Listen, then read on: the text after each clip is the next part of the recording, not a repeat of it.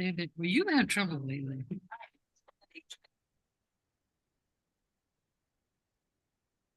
Madam Mayor, it's 6:09 and we are live. Thank you very much. Good evening, everyone. And I mean everyone.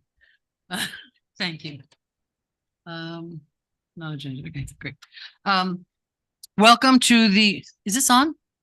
Welcome to the Tuesday, December 5th regular commission meeting of the City of Lake Worth Beach. May I have the roll call, please? Mayor Betty Resch. Here. Vice Mayor Christopher McVoy. Here. Commissioner Sarah Maliga. Make sure you turn your mic on after him, Commissioner Kim Stokes. Here. Commissioner Ronaldo Diaz. Here. Thank you. I'm going to lead the moment of silence.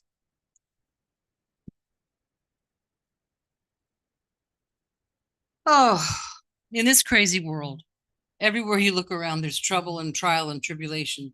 And then on the other hand, you have to look for the good things because there are good things going on in the world.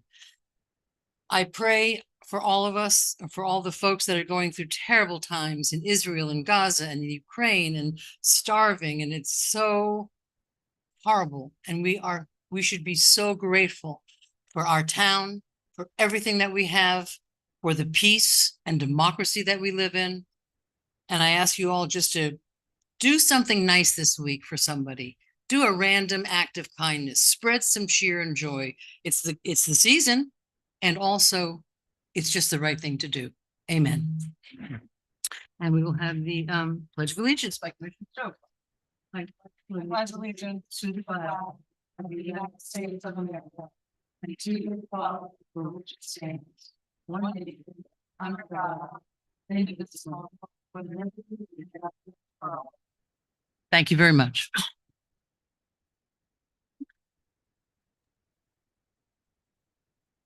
I see no presentations this evening. Is that correct, Madam City Manager? Oh, well, then I'm going to go a little bit out of. We have the representative of State Representative Mike Caruso here tonight, and she's here to read a letter from Mr. Caruso. So instead of making her wait through all these different things because she's got places to go, I'm going to consider you a presentation. Madam Mayor, while she's walking up, would you like to do additions, deletions, and reordering? Thank you. Yes. So I guess we're adding a presentation from the representative of Mike Caruso. Mike Caruso as presentation A, and then consent agenda C, the proclamation declaring December 1st as World AIDS Day will be moved into presentation B. Thank you. And then lastly, under upcoming meetings, we had the District 3 Public Forum listed for December 7th. We're working on a date in January, which will be announced hopefully shortly. Okay. So you're putting, which one are you putting? Wait, we're pulling the World AIDS Day, and there was something. That'll be presentation B after Representative Caruso. Oh, okay. We'll do that then. Perfect. Thank you. You're welcome. Okay. Okay. Ma'am, you're up. Introduce yourself and tell us why you're here. Hello, my name is Eva Sazonova. I'm the district aide for State Representative Mike Caruso. Unfortunately, he couldn't be here because he's up in Tallahassee for committee meetings. And so I'll be reading a letter that he wrote to the mayor and the city. I'm not sure if the microphone's on. Can you please? Yeah, can you not hear us, Madam Clerk? I can hear you all, but I can't hear. I'm sorry, I didn't get your name. Eva Sazonova. Yeah, I can't tell if the mic is on. It sounds very low to me. It sounds like it to us in the chamber. We sound good. Yes, you all sound loud. Listen, can you hear this? Yes. Okay, switch mics. Oh, good.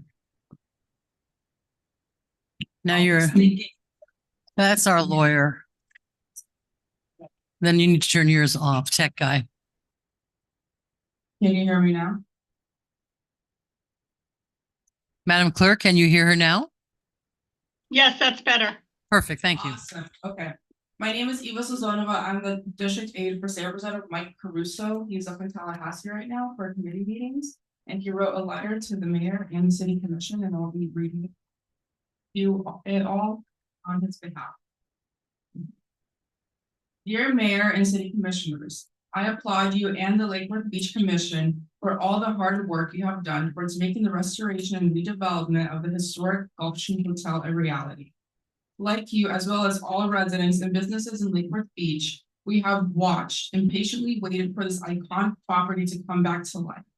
I apologize for the formality of this letter, but I did not want my mandatory obligations in Tallahassee this week for legislative committee meetings preventing me from pledging my full support to you and the commission for what I believe will be the beginning of a new vibrant waterfront area. Long after the construction jobs come and go, the Gulfstream Hotel will undoubtedly continue its economic impact by providing hospitality and tourism job opportunities, energizing the downtown waterfront and benefiting the city's tax base. Your action this evening giving final approval to the Gulfstream project is precisely the news that will help me better explain why it is so critical that the legislature fund the session's appropriation requests for your fine city. Wishing you all the best for a bright economic future. Thank you, signed State Representative Mike Caruso. Thank you very much. And when I received the letter this afternoon in the email, and I've already responded to Mr. Caruso, thanking him so much for his consideration.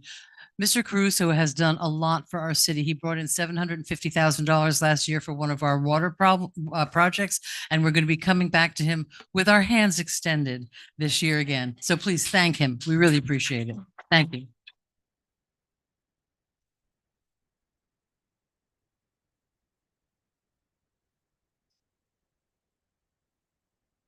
All right.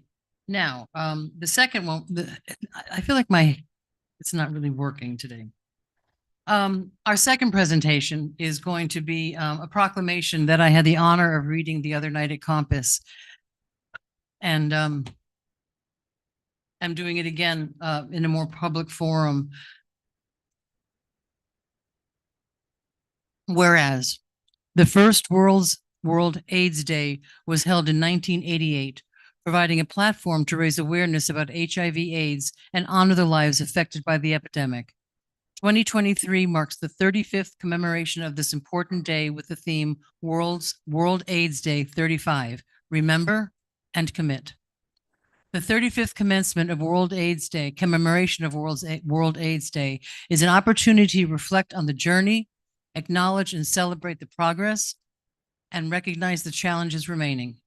And whereas an estimated 39 million people worldwide are living with HIV, with an estimated 1.3 million new infections occurring in 2022, which is actually a decline of 38% since 2010.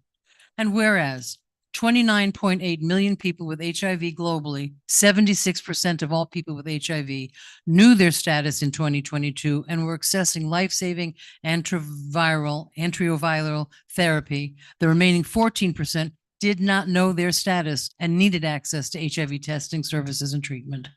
And whereas the global spread of HIV necessitates a worldwide effort to increase communication, education, and action to stop the spread of HIV, and whereas the joint United Nations program on HIV/AIDS, called UNAIDS, observes December 1st of each year as World AIDS Day and leads and inspires the world to achieve its shared vision of zero new HIV infections, zero discrimination, and zero AIDS-related deaths. And whereas the 95-95-95 ambitious global plan to help end the AIDS epidemic has set its goal for 2025 that 95% of all people with diagnosed HIV receive sustained ART therapy, and 95% of those individuals on treatment achieve and maintain HIV viral suppression. And whereas clinical evidence has firmly established that people with HIV who achieve and maintain an undetectable viral load by taking ART as prescribed cannot sexually transmit the virus to others. This is known as an undetectable, untransmittable, or U-U. And whereas more than 8,600 persons are living with HIV in Palm Beach County, the mission of the Palm Beach County HIV Community Prevention Partnership is to promote community participation and involvement in HIV prevention services and activities. And whereas in the city of Lake Worth Beach, Compass Community Center has been providing life-saving services to the residents of Palm Beach County and South Florida for 35 years, engaging, empowering, and enriching the lives of those impacted by HIV/AIDS.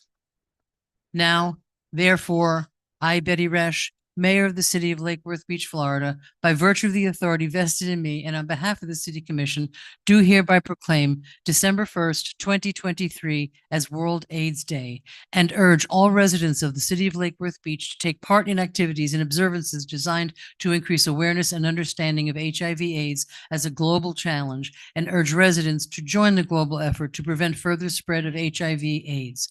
In witness whereof, I have hereto set my hand and caused the seal of the City of Lake Worth Beach, Florida, to be affixed this first day of December, 2023. And I just want to add to that, with Compass, with the work that Compass has done, we are so privileged, and I want you guys to come up. We are so privileged in our city to have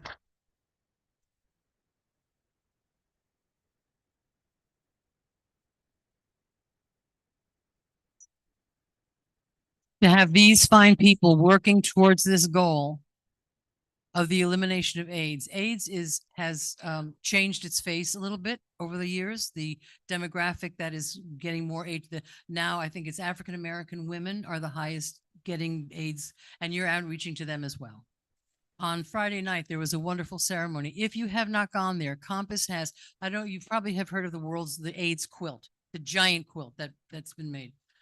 Every year, Compass during this week, for a 2-week presentation, their meeting room is filled up with giant panels I'm losing it.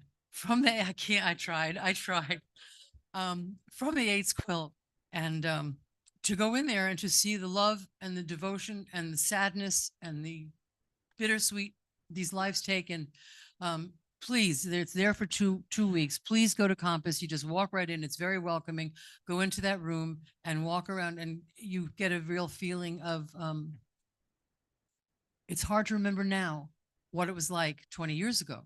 And this is, I always say, this is a very personal message from me, because I used to live in New York City and I used to work in gay theater, and all my friends died. So it's really hard every year to do this, but I thank you all for the work that you do.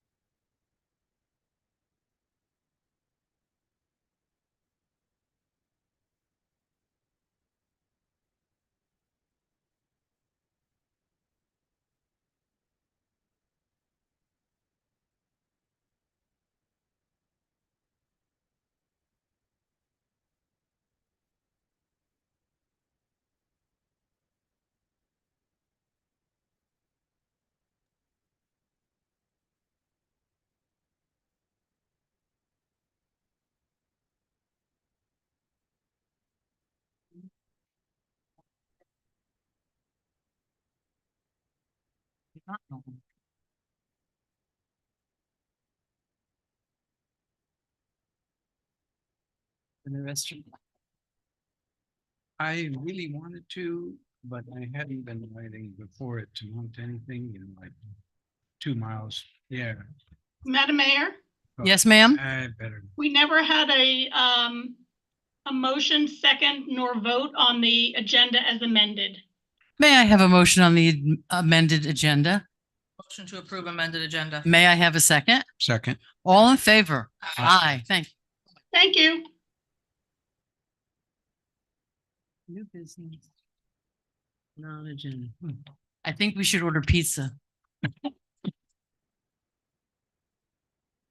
Okay, now we have commission liaison reports. Let's start with 4 today. Or randomly go. You always catch me by surprise. I do. I'll keep mine short because we probably have a lot of comments later and I'm starting to lose my voice. But I guess starting with last week I was able to attend Highland Elementary had their family science night, which was really fun, and they had a really good showing. I think at least one I see a few faculty back there. But the family science night was amazing. I volunteered Vice Mayor McVoy to go and bring his gadgets at one point. That was fun. And then we did a planting over the weekend, which of course is always near and dear to my heart. And seeing really appreciate Erica Whitfield, our great school district, and the work on Commissioner Stokes and Vice Mayor McVoy for putting that together, because the front was always beautiful because there's some really incredible oak trees on that school, but now it's even more beautiful because the oak trees have more natives underneath. And it was a lot of good work, and volunteering is always a good time. Other than that, I'm sure I'm missing a lot, but one thing I did want to highlight, I know there's a lot of questions on our lovely derelict vessel situation in Bryant Park, and you clean up half a dozen and then like 12 more show up. And so there's 2 very visible ones, one close to the seawall, very challenging one to remove. It's shallow, it's rocky, and then there's one next to our boat ramp. But just, so everyone knows, staff is working to coordinate with CETO, agencies that be all the legal hoops that need to be jumped through to clear those out and do that work. Because it's not so simple. I always like to highlight how hard that work is, because even though it's right up against the seawall, you think that you could just pick up like an arm and just pick it up like a game. But realistically, once that boat breaks that water line, they break into a million pieces. So you want to avoid that. So it's really nuanced. It's a lot of work, and we're working on it. And unfortunately, the process is not very great. And I'm still waiting for an update from the county. They're going to make a slight policy change, which will hopefully result in us having an agreement with them to be more efficient at this horrible process. So it's getting worked on, and we hear the concerns. It's unsightly, and we're all incredibly frustrated, because keep in mind, they're boats, but they're also filled with fuel and oil and heavy metals and fiberglass and epoxy, and all of those things are pollutants to our lagoon. And so we're trying to get it out as quickly as we can. And I think that's it. Thank you. Great. I will keep mine short as well. The one highlight of the last week or two was the actual project at Highland Elementary School. It was just such an amazing time. We had great parents and volunteers and school staff come out, and the atmosphere was just excitement and everyone just joining together to beautify the school.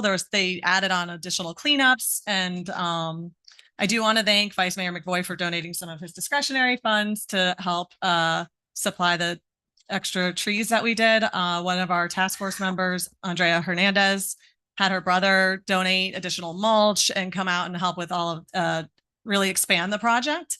Erica Whitfield arranged a meeting between her, myself, and Marta at Amelia Smarty Plants so that they could help us design and secure the plants. So it was really a community effort, and it was just an amazing time. So that was really excited. And then Paul from Amelia also helped to kind of really, he did most of He did like 70% of the work. He started he showed us where to put all the holes and started the holes and then finished planting in each hole. But we did all pitch in and dig some of them. So that was just amazing. And I'll leave that at that. The only other thing I'm hoping maybe I have been getting some questions from people today after reading the Joe Capozzi article about the food distribution, and I haven't been able to answer them because I didn't know anything about it. So I'm hoping that maybe either the mayor or the city manager can shed some light on, are we Happy to. telling them that they have to leave? Are we revoking permits? I'm just getting questions. Nobody told me about any of these issues, so I was kind of caught off guard. I'm hoping maybe somebody can shed some light. So that's it. Sure will. Commissioner McVoy, Vice Mayor McVoy. Thank you. I don't have a lot to add to the Highland Elementary, the planning. I just have to say it was very exciting. I had no idea that the donations, thank you to Commissioner Stokes, who helped get this going, and both of us put a noticeable chunk of our discretionary funds into it. I mean, these were big native plants that we put in. So it really looks different before and after. So that's great. Thank you to the principal, Francis Fry, Erica, and all the parents and others that helped, and Amia's Smarty Plants.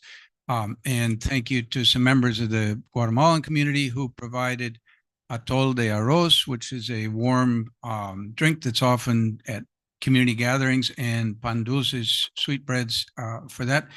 So thanks to all. It's worked really well.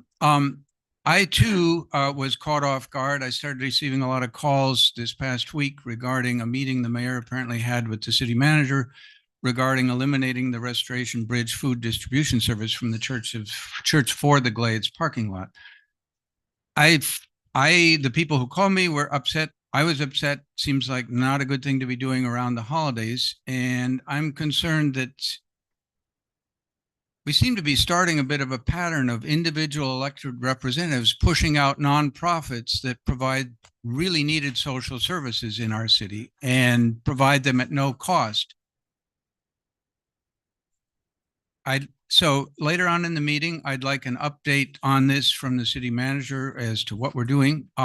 I have personally received no complaints about Restoration Bridge. Apparently, there are no records of public complaints. I've not heard anything that PBSO has had any concerns. The only things I've heard is gratitude over the years and months for the help that this organization provides in our city. So I'd like to ask my colleagues whether there is majority support among us to halt the effort to rehome the Restoration Bridge and bring it back. No, I'm asking for that support. And, you know, other people can indicate, but I do not want that effort to go forward, especially given that it was never brought to the commission and we're all hearing about it from members of the community. That's not a good situation. So I am looking at some point to see if there's support from my colleagues that we halt this effort, and if it wants to be brought back as a item at a future meeting, that's fine, but I do not want it to go forward at this point. Well, I'm going to be addressing that issue on my comments, so we can talk about it then. I was going to recuse myself because I do support Church by the Glades. I do attend that. I have stayed way out of this conversation because that is my church home. So I've been very out of the loop, out of the conversation. I do support my church and I don't want to have any mixed. I don't want to muddy the waters. Okay. Finally, my last item, I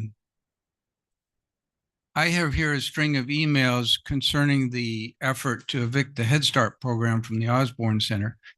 I don't think this is the time or place to share those, but I do hope that we as a commission will at some point set aside time at a future commission meeting to clearly understand what happened and how best to avoid such really unfortunate disruptions to people in our community that don't need to happen and don't seem to be happening consistently with the rules of our charter.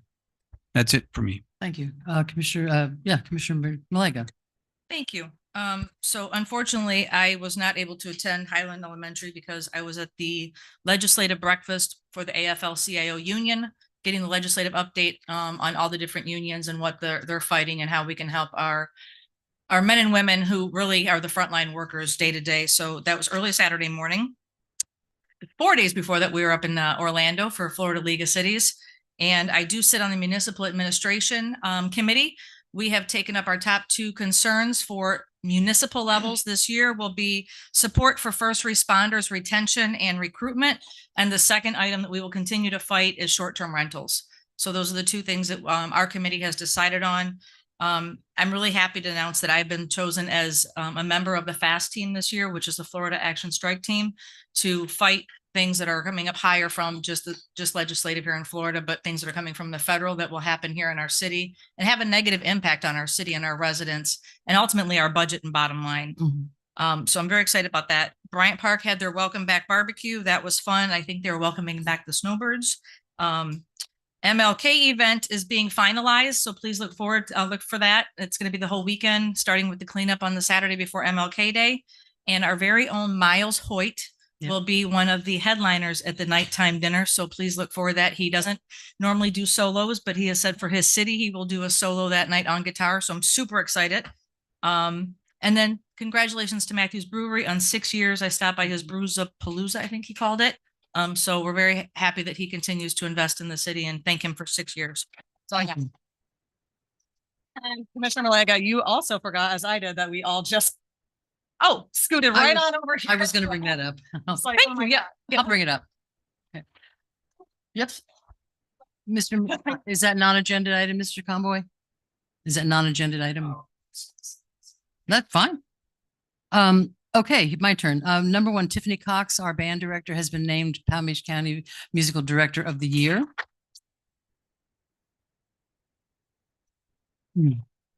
I swear that Commissioner Malega was stalking me on Saturday.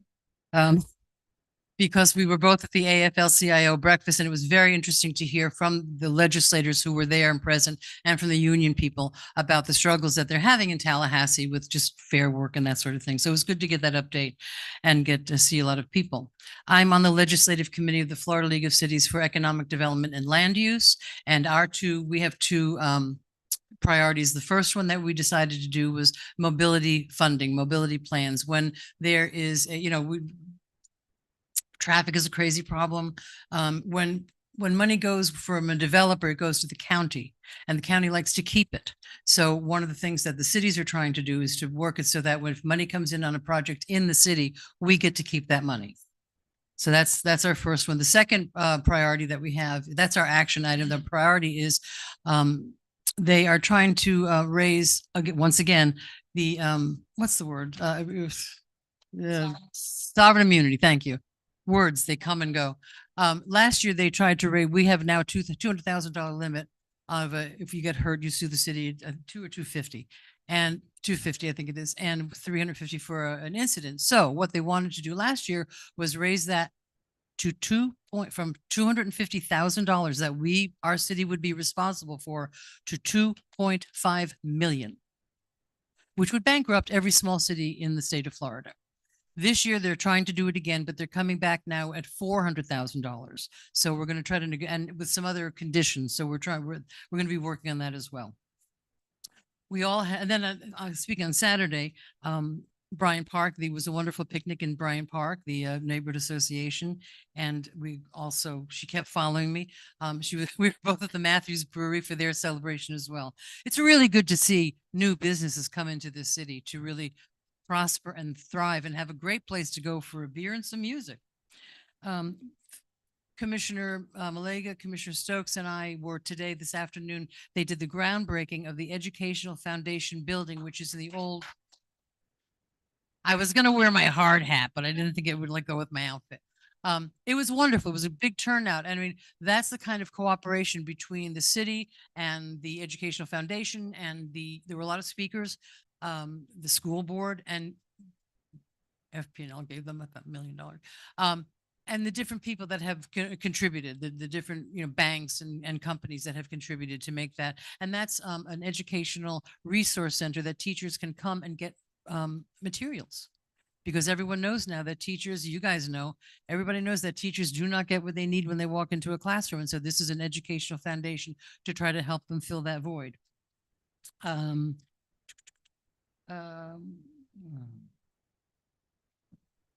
Okay, I have learned in my life, two things I want to address. And I have learned in my life, and especially in the past couple of years, that people just love drama and rumors.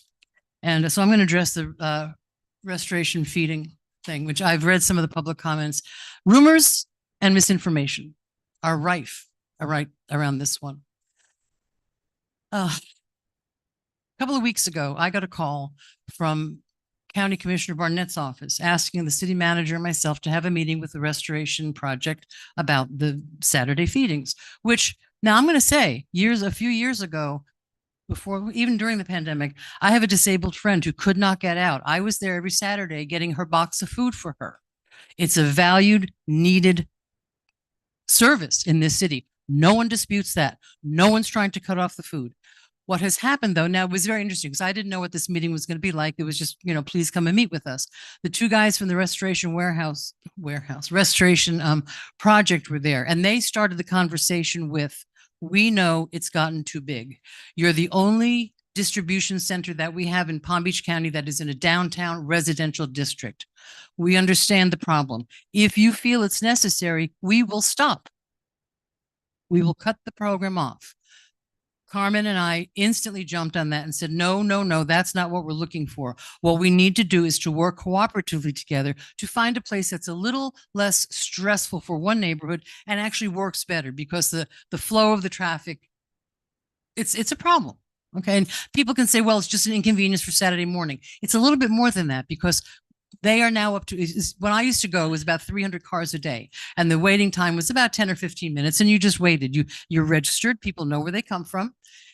It's up to 1,000 cars every Saturday morning. Now, personally, it's in my neighborhood, but I'm not affected by it because I live south of where the churn happens. So this has nothing to do with me.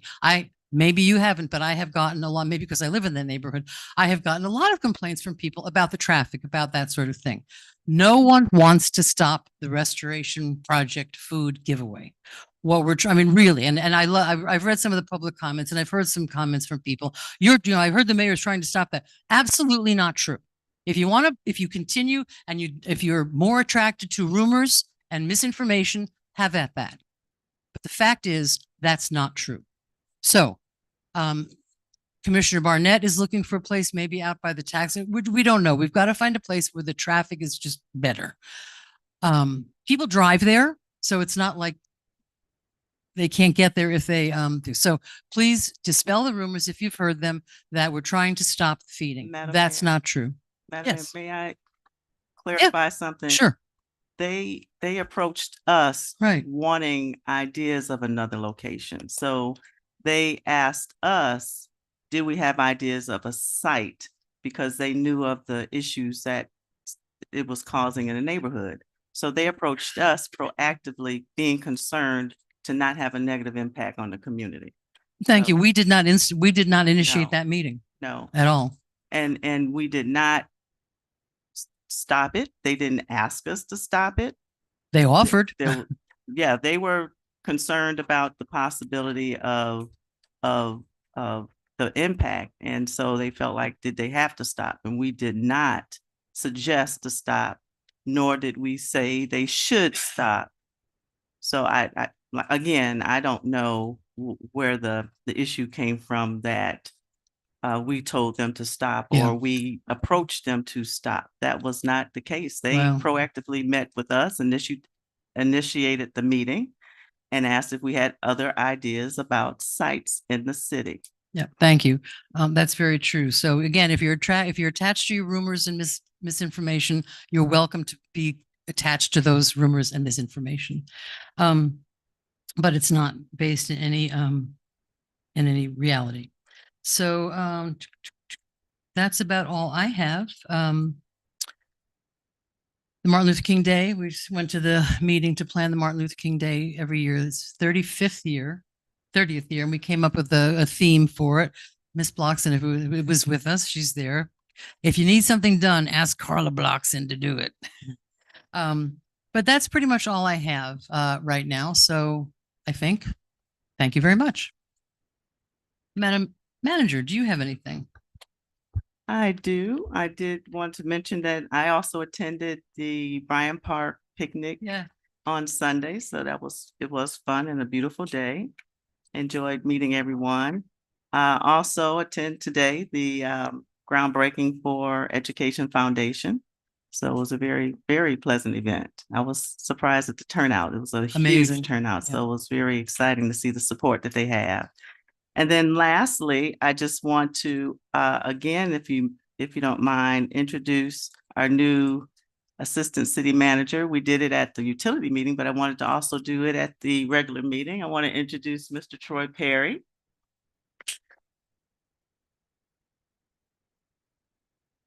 I want to thank him for joining the Lake Worth Beach team. He comes from City of Riviera Beach as a retired fire chief. And then he also served in a number of leadership capacities with the city of Riviera Beach as the interim manager, assistant manager, executive director of utilities and others. So I'm so happy that he's joining us with his knowledge and skills as a seasoned local manager. And so please help me welcome him, and I wish him the best. Thank you. Welcome aboard. Anything else? Oh, that concludes my report. Well, thank you. Now it's time for our city attorney, if he's got a decent microphone. Is this working? It is.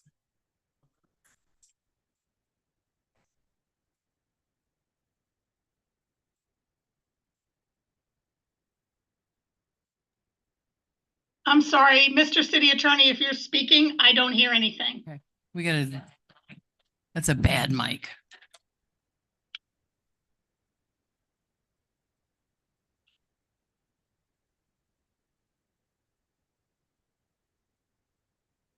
Get that mic out of here. Mic check 1 2. Mic check 1 2. It sounds great in here, but she can't hear it. No, I hear that. See, she hears that. No, she does not. She said, no. I do hear Mr. Rich right now.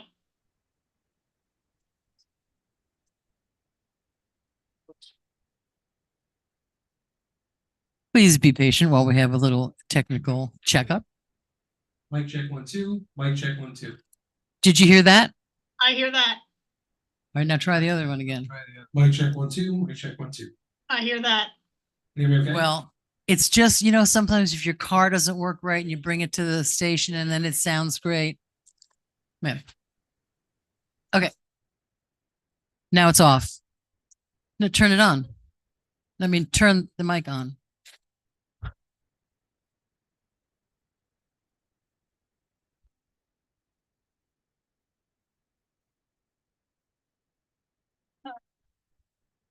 You got to keep your sense of humor, folks.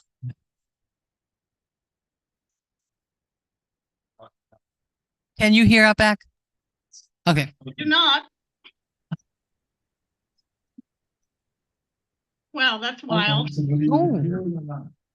We have a solution. Our city manager, I'm telling you, she fixes problems. For the third time. That's okay, for the third time. Just a very brief update on, at the last meeting, we talked about civility, and I've looked into individuals and organizations that provide training and board building, board relations, interrelations with staff. And so probably in January, I'll have a more detailed report because most people are, in the holiday mode. And actually a very good presentation at the League of Cities meeting just before Thanksgiving by the director of the library system for the county, who talked about civility and did a very interesting presentation. So that's my only report. I hope you all had a happy Thanksgiving. Thank you very much. We hope you did too. Yeah, we need to. Do we need to take like 5 minutes to get that sorted through? Oh, if it works, if it works. Yeah. Oh, another volunteer. Okay, why don't you push that one away? The broken one, and just use that one. You can share it with the city manager if she needs it. You're a sharing kind of guy, Ronaldo. Okay, we're up for public participation of non-agenda items and consent agenda. And although they did not know to fill out a blue card, I'm going to invite Head Start up to start out. Head Start's going to start out. That's what they do. They start. Thank you. Did I believe we had some people from Highland Elementary School. They're also here. Yeah. Okay, did they submit their blue cards? They have, They're good? yes. Okay. Yeah.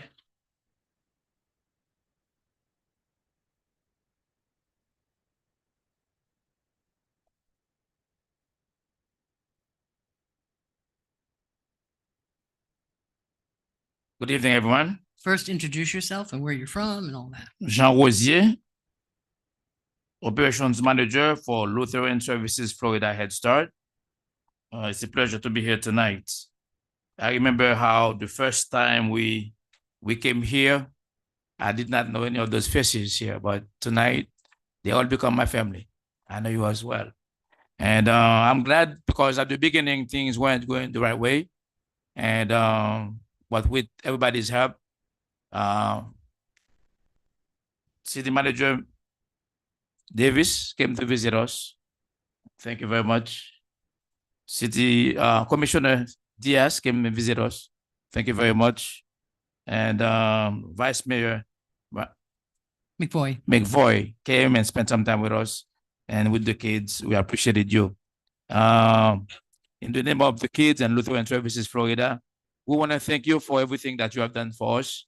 We know it has not been easy, and there has been a lot of miscommunication and understanding, but it comes to the point where it seems like we're on the same page, and all we're asking for is that we continue keeping that partnership, because the kids needs this community, the parents need this community, and really these kids are the future of the community. So I guess there is a need for them to be here.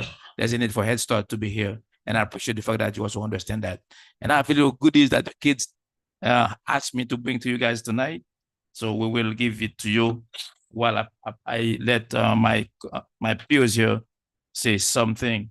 But this is for our beautiful city manager, Carmen Davis, made by the kids. The pictures that of when you came and visited us. That's so sweet.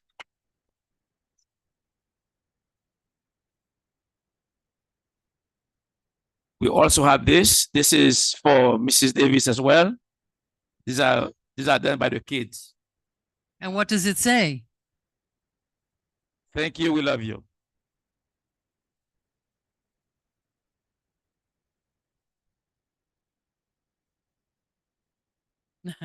This is for Commissioner Stokes. The kids want to thank you and let you know how much we love you.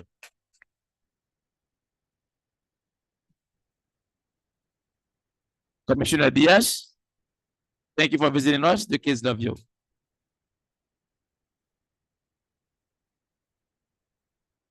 Mayor Welsh, what a great lady to have in the city. We love you. Thank you so much. Commissioner Malega, thanks for that phone call. We love you too.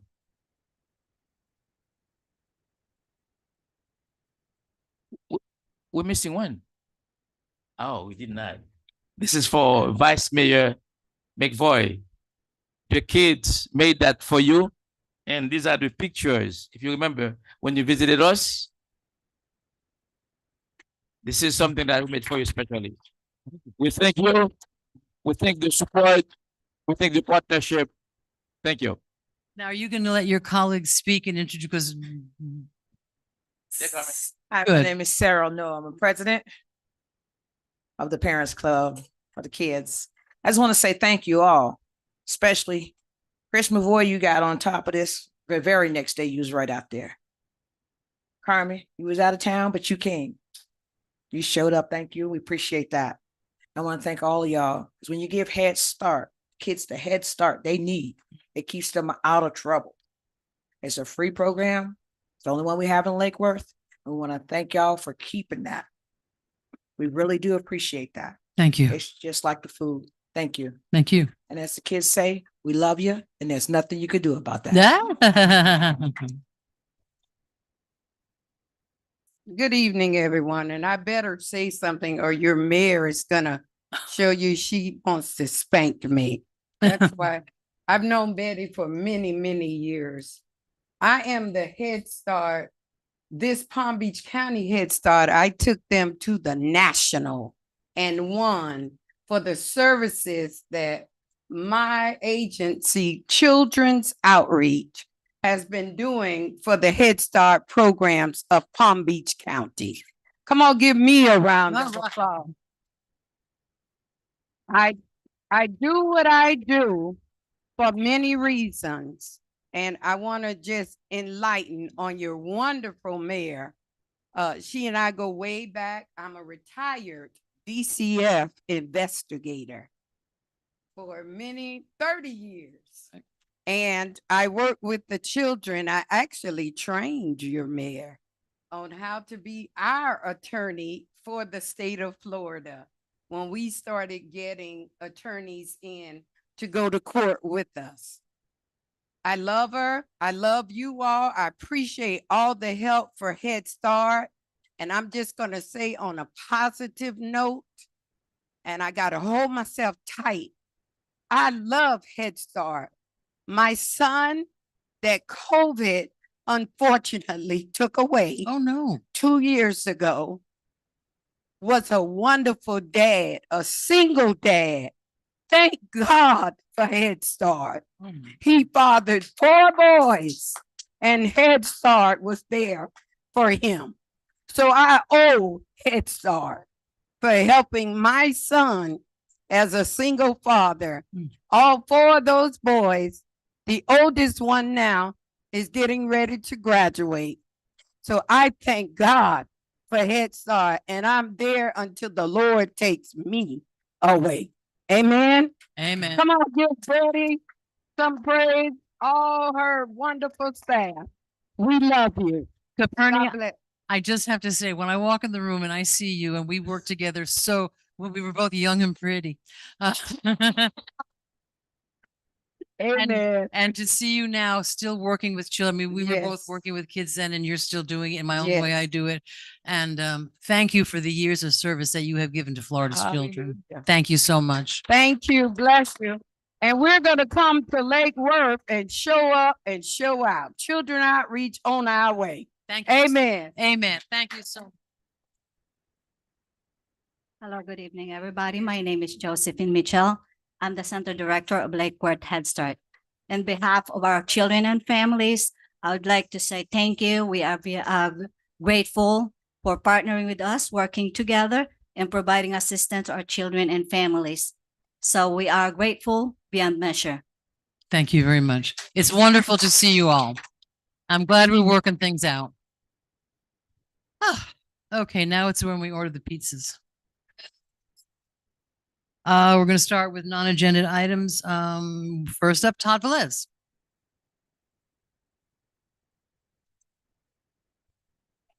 Todd Velez, 530 North G. We have proclamations coming. Whereas means that, or this, that, and the other thing, fact.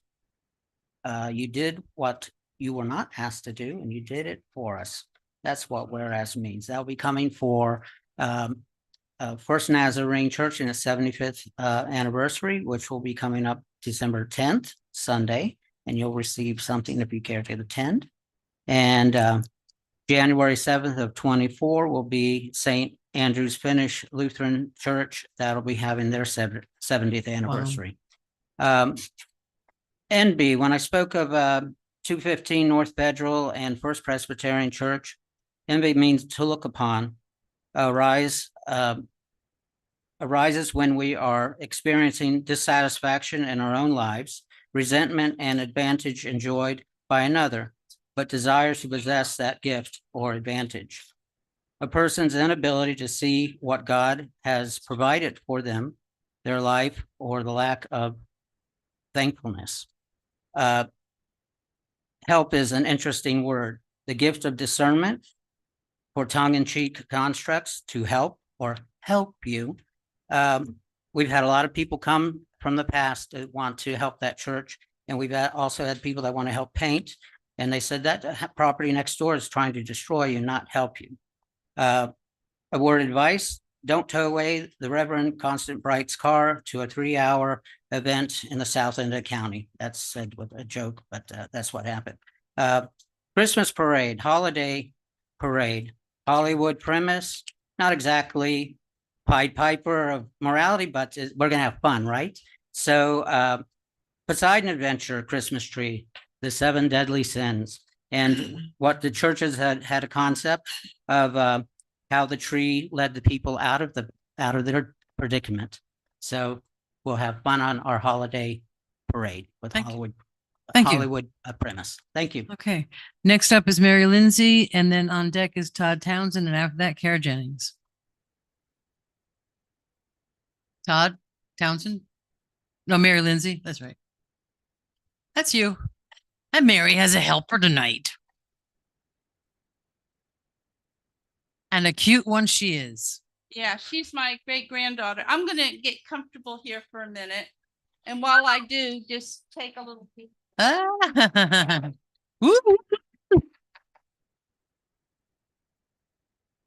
Lake Worth Little Free Libraries got their t-shirts. My name is Mary Lindsay. I live at 327 Columbia Drive in College Park. We are not going to be able to be in the Christmas parade this year because I had made a prior commitment, and my mission in life is to get as many great books into the hands of as many children as I possibly can. And we received this motherload of great, beautiful hardback books for all ages, all the way up to tweens. We have over 500 books. My elves all over the city wrap them individually. We'll have a table set up with one of each of the books so the parents and the children can pick the ones they like. This is all going to happen on Saturday starting at 1 o'clock in the plaza. You won't be able to miss this because I'm bringing every inflatable I can find. And I think we're the only one set up. We will also have in Lake Worth on G Street. He's done wonderful work for us before. Now, $40. We did not come to that figure arbitrarily. $40 is 25% of the cost to build one little free library.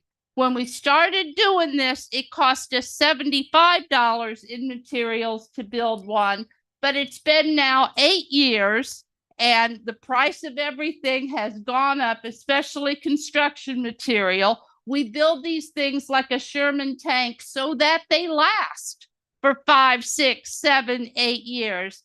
And we are at the point now where we are replacing our entire inventory, one little free library at a time. So buy 4 t-shirts, and that gives us enough money to make one new little free library. We appreciate it. And where will you be? Where are these available? Where are these? And you mean now? Not now, but like in general, to buy a t-shirt. How would I buy a t-shirt? I'm not entirely sure. Oh, wait, there's That's more. a very part. I Marketing is yeah, but he's here. Maybe we can put some in he'll your put some in store. his store. That would be nice. Hello, are you on HGTV, the shopping network? I'm like, is there a 1-800 number with free shipping? Really? She'll be at the Everybody knows plaza. how to find me. We'll be Yeah. Saturday. There will always be some available in the friendly little bookshop right there in the annex building. That's right. That's Yeah, right. they will always be and there, but we're only open on Saturday. from what time until what time? Well, I'm On at noon. I figure I'll be able to start giving books away at 1 o'clock. I have lots of help doing that. I expect a madhouse. If those books last half an hour, I will be surprised. and going back to the sale of the t-shirts, I will stay there until it gets dark. what time is the little bookshop? I'm doing a little for those of you that don't know, at the Lake Worth Annex, there is a amazing bookstore that is run by volunteers. Yes. And that's going to be a place where you can buy one of these t-shirts. Mary, on Saturdays, what hours is that little bookshop open? From 1 to 4, the bookshop is open. The bookshop, by the way, is a gift from Lake Worth Little Free Libraries. And in it, we give all the books that were donated to us that are either by subject matter or the size of the volume. Art books, too big for cookbooks. the little free libraries. Beautiful, beautiful Yes, books. there will never be children's books for sale in the annex because those we absolutely give away if I have to stand in 95 and hand them out. But we don't sell children's books ever. Ever, never. We give them away. Always a gift. And how many books did you give out of it? Was it veterans? Well, you just gave out 5,000 books someplace. Yeah, that was over the Halloween and the Little Scream event Right. with the city. Yeah, we 5,000 books given away free in this town. And this would not be happening if it wasn't for Mary Lindsay. She's our true hometown hero. have lots and lots. Well, lots of volunteers, but you're the. Thank you so much. Well, there's one more thing I just want to make sure There's everybody is aware of. We have been in operation here in Lake Worth for 8 years. Last November, at the end of our 7th year, we handed out our 1 millionth book.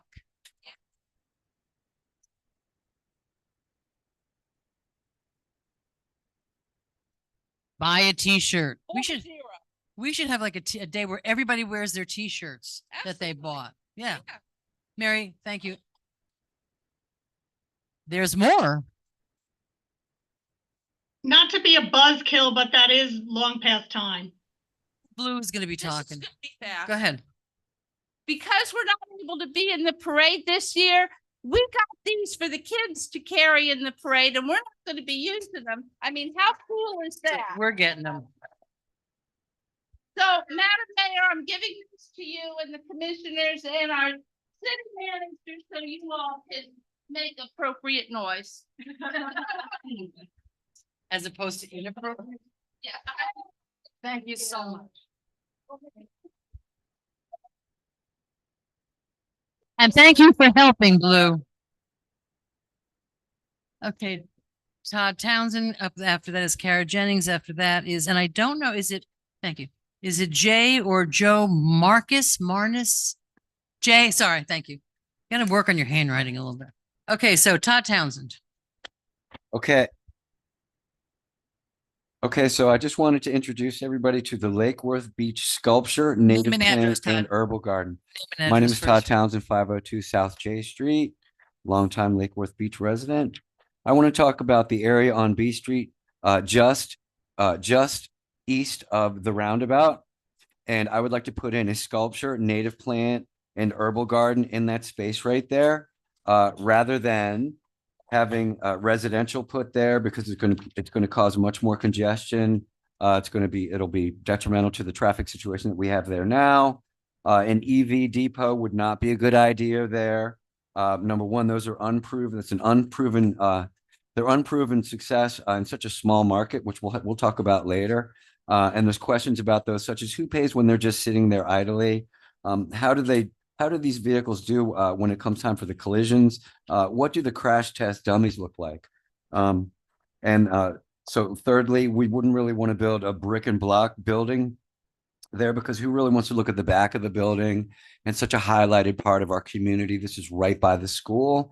We should do stuff that's educational, such as the sculpture, native plant, and herbal garden there. So if we did that, we would really be setting up to nicely bookend ourselves with the beach on this end, a nice herbal plant garden on this end. And then if we build my 5-bridge crossing Dixie Highway, we'll have a really nice walkable town joining our 2 downtowns with something to go to. You know, everybody can just walk around, but if you have a destination. So an herbal garden in that space would really be the best thing. And as you can see, I've laid it out for you. I've got about 10 spaces in there for cars. It really should work. I think it would be really nice, educational for the kids at school. Thank you very much. Thank you. Up next, Kara Jennings. After Kara Jennings, Jay, is it Marcus? Okay, thank you. I'm trying to get your name right. Thank you. And after that, Peggy Fisher.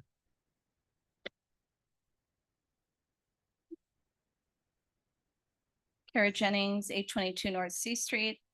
I wanted to address the situation with RBI. I'm encouraged, Mayor, that you said you did not initiate the effort to have them moved. Myself, like many residents, read the article by Joe Capuzzi, and the article conveys the exact opposite of what you said. In fact, Joe, who's a 30-year journalist, I know him, says, and I quote, "Once RBI moves out," Resch said, "the city might talk to Church by the Glades about moving the homeless charities to a location away from the neighborhood." RBI and Church by the Glades are providing basic human necessities, food, showers, and bathrooms, something the city has been negligent in providing themselves, which is an embarrassment. So instead of pushing them out to Military Trail, I hope you as a commission with the manager make a strong statement that you want them here in Lake Worth proper, where people need the services. If they want to have a second location on Military Trail, great. But the residents support this. In fact, in the public records request, there were no complaints. So this idea that the neighborhood is all upset it's hard to believe, or there's not evidence of it. Another issue I've been really concerned about is the situation with Head Start, and that Sarah Malega was directly involved in trying to end the lease with Lutheran Services, who managed the Head Start program. You can shake your head no, but it's public record. People can read the emails. No, please, no comments. And we could clear this up real quick if Commissioner Malega would address the issue and say what was her participation. That doesn't happen And under public participation. if there was a valid reason for wanting the lease to be changed, then it should have come to the commission. Is it really appropriate for one commissioner to direct staff to end a lease agreement on a public building? Madam Mayor, can I No, just- you can't. Can I finalize this, please? No, you can't. I hope the Okay, clerk's then what I will stopping my do- time okay. every What time I I'm will do- interrupted. You'll take your time. What I will do is I will put a comment out tonight on social media in regards to the facts of the $1.3 million that's at stake for 2 buildings that we own. Right. So I will clarify that, and I will share said email that you're referring to that doesn't give any language to what you're referring to. So I will clear this up. Okay. I'll also okay. ask the Herald Thank- to write an article in regards to it. Okay. Thank you. Great, Ms. and White. I'll provide them with the public records that show your involvement. Because it's totally, and if you had this big grant and the public money and the buildings, then why didn't it come to the commission? It did. It's about, It didn't have to because it wasn't part of the commission. It was something that another entity applied for. Okay, we really don't just have okay, conversations. it's a public building. Listen, let me just say, the First Amendment allows anybody to say anything, whether it's accurate or not. So go ahead. Okay, I'd like my time to restart, Yes, please. yes, not in restart, but the clerk takes time. She keeps time. How You much have more 50 time? You have 50 seconds left. I have stopped it every time you've been interrupted. Thank you. When anybody gets interrupted, their train of thought, it does not. She asked me to respond. Yeah. Madam Let's Mayor, re-ask- could you please hold the place? You- I did not. What? I know. in Wait, public stop. comment, Everyone I'm not allowed stop. to respond. Miss I Jennings, did you have not. 50 more seconds. So as I was saying, I mean, there might be some truth to what I'm saying, given the heightened response of Commissioner Malega. That usually shows something. So whatever the reason was, it should have come to the commission. That's evident in the problems that were caused, like a domino effect from this situation. The same with trying to move Restoration Bridge Initiative. You know, whatever the intention was, your intention doesn't really matter. What matters is the way it affects the public. And affecting people's Head Start programs, affecting people's access to food in the city is something that deserves, you know, the opportunity for public input and public comment. And I hope you all really change course on these issues so we don't have this coming up again and again. This is twice in basically a month that people in the public are hearing about public services impacted by elected officials, whether it's true or not. For your own self-preservation, I would think you would want to do things differently since the impact and the view of the public is so negative based on what we're hearing and reading. You know, I can make a public records request and read all of your emails, Commissioner Malega. Thank you. That's time. That's time. Thank you for Thank you. interrupting me again. Your time. This is what, under non-participation? Jay Marcus. I got your name right.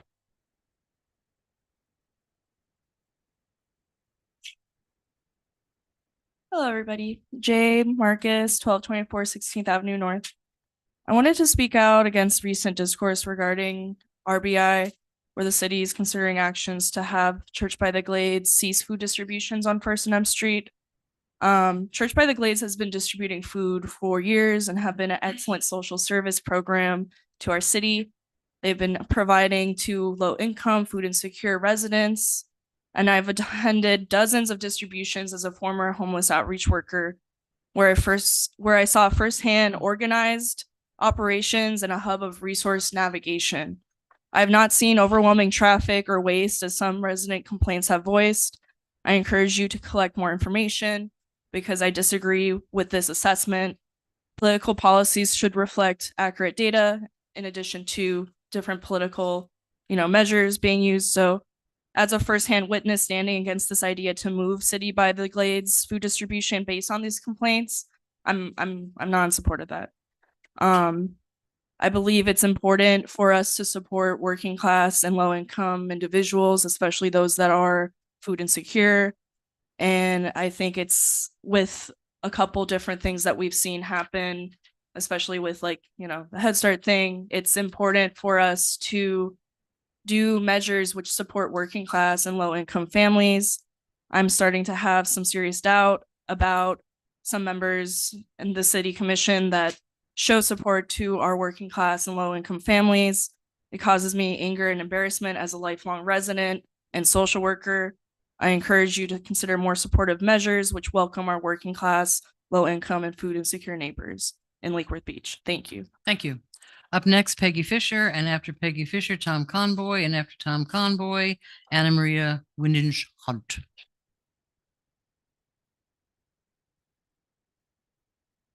Peggy Fisher, North A Street, Lake Worth Beach.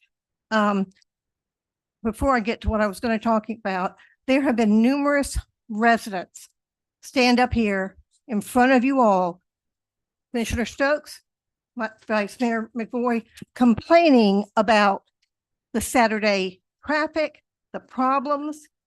A group from the neighborhood went to the church and met with them. If you don't know anything about it, you're not listening to what the people are saying when they come up here. And that's on you. You don't look at them. You keep your eyes on your computer the whole time, which is disrespectful. Now, let's go on. No, please. Let's go on to ordinance 19/2022. That happens to be, here's part of the whereases. The city commission finds that the harmful impact of cigarette butts, secondhand smoke, and secondhand aerosol, which comes from vaping, at the city's beaches and parks are detrimental to beach and park users and should be banned to the greatest extent allowed by law. You all passed that ordinance in November 2022. I have found one no smoking sign in the parks in this city. One. Found a lot of bigger signs about no drones being launched or landed in city parks, but nothing about smoking or vaping. The signs at the beach, which say towards the bottom, no smoking and a long list of things not to do, just says no smoking. It doesn't say or vaping, which is part of the ordinance. Human life is as important as any life there is. Look at what's going on in the Middle East. And we need to get signage and make things safer for our residents. Now, about public record. This is public record of all the emails regarding Head Start that I pulled, or someone with me told, about what went on.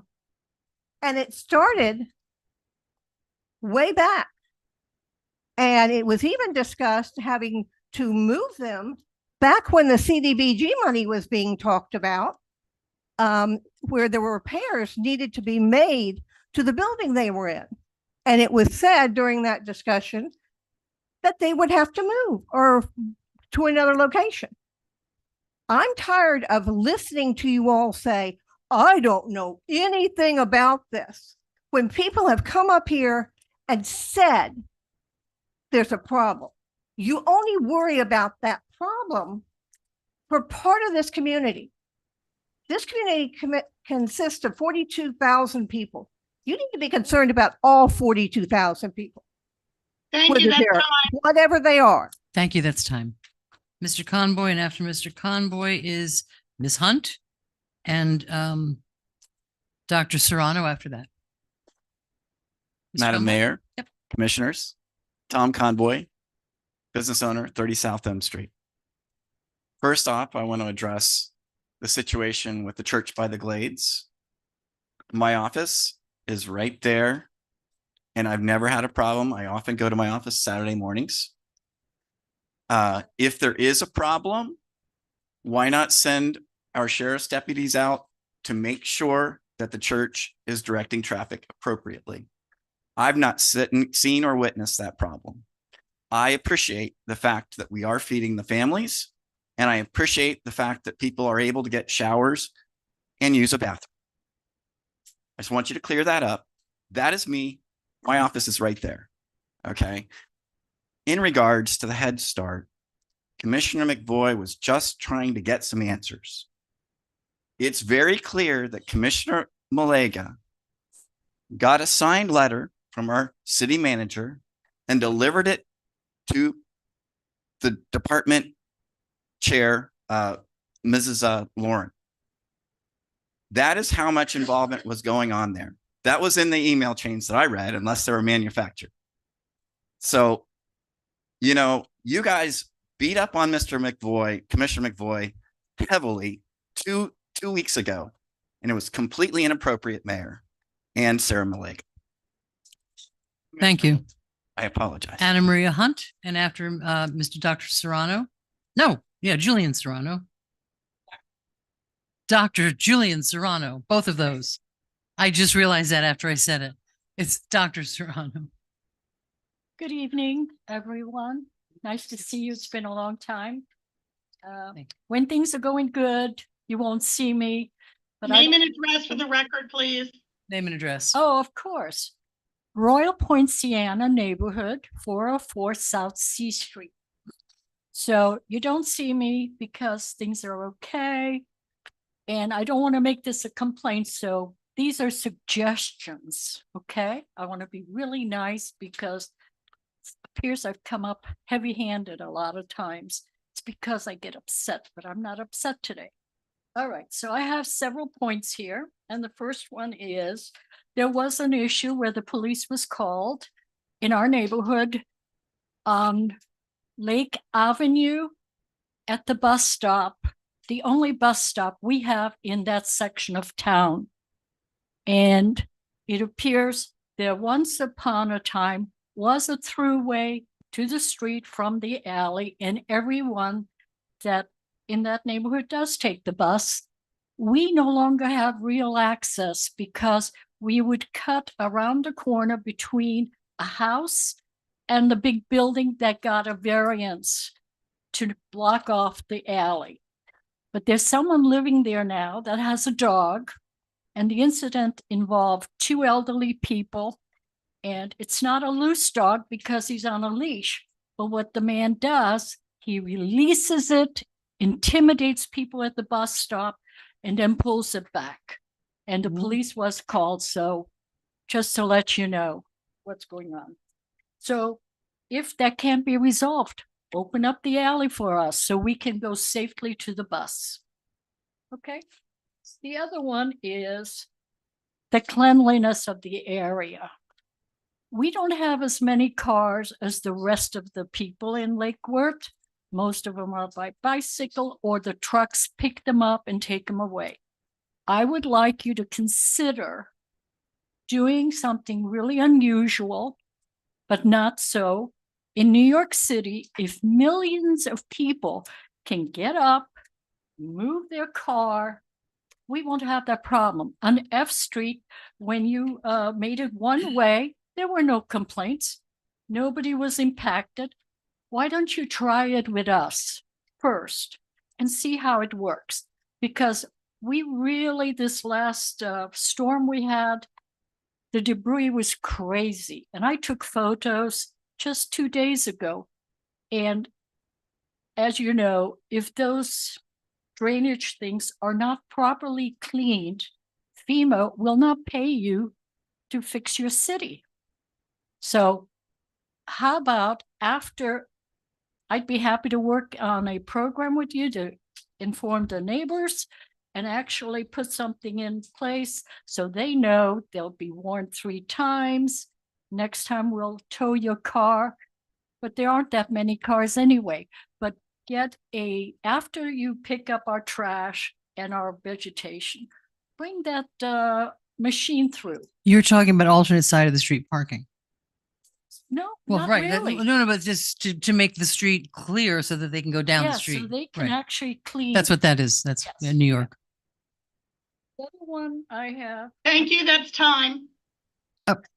You're lucky. Saved by the bell. Dr. Serrano and then Christia Collar. Oh, I'm sorry. Christian.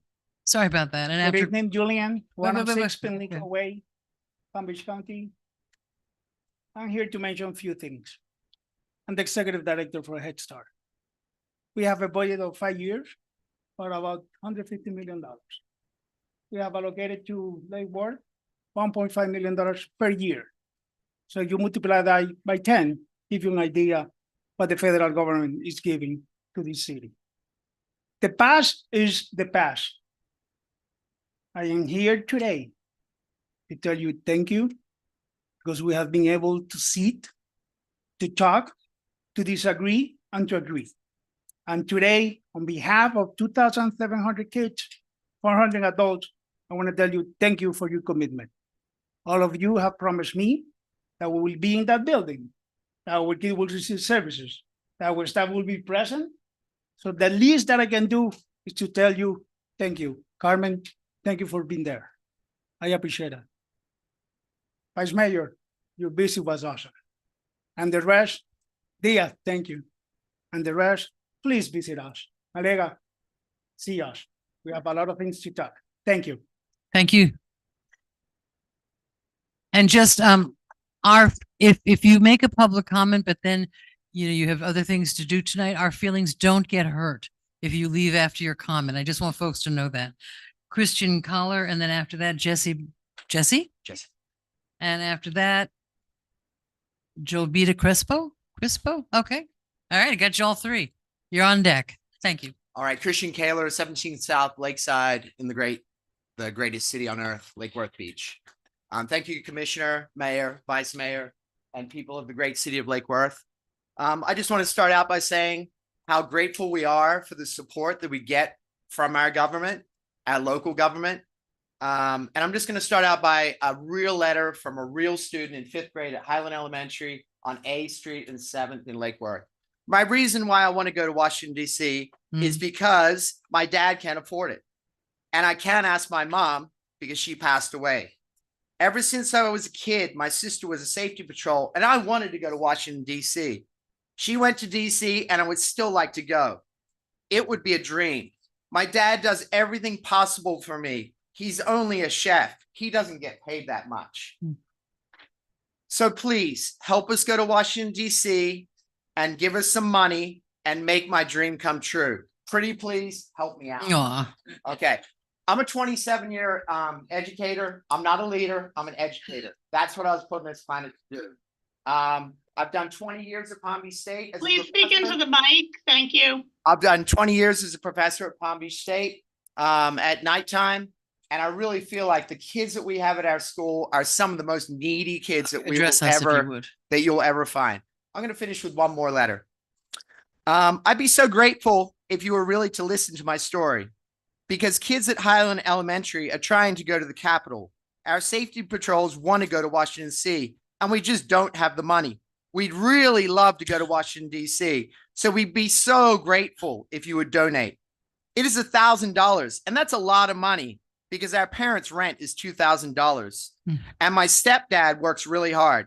My biological dad worked really hard, and he worked a job for 17 years, and my mom works.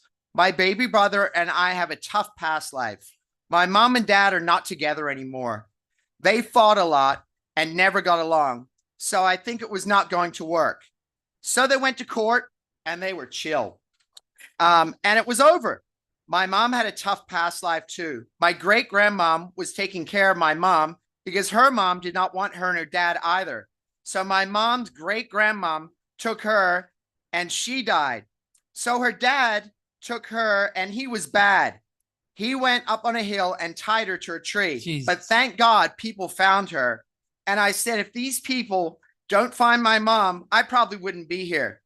Dad, I just can't even finish it. But this is the kind of like the lives that these children have had. They're just asking for some discretionary funds or anything that anyone can donate for them to go to Washington, D.C. Couple questions. Yes. How much is it for one child to go? One child with the whole, everything, the hotel, the flight is $1,000. I've already had one of my neighbors. She donated. It's just something that you could write off on taxes if you have a business, but they'll speak more about it. I think my 3 minutes are up. Okay, my personal opinion is that every child in this, every person that lives in the United States should have the opportunity at least once in their life to visit our national capital.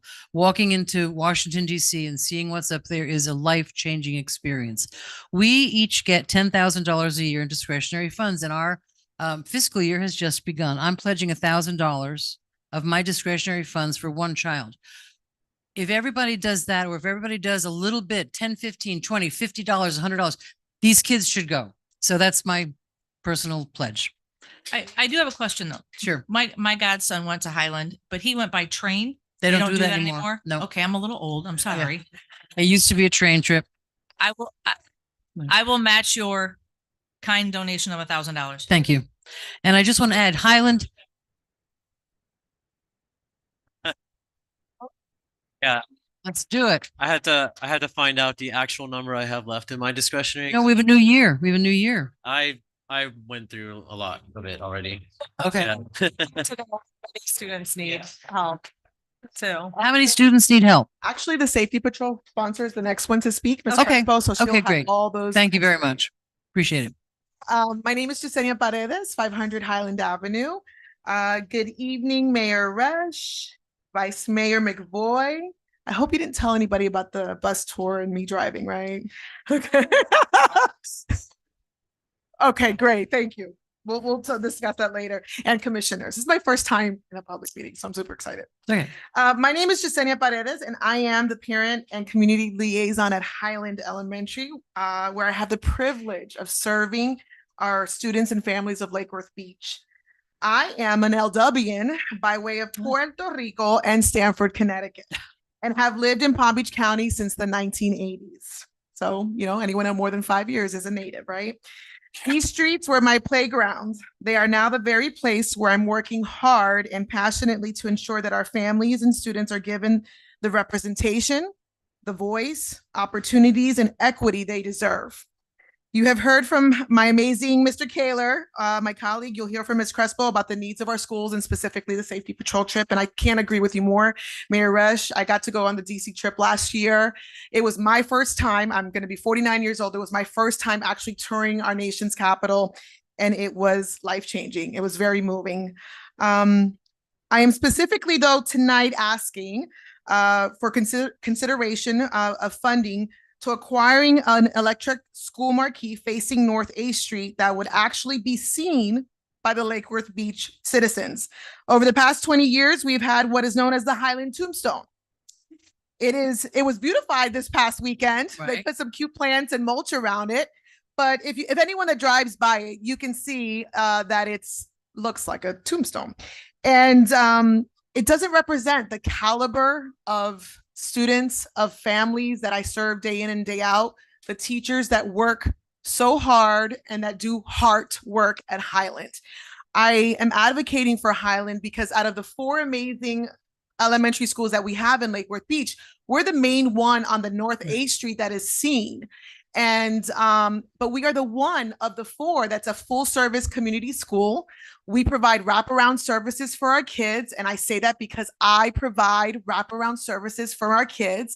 I have families and parents that have come to Lake Worth to live briefly or have come to Lake Worth to have roots placed. And it is my privilege to represent them here tonight. And I just think our school needs to go to the next step. And I feel like you guys can help us do that, represent us well with having a marquee that we can stay connected and communicating with our families and with you all. How much is it?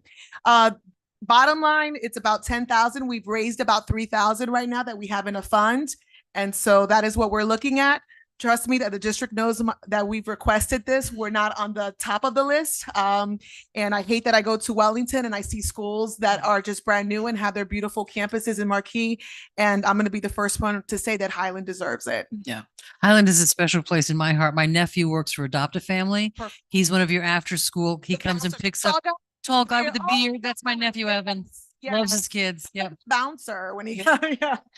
He protects our little ones going on North A Street. And so that's why I'm here tonight. And I look forward to engaging, if not, tonight, but in the future for Highland and welcome. You guys are all welcome anytime. Kim, thank you for coming. Ronald, McVoy, thank you so much for being there Saturday. This is a little thank you note from the kids. No. I want to say thank you for beautifying the school. That is so cute. Okay. Thank you so much. And thank you for working with the kids. Every teacher, every educator deserves more respect, more independence, and more money.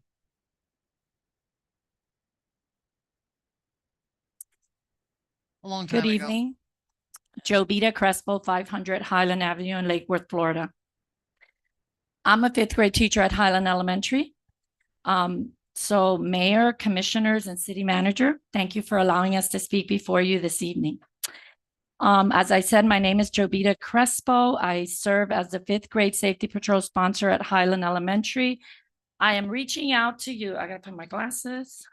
I am reaching out to you with a heartfelt request for your support in sponsoring our upcoming safety patrol trip to Washington, D.C.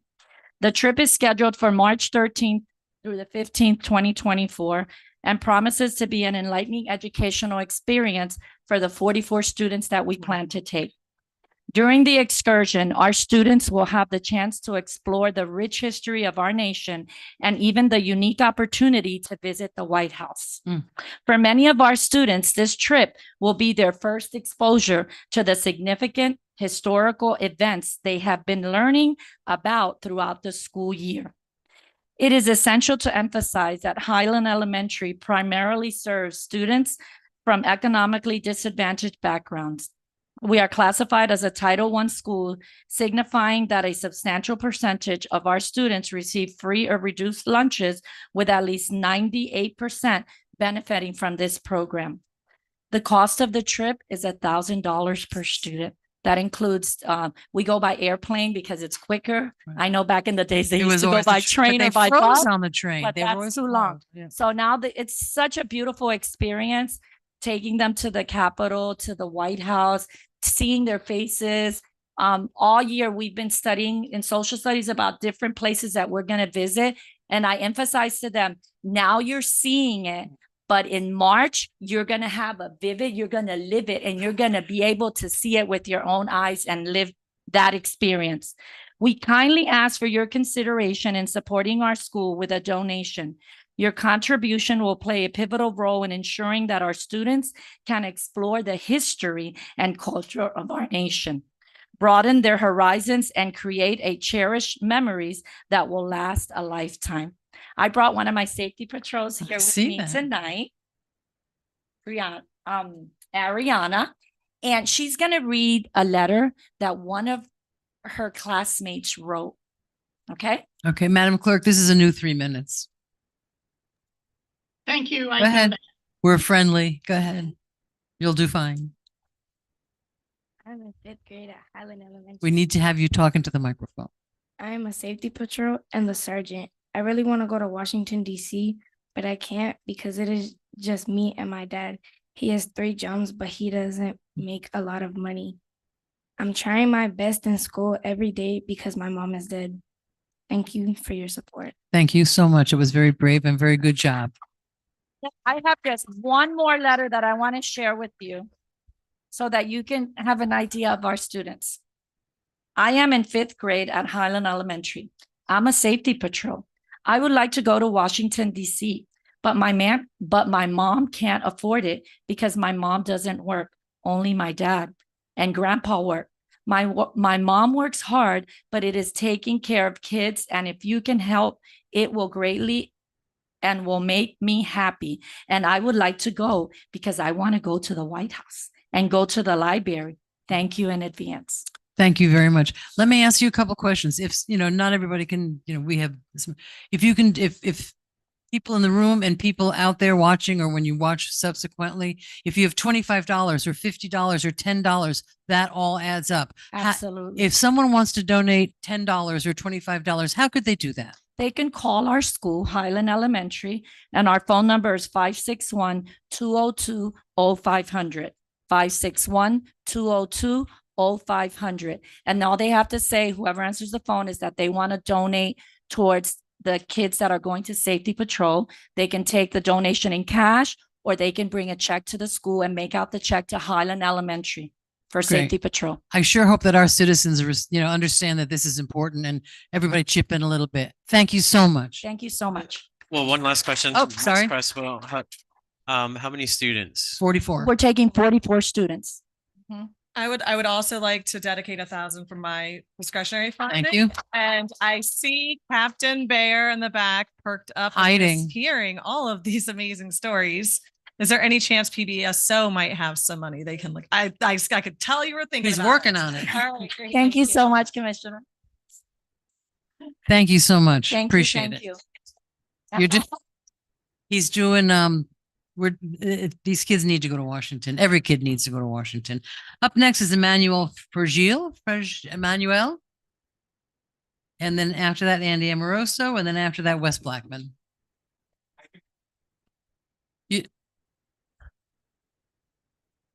I'm Emmanuel Fragile from Highland Elementary. Oh. I will decline my time. My colleagues spoke well already. Thank you very much. Do you need chaperones for that trip? I'm not a parent. I'm not a No, parent. I'm a parent. I'm not a parent. My daughter's going to, no, which I understand. We probably all want to go. So I am grateful she's only going to be gone for 3 days and on a plane. And Right. not, Yeah. Mr. Amoroso, come on. Hi, good evening. Andy Amoroso, 101 Southeast Coast Street. I wanted to address the issue with the garbage cans this weekend. It wouldn't have been so bad to have all those garbage cans dumped over if the garbage was picked up. There has been no garbage picked up on Saturday or Sunday, and it seems to happen every other week. So if somebody could look into that. But what happens when you dump the cans, whoever picked them up from the city, if the city did it, or maybe an individual did it, but nobody picked up the garbage. So when all the merchants came in on Sunday morning, there was garbage everywhere. We spent an hour in front of our stores cleaning up the garbage that was all over the street. It was crazy. And then the other thing I wanted to address was this commission gave $50,000 to a nonprofit to help people that were displaced during COVID. I thank you for that. That's a great thing, but nobody's monitoring it. I did a public records request, and money is being spent outside of the city of Lake Worth Beach. This is taxpayers' dollars that is being spent on residents that don't live in the city of Lake Worth Beach. I don't think that's what you intended, but I don't know who's in charge of monitoring this or how much money they have left. But I think somebody needs to look into this because, again, it's a misappropriation of taxpayers' dollars. If that's true, you're absolutely right. Thank you. We'll take a look. And I just wanted to say Merry Christmas, Happy Merry Holidays. Christmas. I know this is your last meeting. Have a great holiday. we're not meeting on December. Yeah, we 9th. are. We're having a meeting. 2 more meetings. No. Madam Mayor. Yeah. And I do you want to address? I want you go ahead. Yes, and yes, that is true earlier on in the program, and it was discovered, and so we're closely monitoring. So that is no longer happening. Yes, we did. We got our money back. And I would just want to say that I was aware Sarah saw it first on Facebook about Sunday morning. I'm going to shout out to you. Sarah saw it and called the city manager at home on Sunday morning at 8:15 on Sunday morning. And rather than hand it over to staff, Miss Davis herself went out and upended and righted every garbage can on Lucerne and Lake Avenue. She may not have picked up the garbage, but she was out there working. So I just wanted to bring that. She's literally a hands-on city manager. Mr. Blackman. Okay. Hey. Thank you. Good evening, Honorable Mayor and Commissioners. Wes Blackman, 241 Columbia Drive, and 32-year resident of Lake Worth Beach. I was also a member of the Charter Review Committee related to this coming municipal election on March 19th, which is also on the consent agenda. I'd like to read a section that is pertinent from the City of Lake Worth Beach Charter. Article 5, Qualifications in Elections, Section 1, Nonpartisan Elections. All qualifications and elections for offices of mayor and city commissioners should be conducted on a nonpartisan basis without regard for or designation of political party affiliation or any nominee in any nomination, petition, or ballot. First of all, I would like to let you know that I've been a registered Democrat ever since moving to the state of Florida in 1989 and have never voted for a Republican candidate for president of the United States. However, I do not vote a straight party line in other elections. Rather, I look at qualifications and track record of candidates and vote for who I think would best represent me in that position. As the city charter states, elections for the offices of mayor and city commission shall be conducted on a nonpartisan basis without regard to political party affiliation. The reason behind this is simple. Regardless of whether you have a D or R or NP behind your name, your garbage still needs to be picked up on a specific day. Streets and sidewalks need to be improved or maintained. And in the city of Lake Worth Beach's case, you need a reliable municipally supplied electrical system to power your house. All these have to be provided on an economical basis. Again, it shouldn't and can't be according to the charter based on decisions made by party affiliation or of our representatives or constituents. You might ask why this needs to be said here and now. Well, there are people in this room that seem to think it is all right to proclaim their political party affiliation and conflate that with some sort of qualification to run for office. It is not. You need to run on your record as an elected official, not hide behind your political party. Thank you. Thank you. And much to everyone's chagrin, last year, the legislature, we don't know if they're going to try it again, tried to make local elections partisan, which would be a terrible, terrible thing. We may disagree on national politics, but Mr. Blackman is absolutely right. We all want to have the garbage picked up and the lights on. Has nothing to do with, as far as I'm concerned, is absolutely nonpartisan. We have gotten great help from both Republicans and Democrats in our legislature and in our federal government. So thank you, Mr. Blackman. Next up is Sarah Noel. Sarah, are you here? What? They all came up together, I think. With the Head Start. Oh, okay. Deborah Roberts. And after that, Jean Rosier, which I think is also Head Start. Okay, they also, thank you.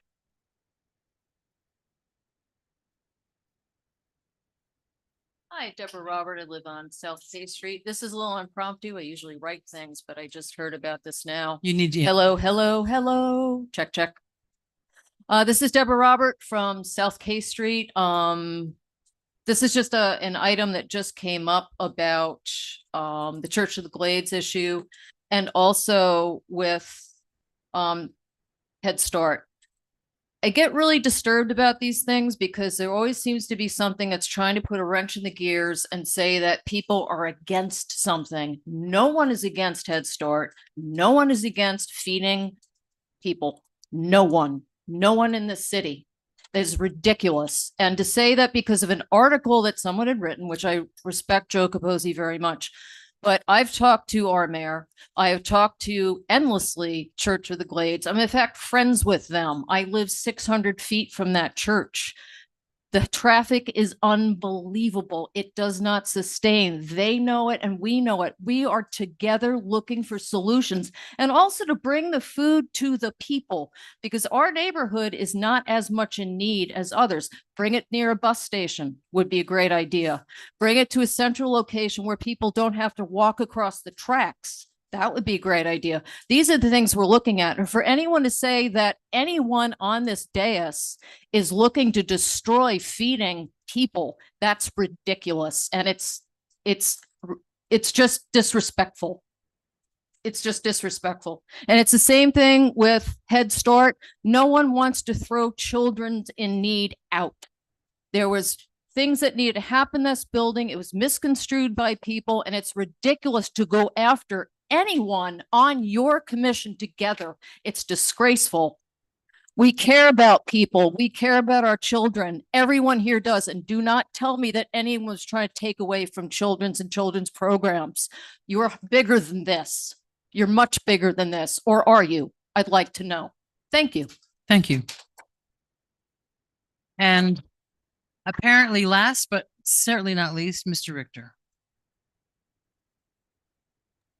And I have public comments to read, Madam Mayor. Oh, I know you do. Good evening, Greg Richter, 1202 South Palma, and I'll make this really brief. I think that the city has done a wonderful job in feeding people in need. I do drive through I'm not a neighbor of the Church of the Glades, but I do drive there a lot through Saturday. And I also attend some of the neighborhood meetings that are around there. And it is a problem for them. But I'm not here to complain about the problem. I'm here, let's figure out how to fix the problem. I spent a year of COVID when we had Feeding South Florida.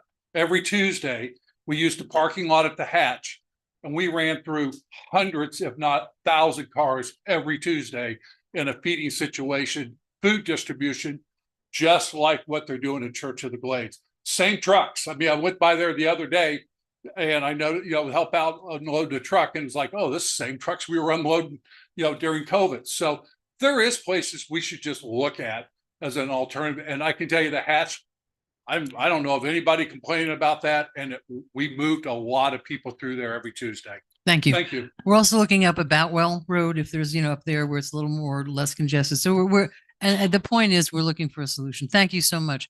Madam Clerk, Madam you're on. Mayor. You're on. You've got 3 minutes. Oh, we have. I we have have 30 we have minutes to read.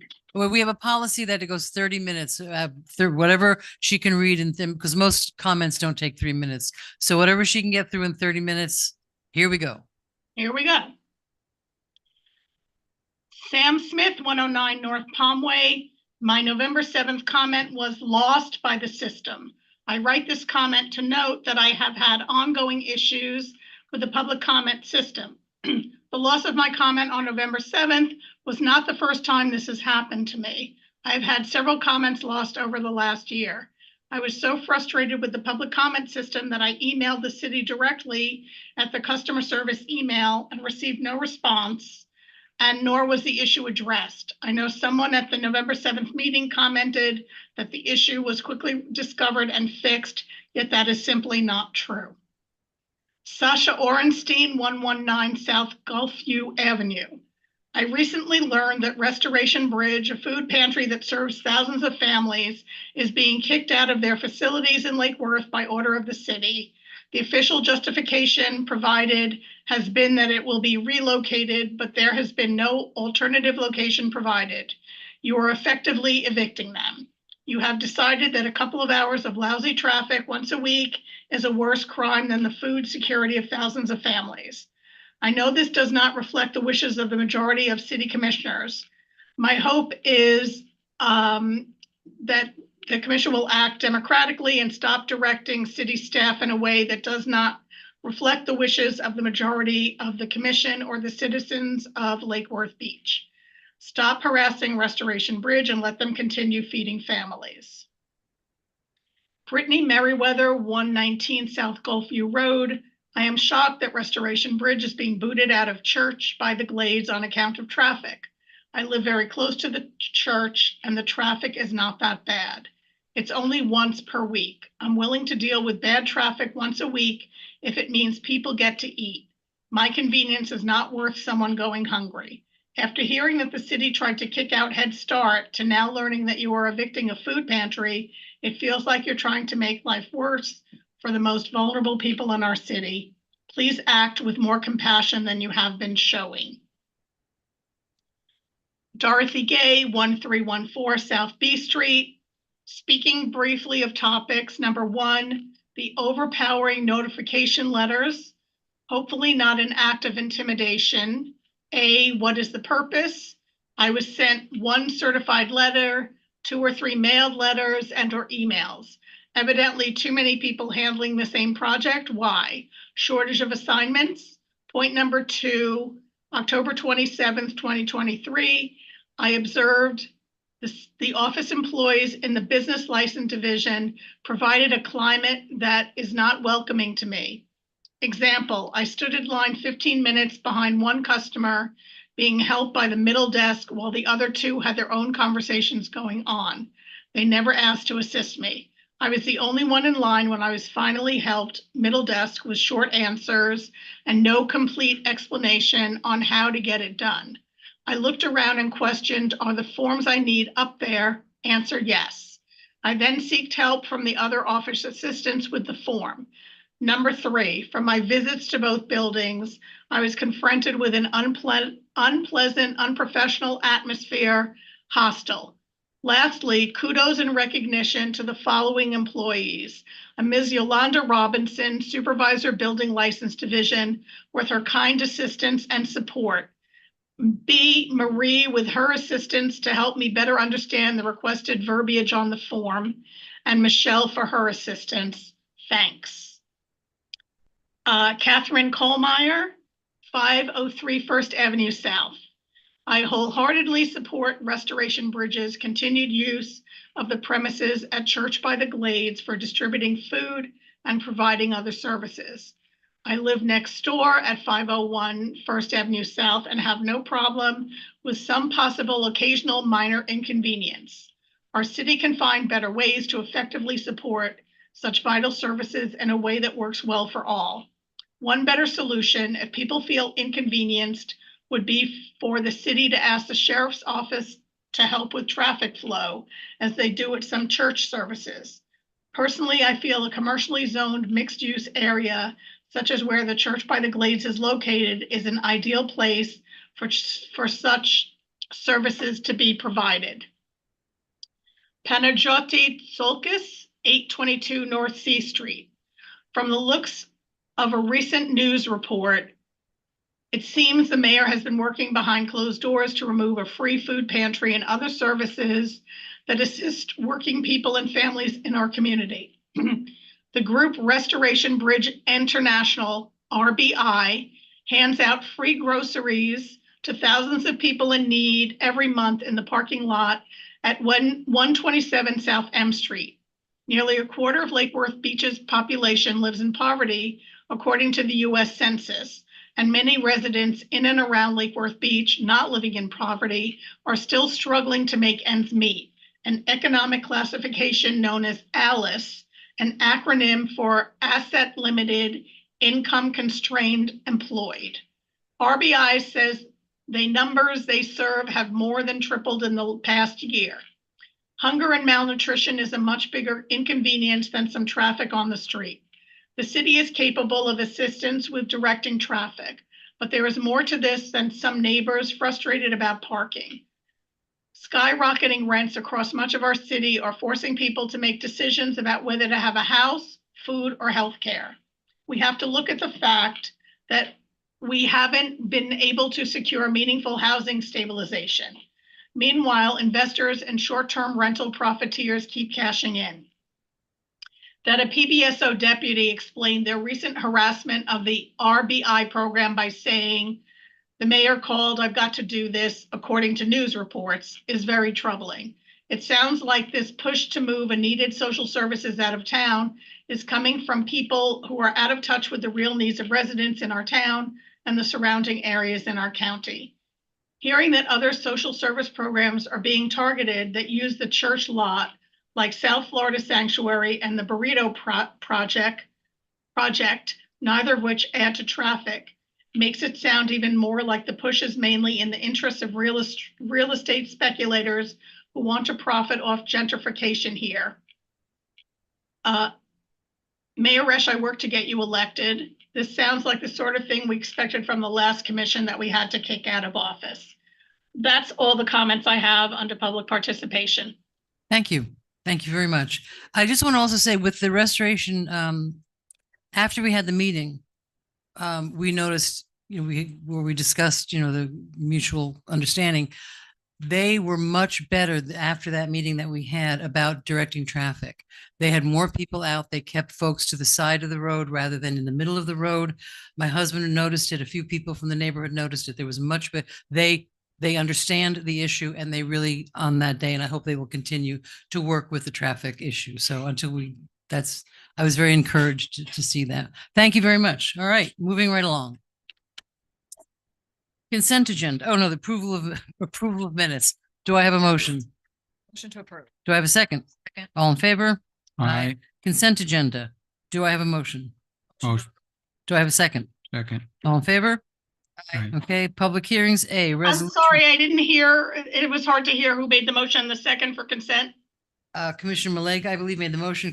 Vice Mayor McVoy, I believe, seconded it. Am I If correct? you could speak into your mics, that would be helpful. Thank you. Hear me? Okay. Hello, hello, hello. Hello, Yes, hello. I do, but I didn't before. We have to pay very close attention to our city clerk, or if it's not recorded, it didn't get done.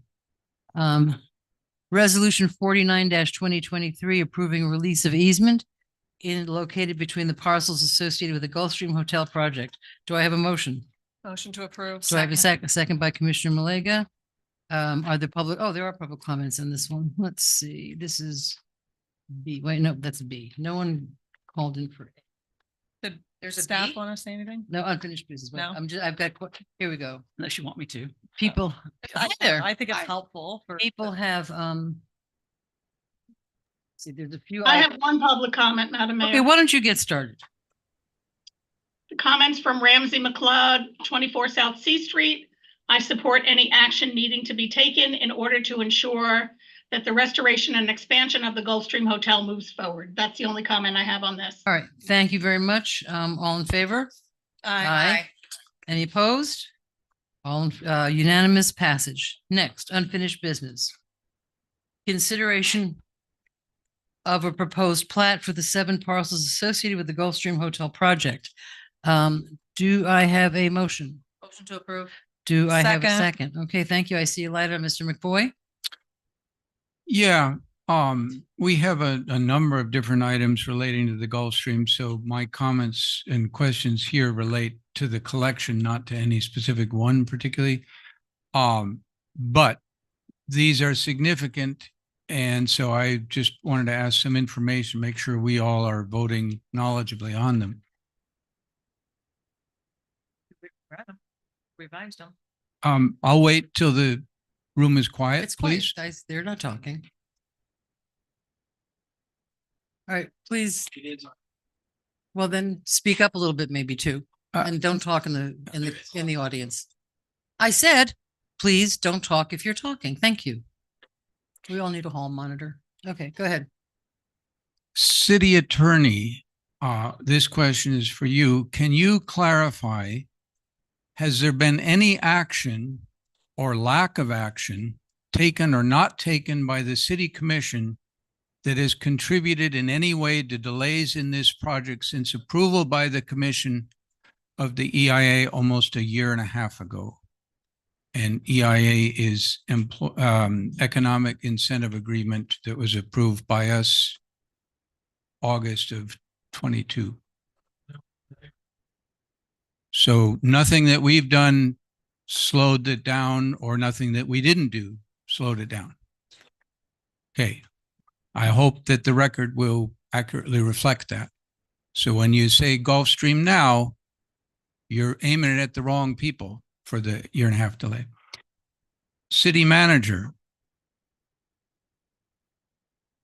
Mayor, I would ask for you to kindly keep the room quiet so that I can speak without. Please, everyone, please be quiet. Thank you. Appreciate it.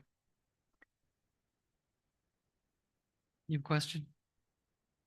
City Manager, before we vote on these items, can I ask you to do for us 3 things? The first one, remind us of all obligations of the owners and or developers under the binding economic incentive agreement that we signed with them in August 2022. That's the first one. I'll read them all 3, and if there need to be repeated, then that can happen. The second is review for us any of those obligations, if there are any, which are still unmet.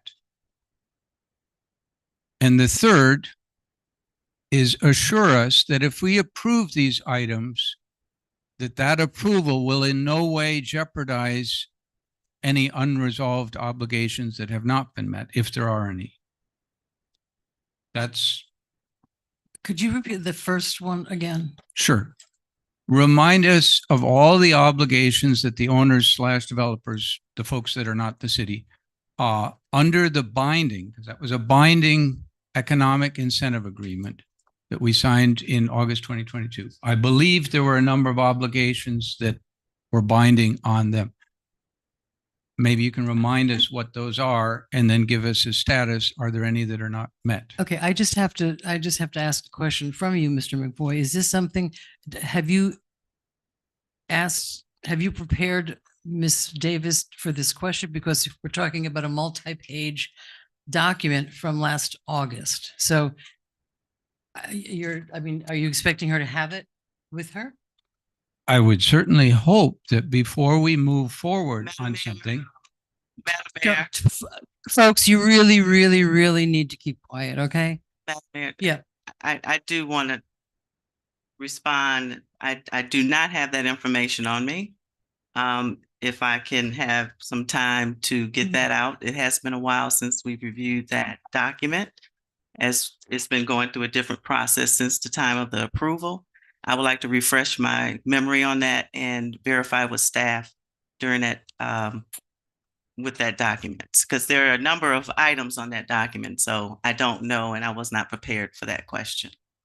Thank you. Is there, if I could follow up then, I think it is important for us as a commission, before we approve things going forward that relate to our binding agreement,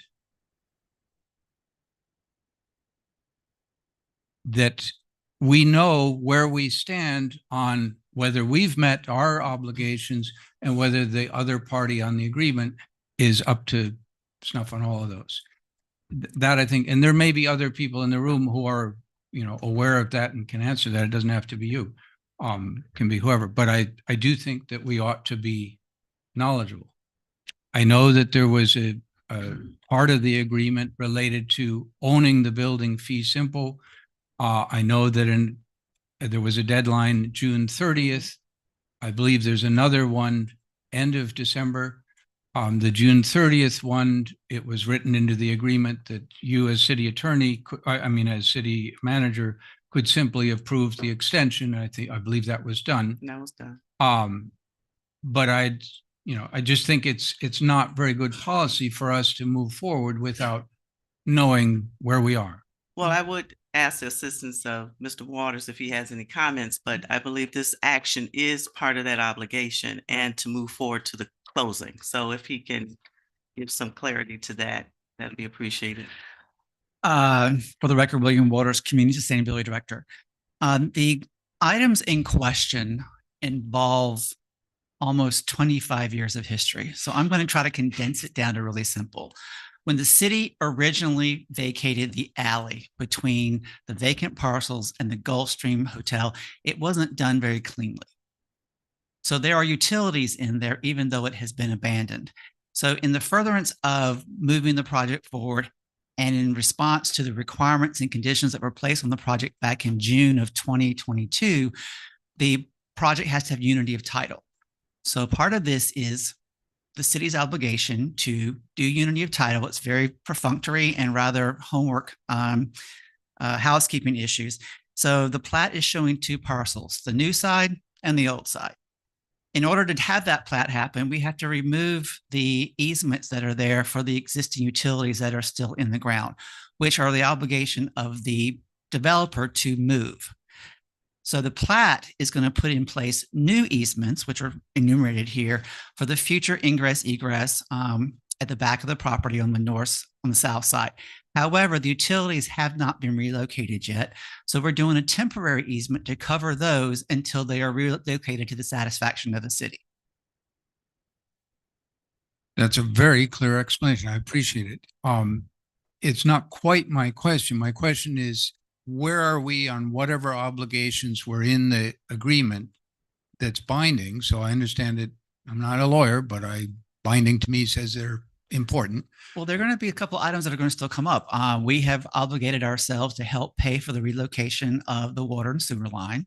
So there's going to be an item at some point in the future to do that. There are undergrounding utilities that the electric utility is going to be doing at their expense, which may or may not entail a contract coming to you for approval. We've also talked about the historic preservation tax credits for ad valorem, which can't be approved until the project is finished. You've preliminarily given approval for that. That won't come back before you until it's reviewed by the Preservation Board after the hotel is restored and they've met all the conditions of that restoration. And then it comes to you for finalization. Then we forward it to the county and then it goes to the property appraiser. So the question that I went back because someone asked me about it. When you asked Mike the question of what was impeding the project from moving forward back in August of 22, the entitlement allowed a building permit to be pulled. How that was going to move forward was we were going to require other things, and how they chose to move forward with the building permit required one thing or another. But there were no impediments per se placed in front of the developer to move forward. There have been things out of our control, COVID, the death of the owner who owned it before, a couple other little things. And their closing is scheduled for Monday. And so the documents here need to be in escrow with the closing agent by Friday. Otherwise, it won't close on Monday for Restoration St. Louis to take over ownership under an umbrella development entity, which will own both parcels. And that is part of the agreement. Yes. That we all, yeah. Okay. So your assessment is once, assuming we do all of this, they have their closing on Monday, then they've met all of their obligations under the agreement. Is that correct? They've already met one of the ones that may come up. They've already applied for a preliminary demolition exploratory permit, which will be issued very shortly after they have ownership on the 12th or the 13th of December. The staff has already reviewed the preliminary construction documents for the building permit associated with the restoration of the building, and they are working on the comments that we provided. And we expect that that application will be formally submitted before the end of the year. And our goal, working with them, that hopefully that building permit will be issued the end of January, 1st of February. And I just heard the word demolition go by. Did you say There that? are parts of the building that have to be explored and demolished, like all the windows have to be taken out. That's Okay. considered a demolition action. Yeah. All right. Thank you. So Vice Mayor, what we will do is pull out that document, and we'll give you a checklist on the items of obligation and let you know where we are with those and give you a status. I appreciate that. Thank you. Thank you, Commissioner Malega. Thank you, Madam Mayor. No, I got your questions. No pop quizzes. I just wanted to say thank you to staff because I know that you're shorthanded right now after Aaron left.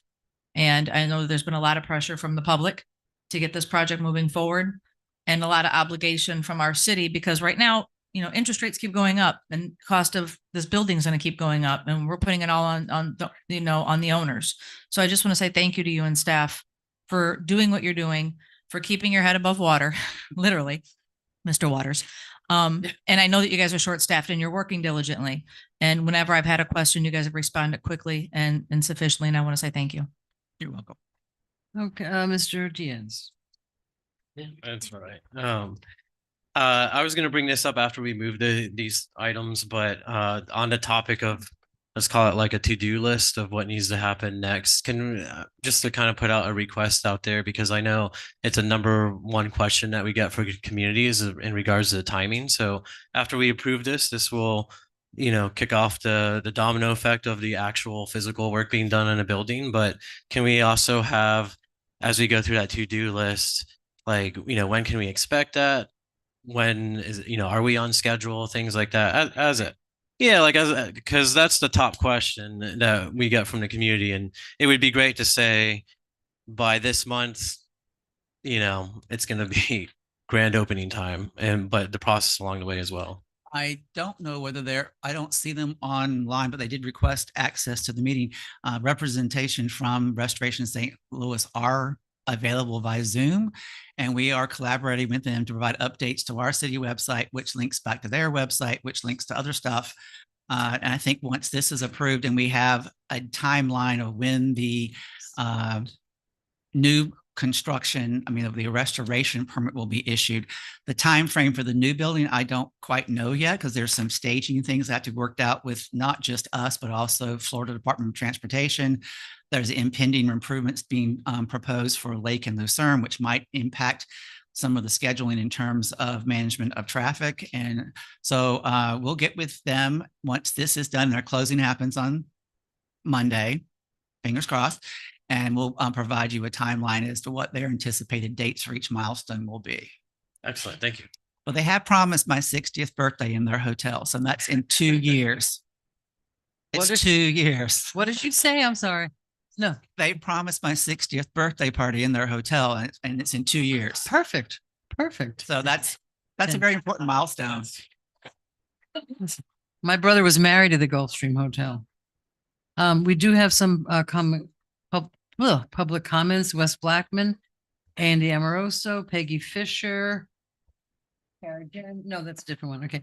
And then Peggy Fisher, you've got 2 cards for A, so I'm a little confused. So we'll figure that out. You want one? I'm sorry? I'll split them. With you.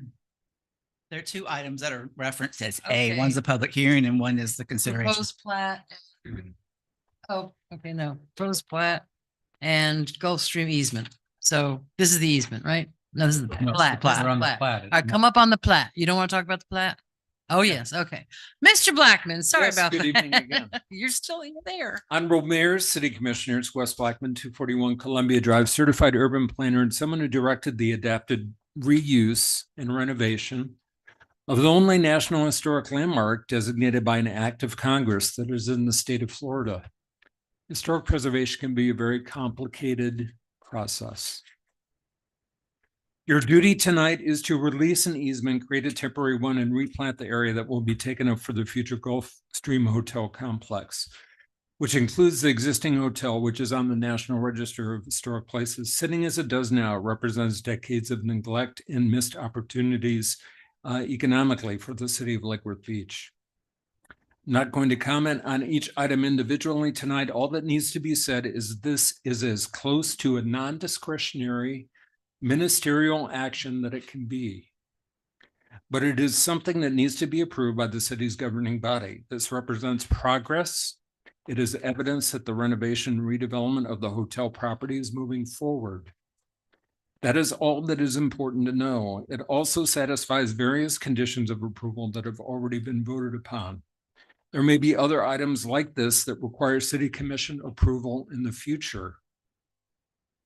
These should not be used as opportunities to grandstand. Just vote yes and look for your invitation to the ribbon cutting ceremony. Thank you. Thank you. And William's birthday party. Okay, great. Mr. Amoroso, Andy? Thank you very much. You have A, B, and C here, so I wasn't sure. Okay. All right. Thank you very much. Cross. Ms. Fisher.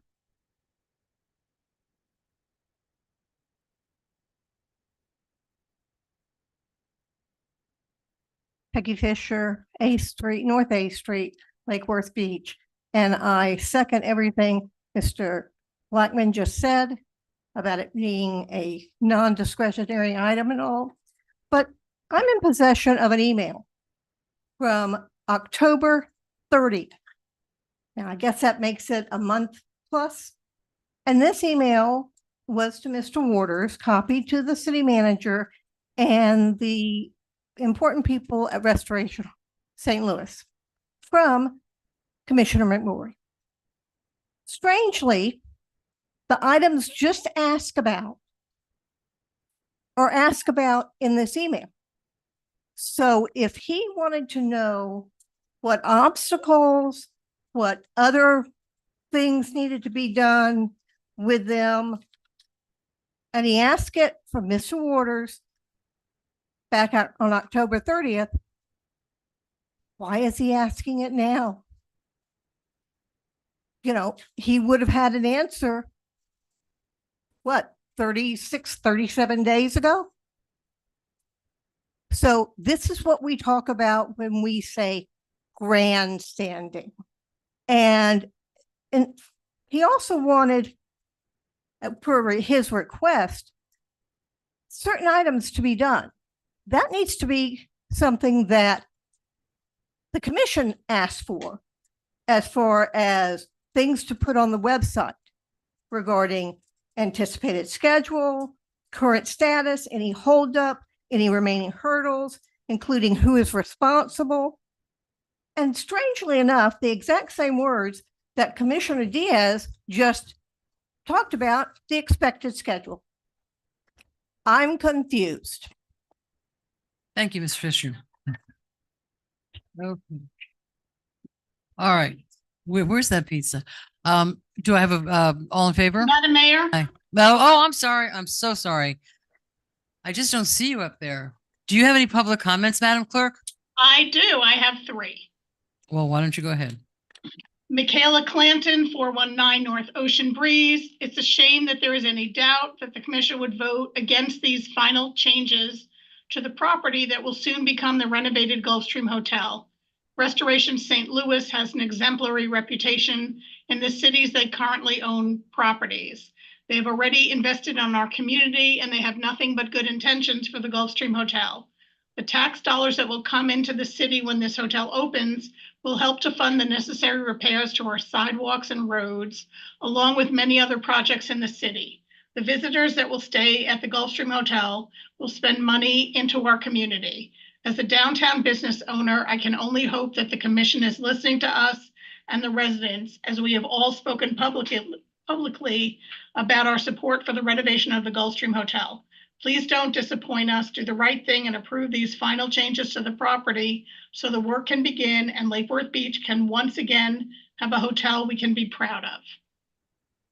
Ramsey McLeod, 24 South C Street.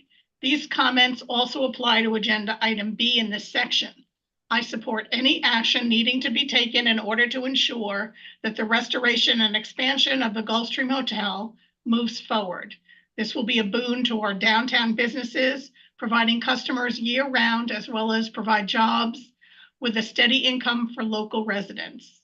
And the last comment on this issue is from Susan Ona, 826 North Palmway. Dear Madam Mayor and Commissioners, let's hope this is the last hurdle with the Gulfstream Hotel project. I'm writing to ask that you let this important work get started to assist in the revitalization of our community in Lake Worth Beach. We are badly in need of hope and the willingness to work together to make Lake Worth Beach a great place to work and live for everyone. Approve Resolution 49, 2023, and we can all have a happier holiday. Those are all the comments I have. Thank you very much. And in person, we have a couple latecomers. Mr. Conboy? Yeah, I want to just talk after. Name and address for the record, please. Thomas Conboy, 30 South M Street, business owner. First off, when this was approved at the casino building, I was heavily booed. And I had two constructive comments. I wasn't even saying don't support this. In fact, I support Okay, please address the restoration. Okay. Commissioner McVoy just wants to make sure that Restoration St. Louis is going to follow through. We know that the gentleman owned the property, passed away. Okay. Before that, it was owned by a pyramid scheme company, and it sat there empty for the most part because of that. If we can't ask our city manager to make sure that everybody's taking care of everything, that's not grandstanding. Okay. He asked Mr. Waters in an email, and maybe he got an answer and maybe he didn't. I don't know. But just making sure that everything is right is what the city should do. And the city manager should know the answer to these things. Thank you. Adrian Copeland. Oh, and we have Adrian Copeland on deck, Deborah Roberts, and after her, Ms. Loxton. Thank you. Hi, good evening, Adrian Copeland, North Palmway.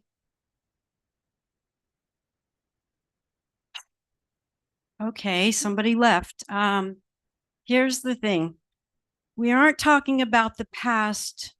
Aren't we speaking of the future? And doesn't the St. Louis Restoration Project Corporation have an outstanding record? They have a great proven track record. They've helped so many cities. Why can't they help us? They can help us with all the poor people, all the tax dollars. We will have so much money to help everybody. I don't understand why one particular person is always obstinate and defiant till the 11th hour. He had time this whole time. You can't expect the city manager to have that information. I mean, Mr. Conboy, we've asked everyone to be quiet, and that is extremely disrespectful. you can't expect someone to have months and months of information at their fingertips. Excuse me, we'll match your time. Everyone in the room needs to not talk or laugh. Thank you. This is not a laughing matter. This is serious. This project needs to happen. There needs to be no more long-winded speeches of any kind. It should be a done deal. This should just be a perfunctory sign off. Have faith in the company. Forget the past pyramid scheme or what. This has nothing to do with that. We are moving forward with an outstanding company and with a couple that is dedicated to the betterment of the whole city, providing jobs and providing needed resources for poor people. and for all of us. Thank you. Thank you. Deborah Robert. And after that, Miss Block, Carla Blockson.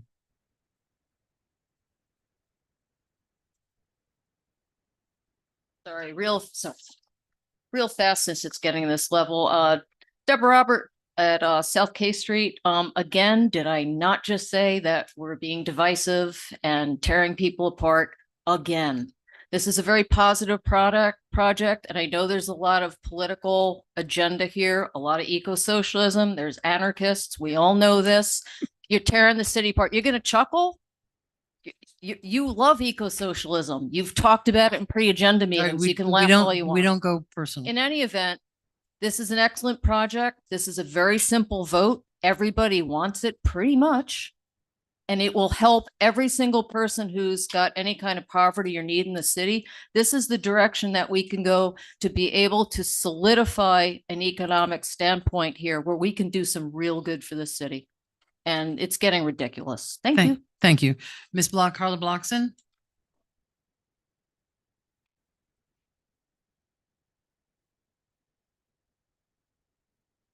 Oh, she's a short one. Carla Blockson, 1802 Pierce Drive. I have a question of all of you. How many of you have ever bought a house and then they told you your closing is on Monday? And then the Monday before they decide, we're not going to let you close. We're going to have you wait until I research it some more. They think about it some more. They review old contracts. William Waters gave an excellent answer to all of your concerns, Mr. McVoy. I even understood it. So I think that all of the people on the commission need to vote their conscience. If Mr. McVoy is not ready, that's okay. But are the rest of you ready to move forward? That's my question. Move forward for the city. And this is due process. This happens. He's not asking for anything that is not normal. He explained they're going to take care of this. And the city manager is going to answer all of your questions. But that doesn't mean that decision cannot be made tonight. And that's what we're asking. The rest of you vote your conscience and vote and move the project forward. Thank you.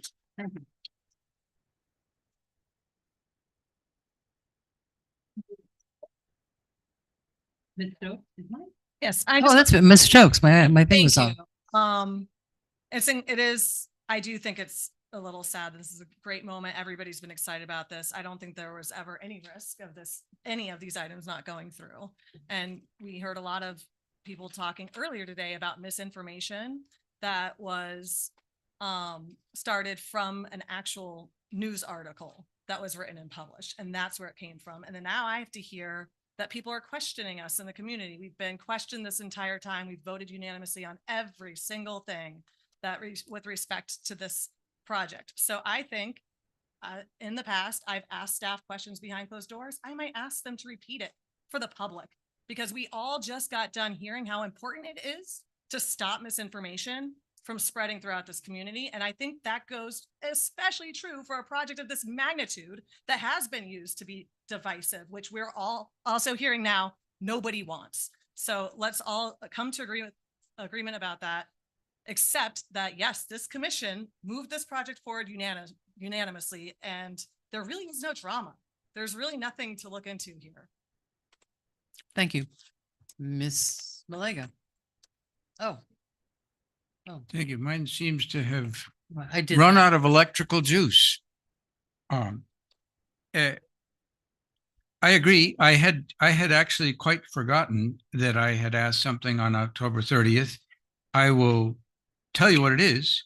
Hi, Carmen and William, is a short summary of the current status of this project published somewhere in city materials.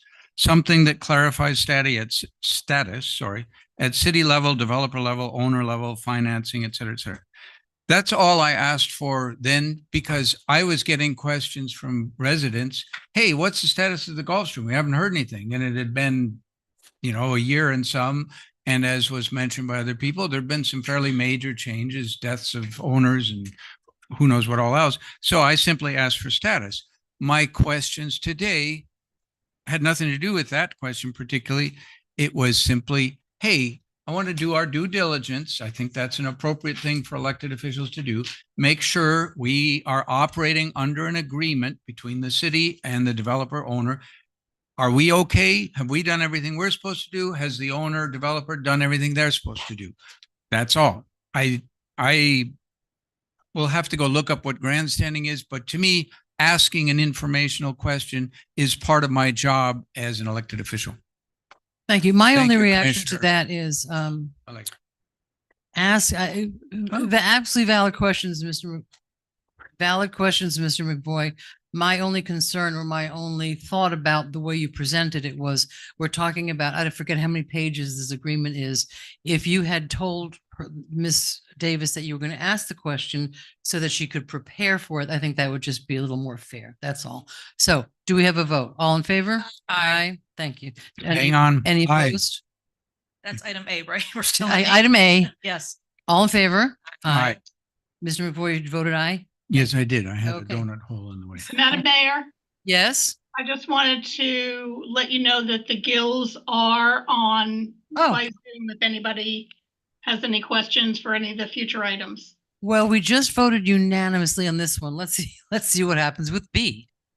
Item number B, which is establishment of a temporary easement for the abandoned alley between the historic Gulfstream Hotel and the vacant parcels to the west associated with the historic Gulfstream Hotel project. Motion to approve. Do I have a second? Second. All, Mr. McVoy, do you have any public comment, ma'am? Madam Clerk? I do not. I believe I have one from Ms. Fisher. Okay. Thank you. All in favor? Aye. Thank you. Item C.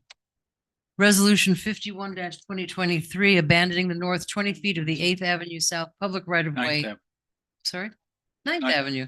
Thank you. Right of way and abandoning the 10-foot alley right of way located between the properties at 821 South Dixie Highway and 808, 818, 824, 826, and 832 South H Street.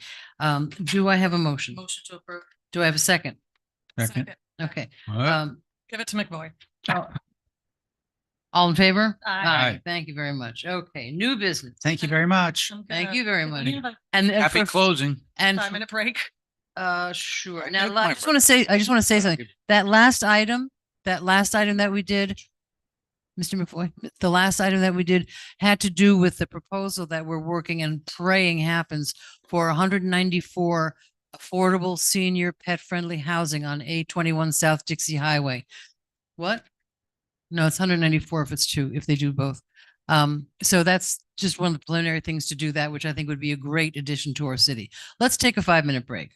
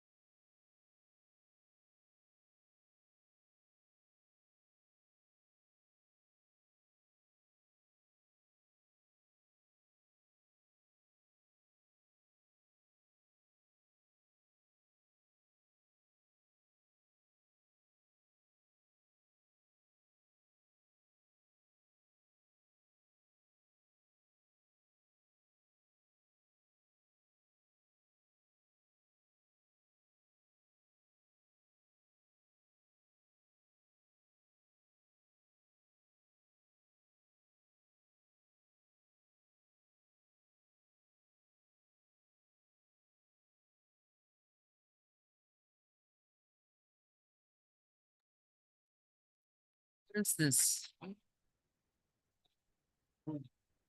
What is this? It does look like ET.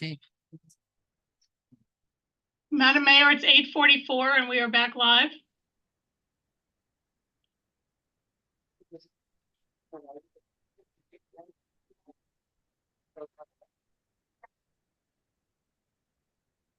Did you just win the lotteries?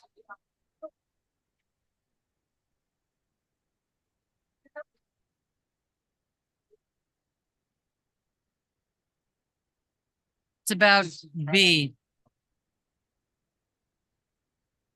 I know. All right, is everyone settled down? Did everyone get a chance to take a deep breath? All righty. Now we are on a new business A, and there's a lot of cards for different things here, but that's not it. Okay. I have no cards. If anyone in the audience has a card for number A, let me know because I can't find it, but I don't think it's there. So A, Parking Enforcement Solutions Equipment and Related Services Agreement with IPS Group. Do I have a motion? Motion to approve. Do I have a second? Second. Any public comment? All in favor? Aye. Thank you. B. Resolution number 55-2023, reimbursement and travel expense policy update, and we are going to get something from staff. Do I have a motion?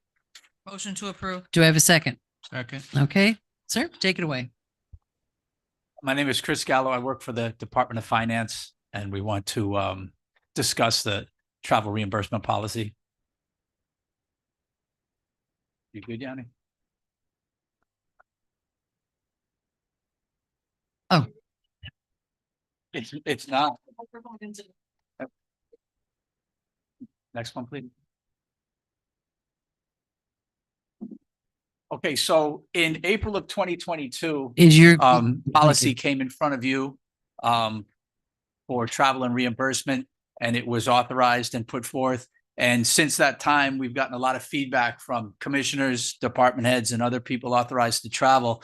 And we took what we gleaned and looked at it so that we could give you a more user-friendly travel policy. And the things we updated were per diem rates, the travel classification, and we tried to simplify the request form itself. Now, we didn't want to go out and try to reinvent the wheel, so we reached out to surrounding communities. We reached out to people in Boynton Beach and other places, got a hold of their travel policies, got feedback from them. And again, we used that so we could create a policy that was equitable to both the traveler as well as the city itself. So travel classifications, we have three. The first one is travel A, which is continuous travel exceeding 24 hours away from the city. So more than one night. Right. Class B would be up to 24 hours away from the city, requiring overnight lodging. And then Class C being a day trip where no overnight lodging is needed. No. Well, because A would be if you were away for more than one night, where B would just be 24 hours. So like A, you might leave on a Monday, stay over Monday night, stay over Tuesday night, and then A. Well, that's two nights. That's two nights. Yeah, where that's Class B. B. That's yeah. B. Well, up to is B. Oh, and up exceeding. to. So Class A is the exceeding. We just switched them. fine. around. Yeah. Yes, No. correct. Yes. Is A. An A, yes. A. Yeah. And Class B would just be one, and then Class C is a day trip. The other thing we did was is look at reinstituting a per diem, where before, you know, you had X amount for breakfast, X amount for lunch, X amount for dinner, and you were required to hang on to receipts and submit those. Well, now what we've done is gone to a per diem rate, and we use the rates through the General Services Administration. And with that, you do need to look at where you're traveling in the state of Florida, because the amounts can be different depending on the city. What's Tallahassee? If you know offhand. I don't. I could look Okay. it up All for right, you. You just I go to can find out. the GSA.gov and it will give you the different rates Oh, okay. for breakfast, lunch, and dinner. All right. Commissioner Malega, yes? Thank you. As being one of the people who get to travel to Tallahassee on too many occasions and Orlando, I love this. Thank you very much, because I eat healthy and the breakfast per diem was like, I could buy a banana. And that was my breakfast, right? So I thank you guys. I didn't request this, but I thank you for looking into it. Will electeds and department heads know ahead of time what their per diem check is going to be, or are you going to reimburse at the end? You can get the per diem in advance. When you fill out the travel reimbursement form, it'll show what your per diem rates will be. Now, one of the things is, which is on a future slide, is we take a look at if you're going to a conference and the city pays for the conference and lunch is included, then that's pulled from the per diem Right, of rate. But course. yes, you'll see on the travel form what your rate is. And when we get that information, and you'll fill that out as well, when you get your packet from the conference you're going to, you'll list the meals that are included, and then we can put that all together for you. But yes, you can get per diem paid in advance.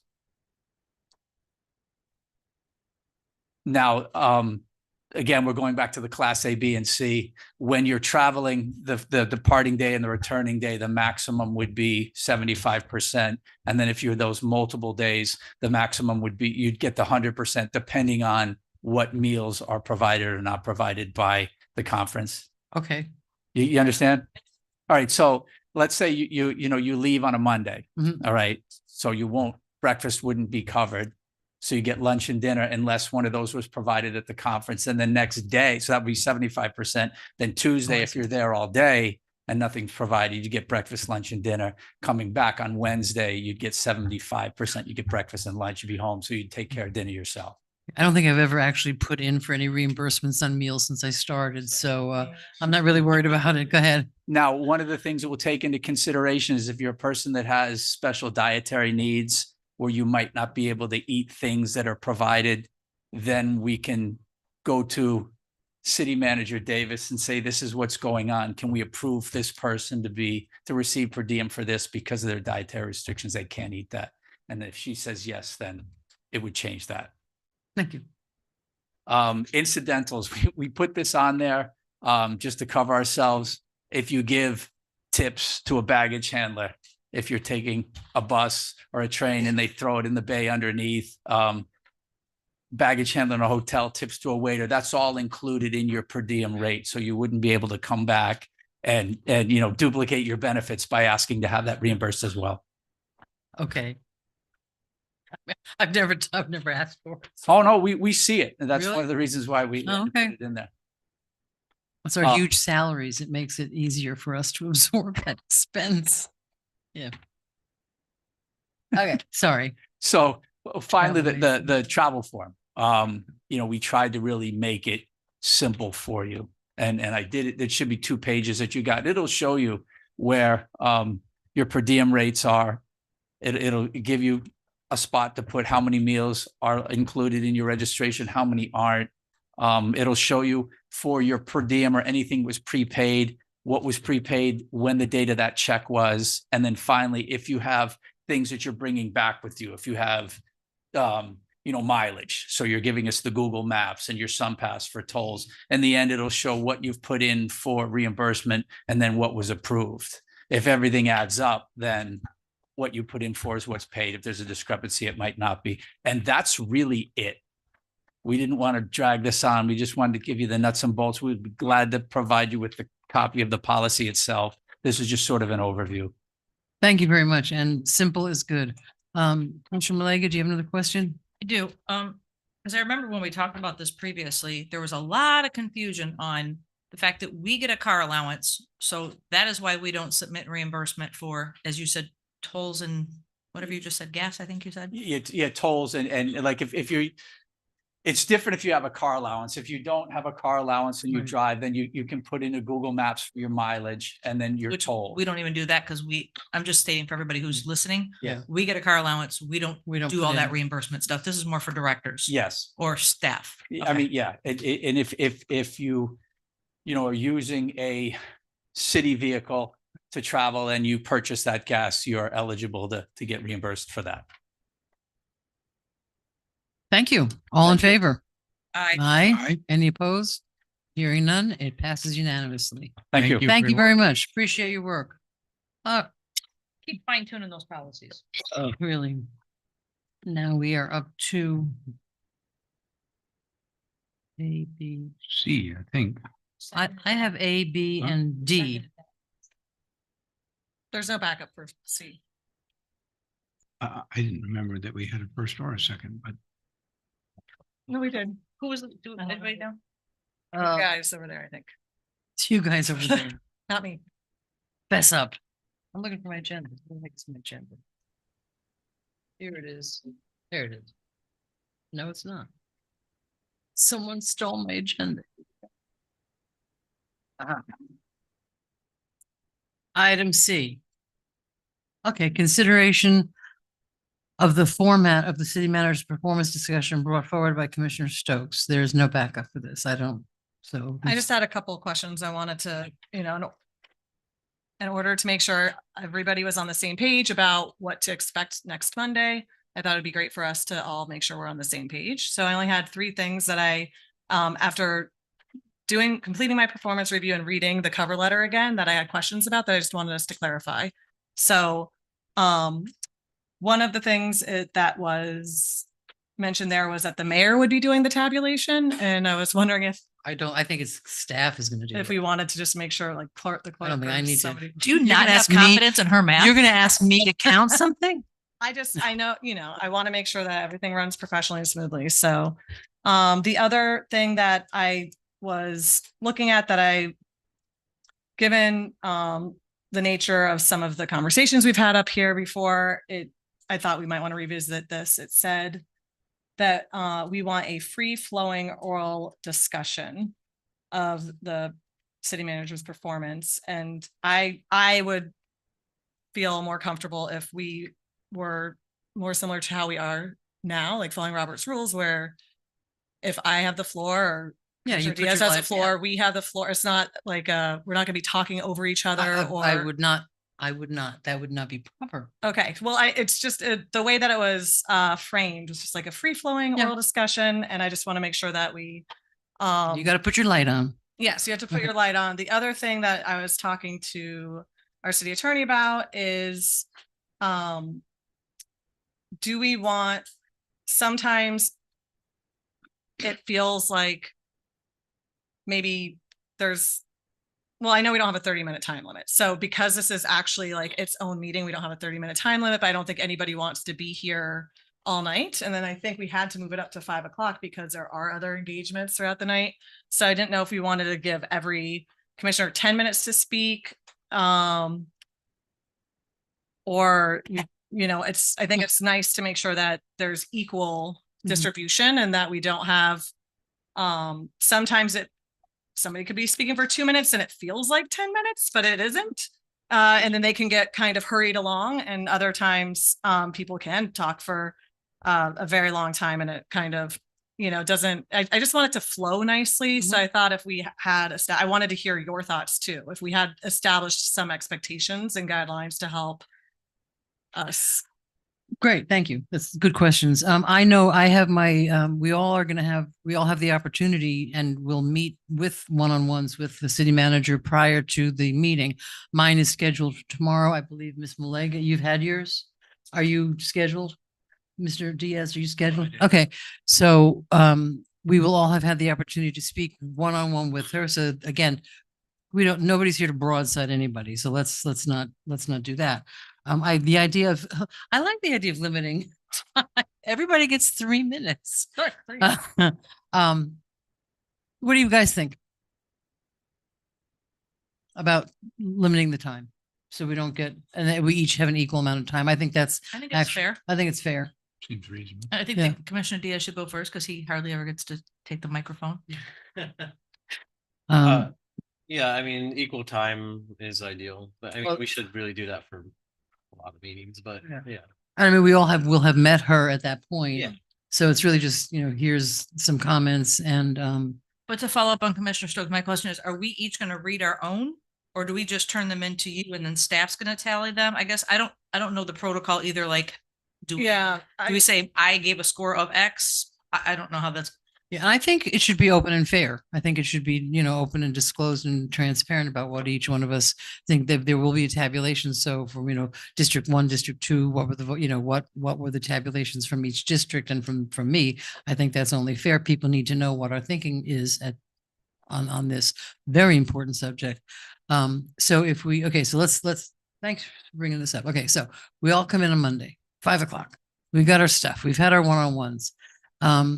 So let's plot it out so that we have no confusion. My suggestion would be that we maybe each take, I think a limited time is a great idea. And I mean, if there's 5 of us, if we each get 10 minutes, that's an hour already. So without even doing anything, right, without tabulating or anything else. So what if we each did 5 minutes, a little 5-minute, here's what I think, here's that, then turn in the things, have them tabulated. We sit here and wait, and then they come back with the different scores. And so the public knows what each one of us is thinking. They know the scores and who scored, where each commissioner came in on numbers. And I don't think it's not a voting, we're not taking a vote, it's an evaluation. So am I correct, Mr. Attorney? Mr. Tresivia?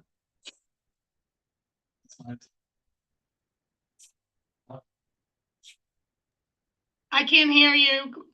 Oh, my goodness gracious. Sorry. Would it be more efficient if each one of you had an extra copy of your evaluation? That's a good idea. Came and give it to the clerk so she can begin tabulating while you're discussing.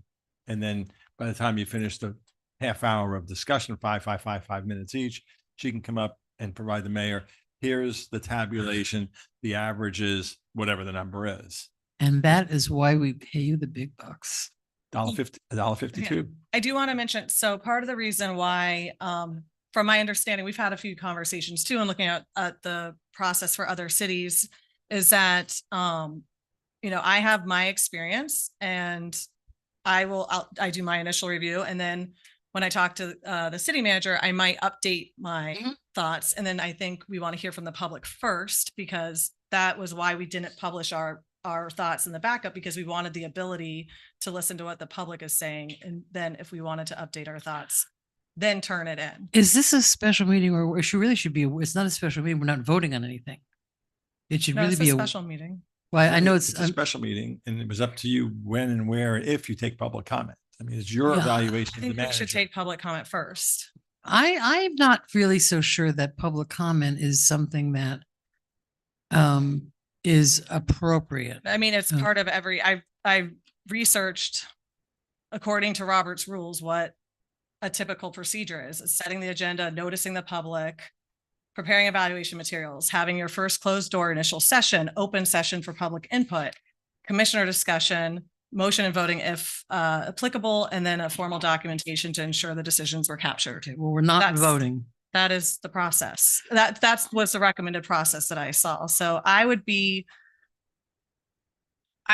uncomfortable not allowing the public to offer their opinion. You would be what? I would not. I don't think I would be comfortable, or to get rid of the double negatives. Right. I would be uncomfortable telling the public that they were not allowed to participate. And everything I've seen, there is public participation. Ms. Malega? I have to say that I agree that I would like to hear from the public, but I would like to do it after we have our discussion, because nothing that the public says is going to change my voting of how I see the city manager functioning and working. But I do want to know what the public thinks and what their input is for the future and any improvements that we can make. Right. So I'm kind of on, yes, I want public comment, but not before. I would like to do it after, and then take what we hear and use it for the future. I think that's fair. Because again, we are looking towards the future. So how does that sit with you? Can I ask a question? Yeah, please. So again, I haven't called. Let me call on you, Mr. Tresivia. Thank you. And again, normally at these kind of meetings, you have public comment. At a workshop, you don't. At a special meeting, you don't have to. So if you're going to have public comment, do you want to limit it? And is that comment going to be the public's comments about how they feel the city manager is doing, or are they going to be comments about how they feel your evaluations were? I think it should be about the city manager's performance. Right. And that's why you're in Lake Forest Beach, Mr. Tresivia. I'm trying to set that stage. If you want to avoid that, you can make it clear that it's only their comments about how they feel Carmen is doing, as opposed to saying, Commissioner Malega, I liked or didn't like what you said. Vice Mayor, what I liked or didn't like was how is that going to really help her? If that's the goal. And I'm always in favor of public comment. I mean, there's things I agree with. Having been on both sides of the desk a couple of times, having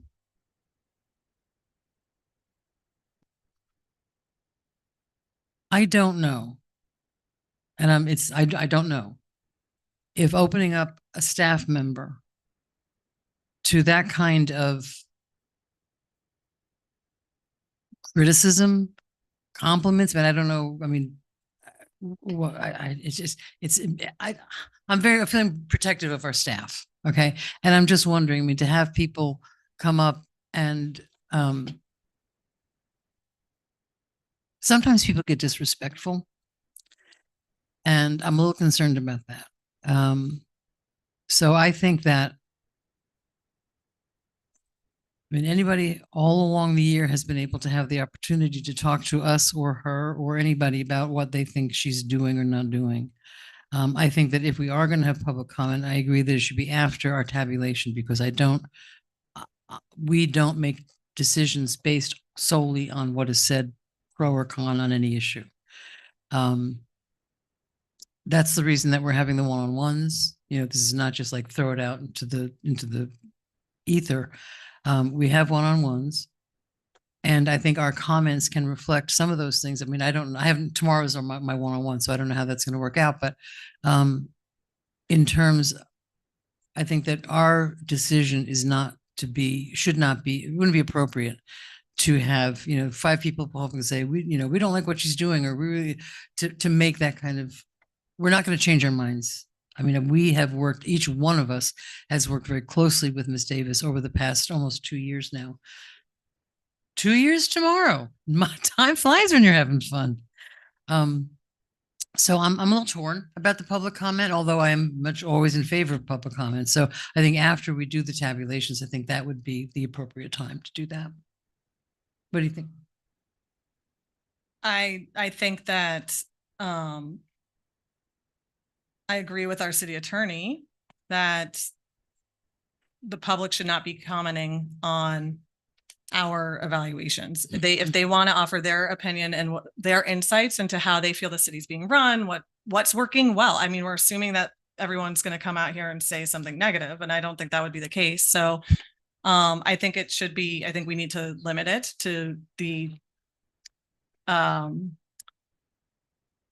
their input on how the city's doing, because we've seen what can happen. We've heard a call from everybody today to not want the divisiveness, and we want civility, and we want all these things to go well. And I personally would like to be able to give my honest and fair evaluation. And I don't think anybody knows what my experience is and should comment on how I should feel. I can, if they want to offer their experience and tell me how they feel and what they've seen, that's what I find valuable. So that's what I think you can avoid that if public comment is first, because now they are here to offer their unique experience. But that has no bearing on what the evaluation becomes. That's what. Right. I mean, I think we all have to have a level of professionalism that there are probably a million different factors that are going into how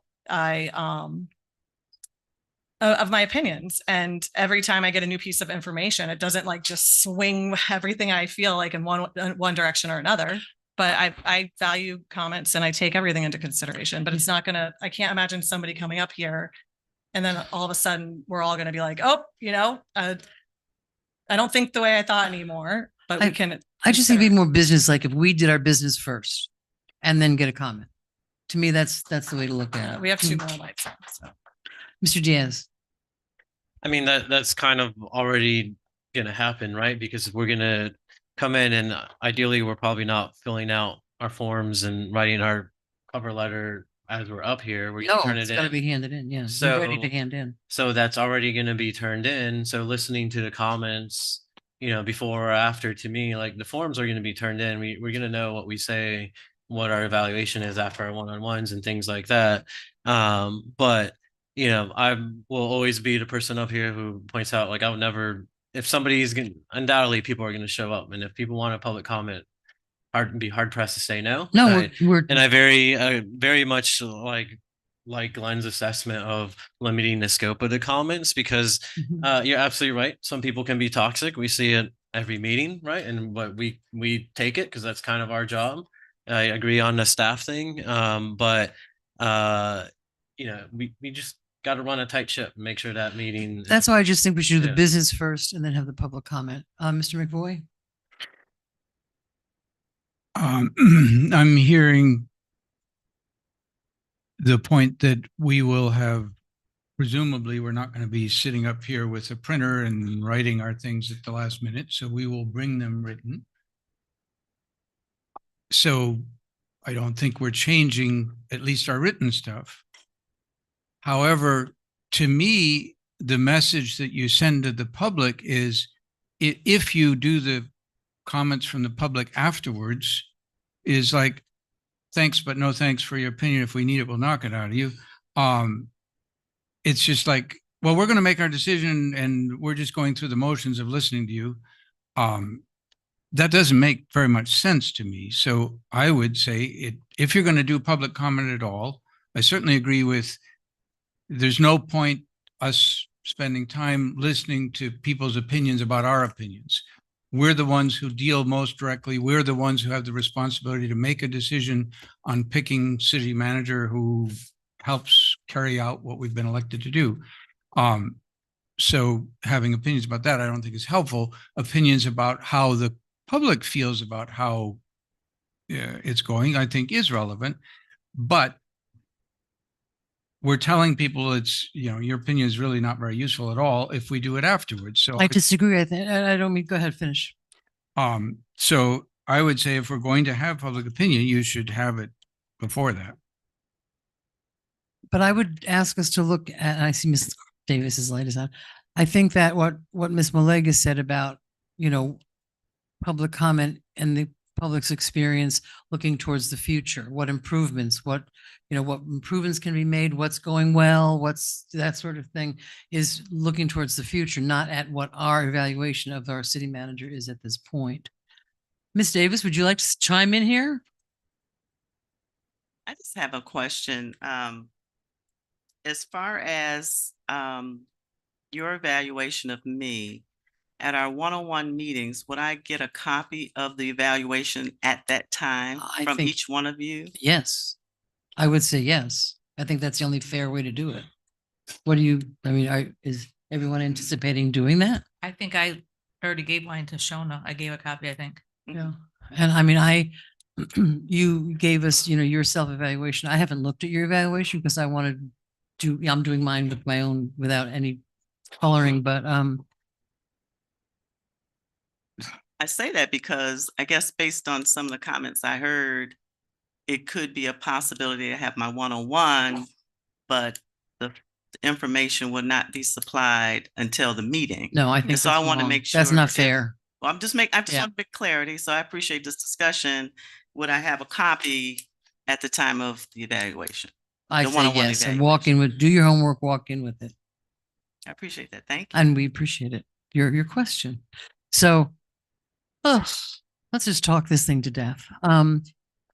I do, listening to everything, I believe that the public comment should come first. I think it sends a strong message that the purpose of your public comment is to tell us how you think things are going in the city. And you can look forward, you can, whatever you want to do. Your public comment is to give us input. And I agree with the vice mayor. If it comes afterwards, I feel like it's sending the wrong message. And it's like almost telling the public, we want you to talk about our discussion, not what is happening in the city. So I really, after hearing everything up here, I believe it should come first. By the same token, though, we are handing these evaluations in, we just said, we're not going to, you just said, we're not going to change our opinion based on what we hear. I'm not going to drastically change it. Somebody might remind me of something amazing that happened to the city that I forgot about. All right, Mr. Diaz. Does it have to be one or the other? What if we split up our 10 minutes and did like we're having 5 minutes, like 6 minute, here's our thing, and then listen to comment and then come back with maybe any kind of like response or thoughts? All right, I want to go home then. I know. Miss feel like we Davis, should open yeah. this up to, Yeah, like, I think the that whole would thing. be dangerous. Yeah. Okay. Oh, bring up a comment card. I mean, it's a little, Ms. Davis, you have another, if you have a comment, bring it up. We'll listen to comments before we vote. We're not even voting. We're just kind of voting. Yeah. Consensusing. Yes, back to my question. I'm hearing that if we have public comment, there's a possibility that the evaluation could be changed based on the information. But if I'm getting the evaluation at the Ahead of time of the one-on-one, Exactly. will it be altered Right. after the one-on-ones? It I would guess I'm be, confused. yeah, I mean, if any one of us walked into the one-on-ones with Ms. Davis and said, here's my evaluation, here's what I think, had an honest and open conversation with her, I would be very surprised if one of the people came in with a very different evaluation in public, Right. That, because she would already have our written evaluation. So, I agree. I am not trying to imply, and I hope I didn't give the wrong impression that the evaluation would change. But if we're all going to spend, we're saying 5 minutes right now, mhm. and if we have our remarks prepared and I hear something from the public that I forgot and I want to incorporate them into my remarks or address them during my comments, I have that chance to do so. So no, I'm not gonna, that's what I said. I listen to everybody's opinion. I might have something prepared that I'm going to respond to, but I'm not going to be like, oh, I met with the city manager and I had my opinion formed, and then somebody came in something and all of a sudden I'm doing a 180 and like a surprise attack. It's more about, we're up here discussing, and we can't respond to anything anybody said if they're commenting after we had, or incorporate any of their feedback We don't into our comments. So if somebody says something that we want to address in our comments, I don't know. I feel like this is, But we don't, I was we not don't intending know. this to become like some Well, there you weird go. thing. I just wanted to know I wanted to make sure we had our, David, give it to everything me. kind of set in stone. So we all walked into the performance review knowing what was going to happen, and things weren't being, my intention was to make sure that everything was predictable and things weren't moving around and getting weird. And I feel like it's been given the wrong impression. Okay, so the only thing we have to decide is whether we're going to public comment before or after the tabulation. Is that? And if we're set, if I threw out 10 minutes, somebody threw out 3 minutes, and somebody threw out 5 minutes. So I think those are the two things I want to decide. What's the time limit? And when are we hearing from the public? Okay, I think 5 is a nice number. And I mean, if it's before or after, it's almost 6 of one, half dozen of the other. I'm not going to go on the sword for either one. So, why don't we have some consensus on it? But before. All right, before the count. Okay. And you're open to either. All right, fine. You want Mr. Diaz? You sounded like you wanted it before. Yeah, we could do before. All right, so fine, we'll do before. Okay, so we're going to come in, we're going to hand in our sheets. We will have given a copy and discussed our evaluations with the city manager prior to that happening. We're going to hear from the public. The sheets bring an extra copy so the lawyer, they can start counting. And if there's a change, you'd make a change. And then we listen to the public. All right. Moving right along, we have some public. It's so easy. We have some public comment. Mr. Sims? Madam Mayor? Yes, ma'am. I just want to make sure I have the consensus correct. So there'll be public comment before the commission discusses the evaluations. Yes. Yeah. Correct. So will there be, maybe then there'll be an opportunity if anybody wants to change anything before we tabulate? We will have to, no. No? Okay. Well, if there's something from the public that we need for the future, I think we'll use those comments for the future. All right, Mr. Sims. Is that on? Eesh, that doesn't sound, hold on 1 second. I don't know if it's. Thank you. There you David go. Sims, 715 North L Street. Just a quick concern about the tabulation. I was wondering, could somebody besides the city manager tabulate? She's not tabulating it. Or the staff? I would rather the people for whom that work under her shouldn't be tabulating? It's all, I mean, it's public record. You think they're going to cheat? No, but they work for her. So, why- but they're going to count numbers. They're counting numbers. It's a score sheet with numbers. That's what they're going to be counting. And it'll be public. This is just my public comment. I was just putting Yeah. out the concern that maybe somebody besides the people that have her as a boss should do the tabulation. All right. Thank Just a you. Good point, putting it out. Thank you. Ms. Serrano, Janet Serrano, followed by Rich Raphael, followed by Peggy Fisher, followed by Jennifer Hudson.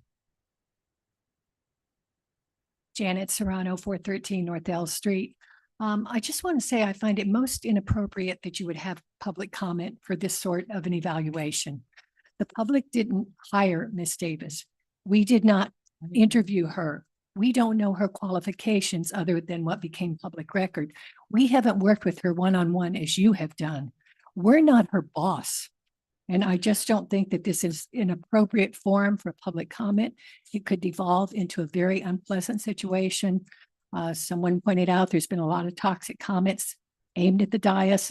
There could be a lot of toxic comments aimed at Miss Davis. If we want to ask questions about the city's direction, what her plans for the future are, this would not be the forum for it at an evaluation.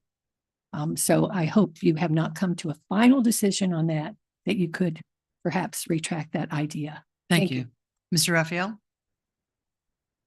Followed by Ms. Fisher, followed by Jennifer Hudson. Can I just, if I could ask the city attorney, you have other cities that have done performance evaluations? Public, do they take public comment? I'm trying to do best practices. This is what my research showed, that there is a public aspect. So I'm sorry, I know we're taking public comment now, but I think it would be helpful to hear what are other cities doing as we're continuing this conversation. If you could indulge us, Mr. Raphael, for just 1 second. No, I don't remember any of the cities taking public comment about the evaluation. Usually they would take the comment individually. The public would communicate with you, or the public would have let their opinions known during the course of the year. Doesn't mean you can't do it that way. Right.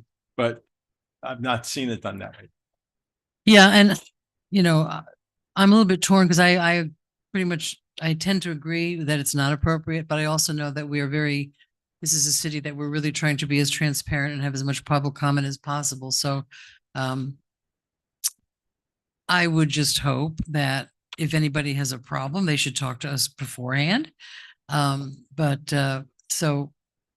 just don't want people to think that we're not having transparent public comment. Although I also, again, having been on both sides of this desk, I think it's a very, what's the word? Awkward.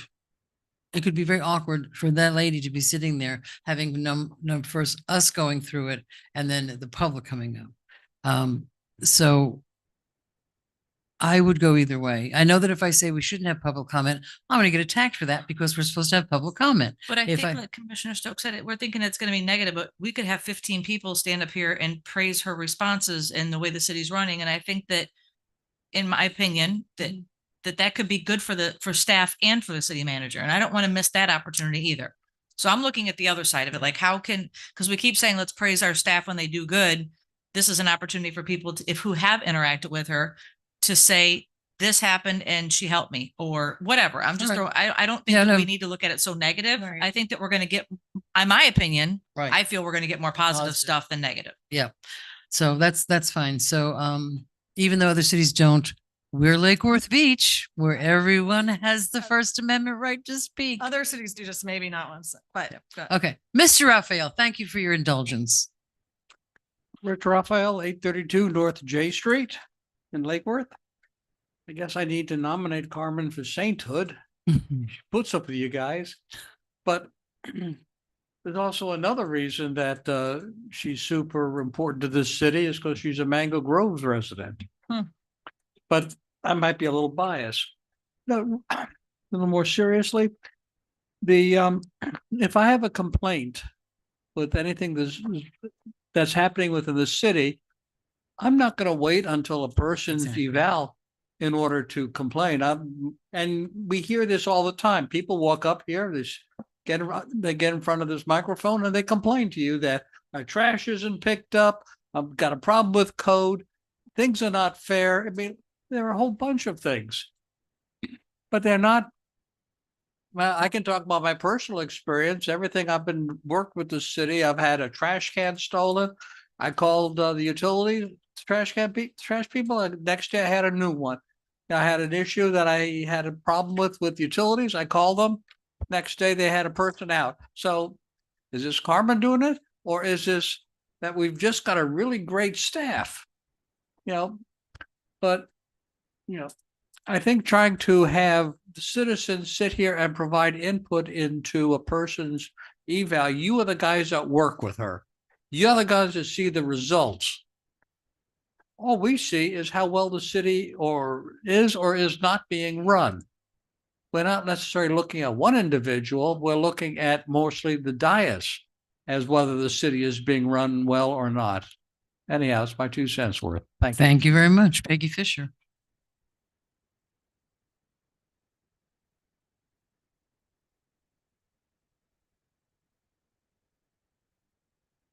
Peggy Fisher, North 8th Street. I agree with Miss Serrano. You are her boss.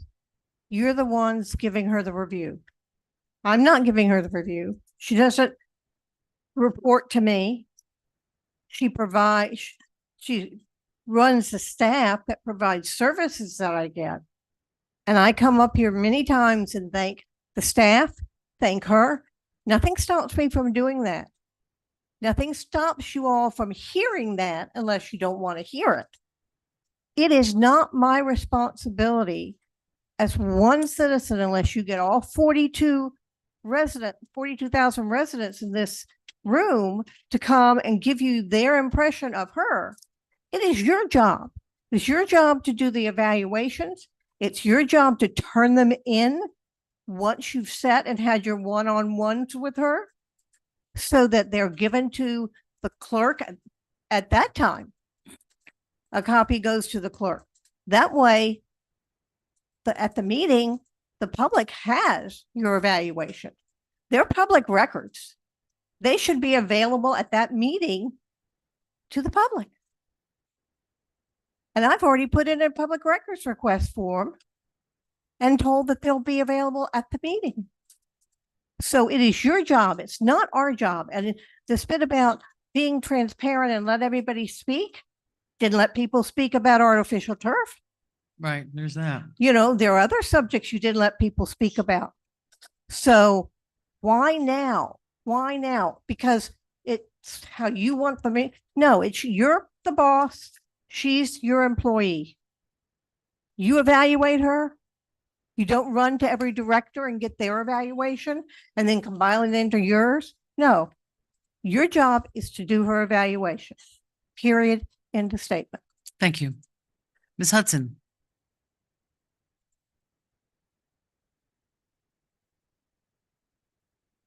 I'm Jennifer Hudson. I live at 121 North M Street. And I guess I just want to say that I think it's very inappropriate to have public comment for someone's evaluation.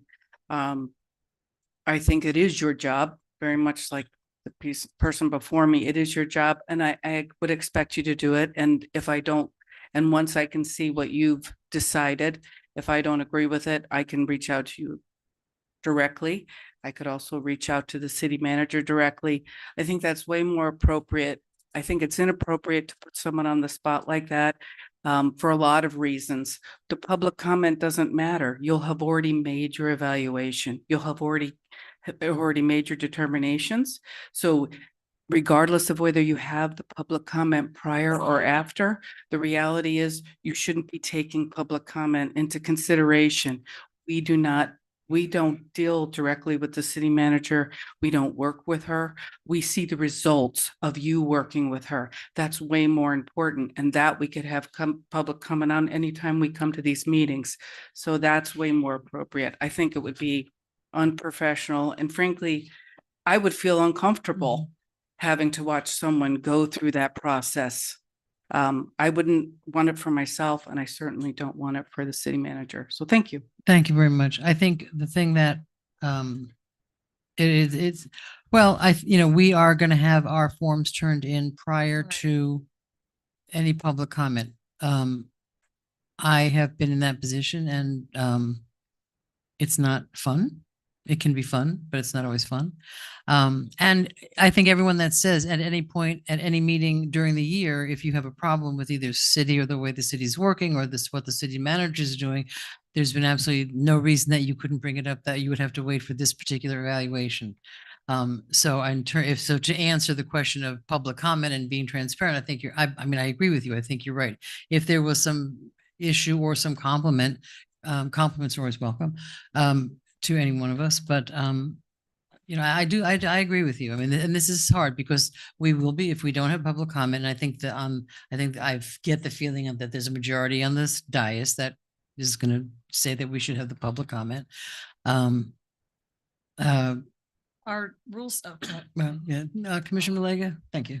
Well, after hearing from the city attorney and saying that no other cities take public comment, Yeah. it makes me think that there's probably a reason. And I'm going to guess that one time, somewhere a long time ago, somebody did, and it didn't turn out very well. That's just a pure speculation. Yeah. And I'm trying to think outside of the box. What if we allowed people to write in comments to be read to the record? Well, that's same. that's just, Yeah. and not just That that. doesn't I'm really really- trying to feel like how It doesn't really help. maybe people just need to write us. I mean, Let me hang on. Hang on. What if, what is today, Tuesday? We have let's just call it 5 working days ahead of us. What if everybody listening, and we put it out there, city manager evaluations being done, please email your district commissioner, support, questions, concerns. We can take stuff into, consideration. Because I mean, I'm trying to stay in my little happy space over here that everything's going to be hunky dory. But as I'm listening to people talk now, if somebody isn't being kind, it's hard to stop them from speaking you when we say, please stop, please stop. And I don't ever want to have staff be ridiculed in any regard for anything. I just am completely against that. So I don't know. Does everybody think that if we just tell people to send in public comment to us personally, to our emails? Yeah, I mean, Instead of being we're going to here- be having our one-on-ones in the meantime. You've already done yours, and that could come, like, if let's say I have my one-on tomorrow and I have my evaluation done, and I get an email from someone, I can bring that up in my 5 minutes of comments. Or, Madam Mayor, ma'am, if I may have a you comment may. on that. With all due respect, Commissioner Maliga, I believe, in my opinion, that is no different from the public comment because It's the all written public. comments will be public record. But Well, it'll still those be are public. still It'll still be public public record. Well, If somebody does a public records request, but I'm saying at least that way it would be informative for us as a commission. If somebody really feels that it's that important. and we could take that into consideration in our comments. Okay, Commissioner Stowe. Did you submitted a card? Or not? While we're waiting on that, Oh, here. is there any conflict with our rules? I know we do not take public comment on workshops. This is a special meeting. Are we expected to be taking public comment at the special meeting? Again, if the special meeting is a voting item, normally you would. My thing is you're not having a vote. We're not voting. That meeting. So again, there's no easy solution. Obviously, you've been struggling with it all in good faith for the last 20 minutes or so. And there's one school of thought that you all answer to the public and she answers to you. There's another school of thought that you've been all expressing that you want to hear the public's input. So you all have to kind of weigh which path you want to go down. There's no black and white line that says you must do it this way or do it that way. If there was, I'd be happy to tell you. Yeah. I can make one We're up. damned if we do and we're damned if we don't. That's just what it boils down to. Yeah. Mr. McBoy.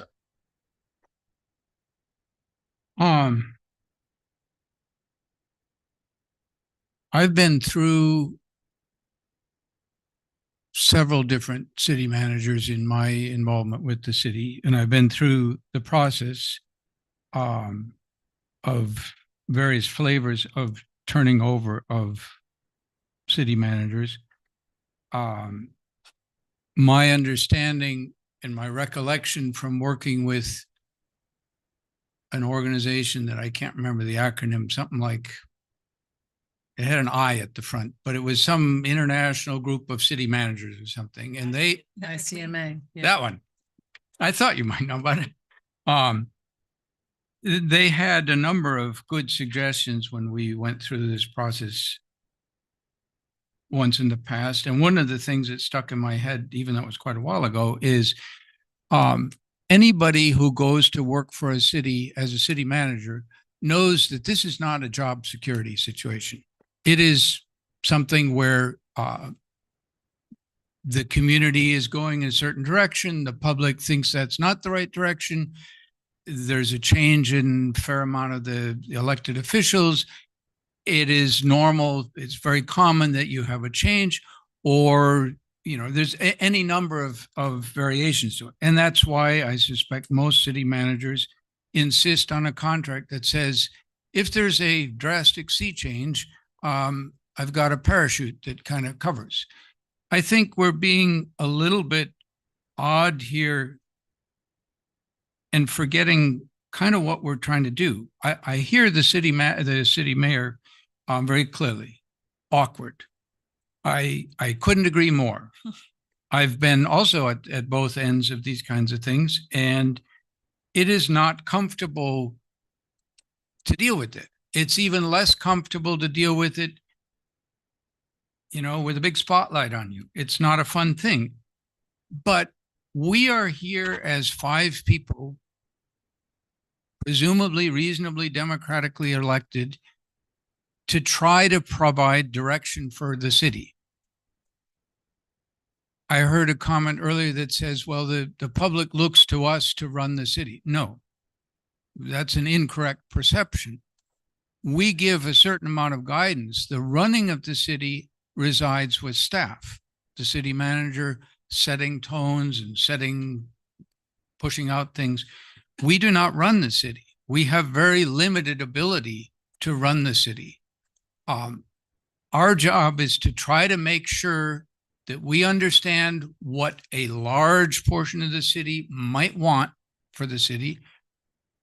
Sometimes we hear that, sometimes we don't hear it. Sometimes we have to use our best ability to try to figure out what that might be and try to make sure that we have staff that is moving in those directions. City managers get paid quite a bit of money. They understand, any of them, because I think they all, my understanding is they get paid fairly similarly unless you're working for, you know, a very big city, and then you get more. But they understand that it's not a secure position, and it's not a position where you will always be getting, you know, everybody saying what a wonderful job you're doing. That's not our job to say what a wonderful job we're doing. Our job is to figure out, the 5 of us, as best as we can, is whoever is helping direct our city going in the direction that we understand that it should be going. And I don't think we should be very shy about hearing from the public. If, you know, I'm sure we'll hear a whole wide range of opinions. Of some people think it's going great, some people think it's not going great, and everything in between. Mr. Vice Mayor, Madam Mayor, I'm sorry to interrupt. Yeah. I was done, actually. 30 minutes has passed. Oh. I didn't talk for 30 minutes. I did talk for a while, but I don't think it was 30 minutes. I restarted the timer. You're over your 30 minutes, Commission. I'm over my 30 We minutes? have another Commission, not, I didn't say Vice Mayor. I said the Commission as a whole has 30 minutes. We have reached 30 minutes. All right, so we're at 30 minutes, so we need to stop because we can't go to workshop because this is done on Monday. We have 2 public comments. Well, it's a big day. I have Ms. Jennings has a comment, and I believe Ms. Roberts has. Ms. Kara, would you pick up Deborah's blue card? Thank you. Sorry for the first names, but we all know each other. You're a busy girl tonight.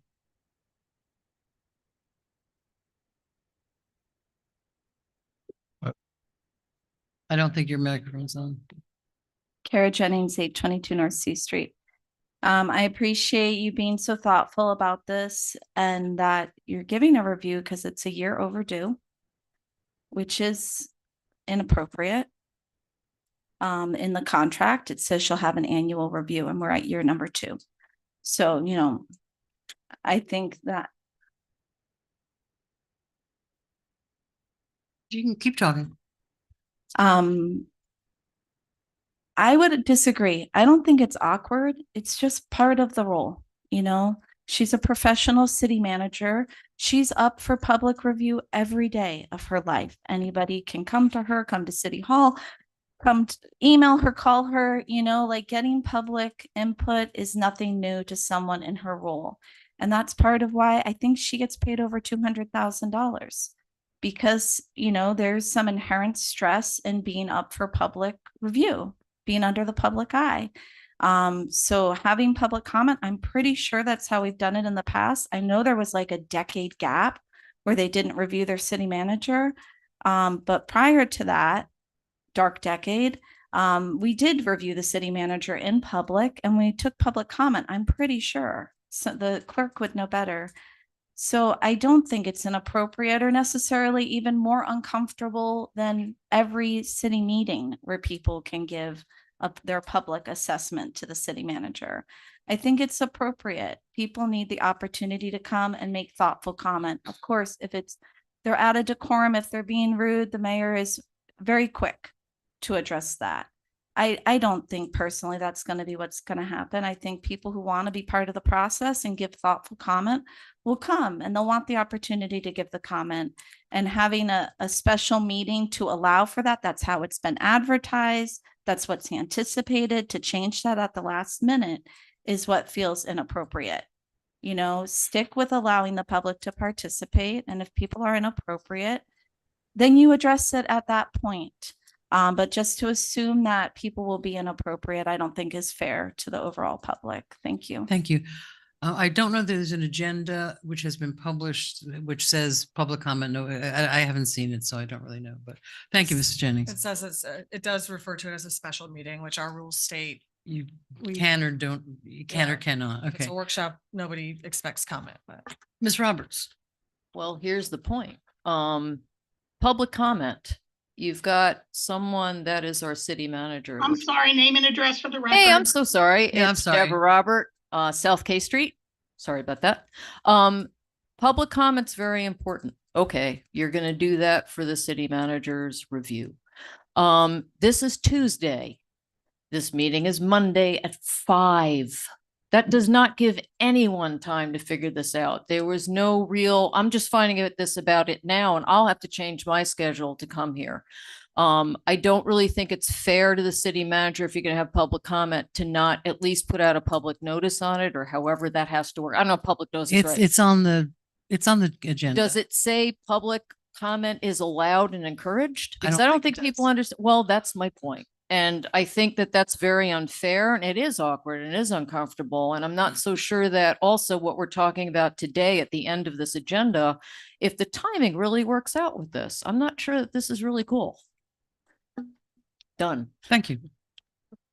Okay, it's 9:43. So I think we've got, so where are we? Where are we? Come back up and help us. Sounds like you're at a consensus that the city manager will have her one-on-ones and she'll receive a copy of the evaluation. At that day, you'll all come in with 2 copies. Although now that I'm hearing that Carmen will have a copy, maybe just give it to the clerk to copy it beforehand that afternoon, 3 o'clock, 4 o'clock. And so that you'll come in, you'll have your meeting, your evaluations will be public at that point. You're going to have a public speak, and then you're going to have 5 minutes or so each to make your comments. And at that point, the clerk probably will be finished with tabulations, can bring you back an average that category 1, the average is this, category 2, the average is that. A spreadsheet is what I'm presuming will happen. Does Okay. that sound like what everybody? Sound like everybody's, Mr. Diaz? Yeah. Okay. Thank you. Thank you for clarifying that. As again, that's why we pay you. It does. We're going to tell the clerk that she'll be counting things. Okay, so I think we can move on. I think so. Madam Mayor, Yes, ma'am. I have a lot of public comment for the next item, so I do too, and I think we need to can vote we about please 10 do o'clock. a motion to extend until 11? Motion to extend until 11. Second. All in favor? Aye. All right. Okay. And that's, we don't, do we go to 11 or noon or noon or midnight? We, 11 at is our- 11, I will be ending the meeting if it hasn't ended already. Ooh, thank you. Thank you. We are not the county. All right. Before you get started on that item, Madam Mayor, I would like to take point of privilege. Given that I am involved in this, I am going to recuse myself. I asked to be informed when you finished up and called back into the meeting. I will be here. Okay, thank you. Appreciate it. Order a pizza. Got pizza on the mind today. I haven't eaten today And yet. Vice Mayor Roy and I had that conversation and about him recusing himself. About pizza. About him recusing himself, and I appreciate that. Okay, this is item number D. This is the title is an agreement with the law firm of Ward Damon. Engagement of an attorney to look into the allegations made at the commission meeting November 7th, 2023. My understanding is that if you are notified of something that you need to take action, I'm just going to paraphrase and tell me how far off I am. That it was brought to these emails and things were brought to your attention, and our handbook says that the city attorney needs to deal with it. But it's your feeling, and I think we all agree that you are not the person to do that. Right. I mean, whether it's in the handbook or not, if someone makes an allegation, any allegation, like whether it's bullying, harassment, discrimination, all those categories, and your policies prohibit bullying, and it says that it applies to the commission as well as the employees, then you always have to make that judgment. Is this an allegation that we investigate? Because some allegations are just out and out. They seem ridiculous and people don't. Some are more serious. And so tonight, your choice is, do you hire anybody, but in particular, Mr. Peterson, to investigate the allegations that Commissioner Maliga raised at the last meeting? Jeff Peterson Bless you. has done some of this work for the city in the past on a staff level. We had a staff situation where he investigated it, and all the feedback I got was good. He's done this for a living for about 40 years. He's been a labor and employment lawyer in this county since the middle 1980s. Before that, he was general counsel for the Public Employee Relations Commission, PERC. So he's good at doing this. So if this commission decides to move forward, I would recommend that he be the person that's selected. And Ward Damon has no business with the city. No, other than the fact Ward Damon is the name of the firm that Mr. Peterson works for. right. I don't think that any business with the city, other than the fact that he did an investigation for the city. We've hired a him year or so before. ago. Right. Okay. Thank you. Where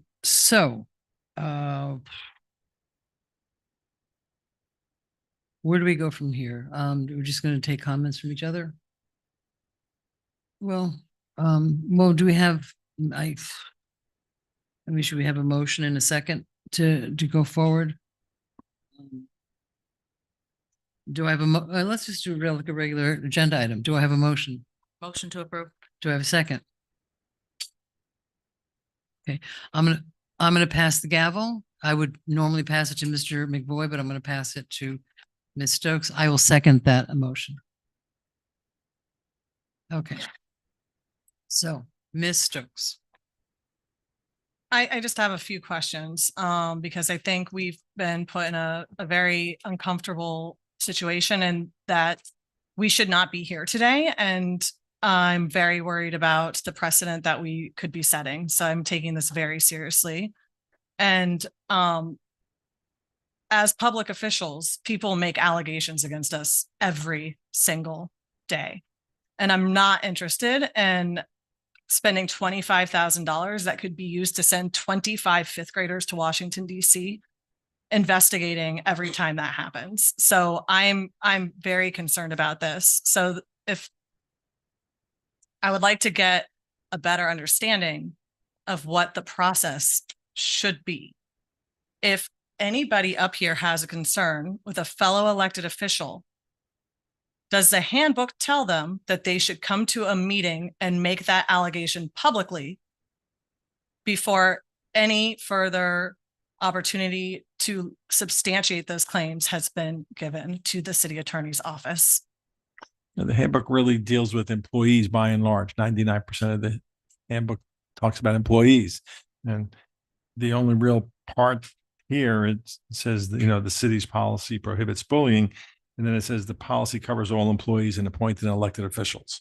So all of a sudden you have that phrase that says it applies. And in this case, the commission as a whole is the employing body that hires Miss Davis, evaluates Miss Davis is going to happen.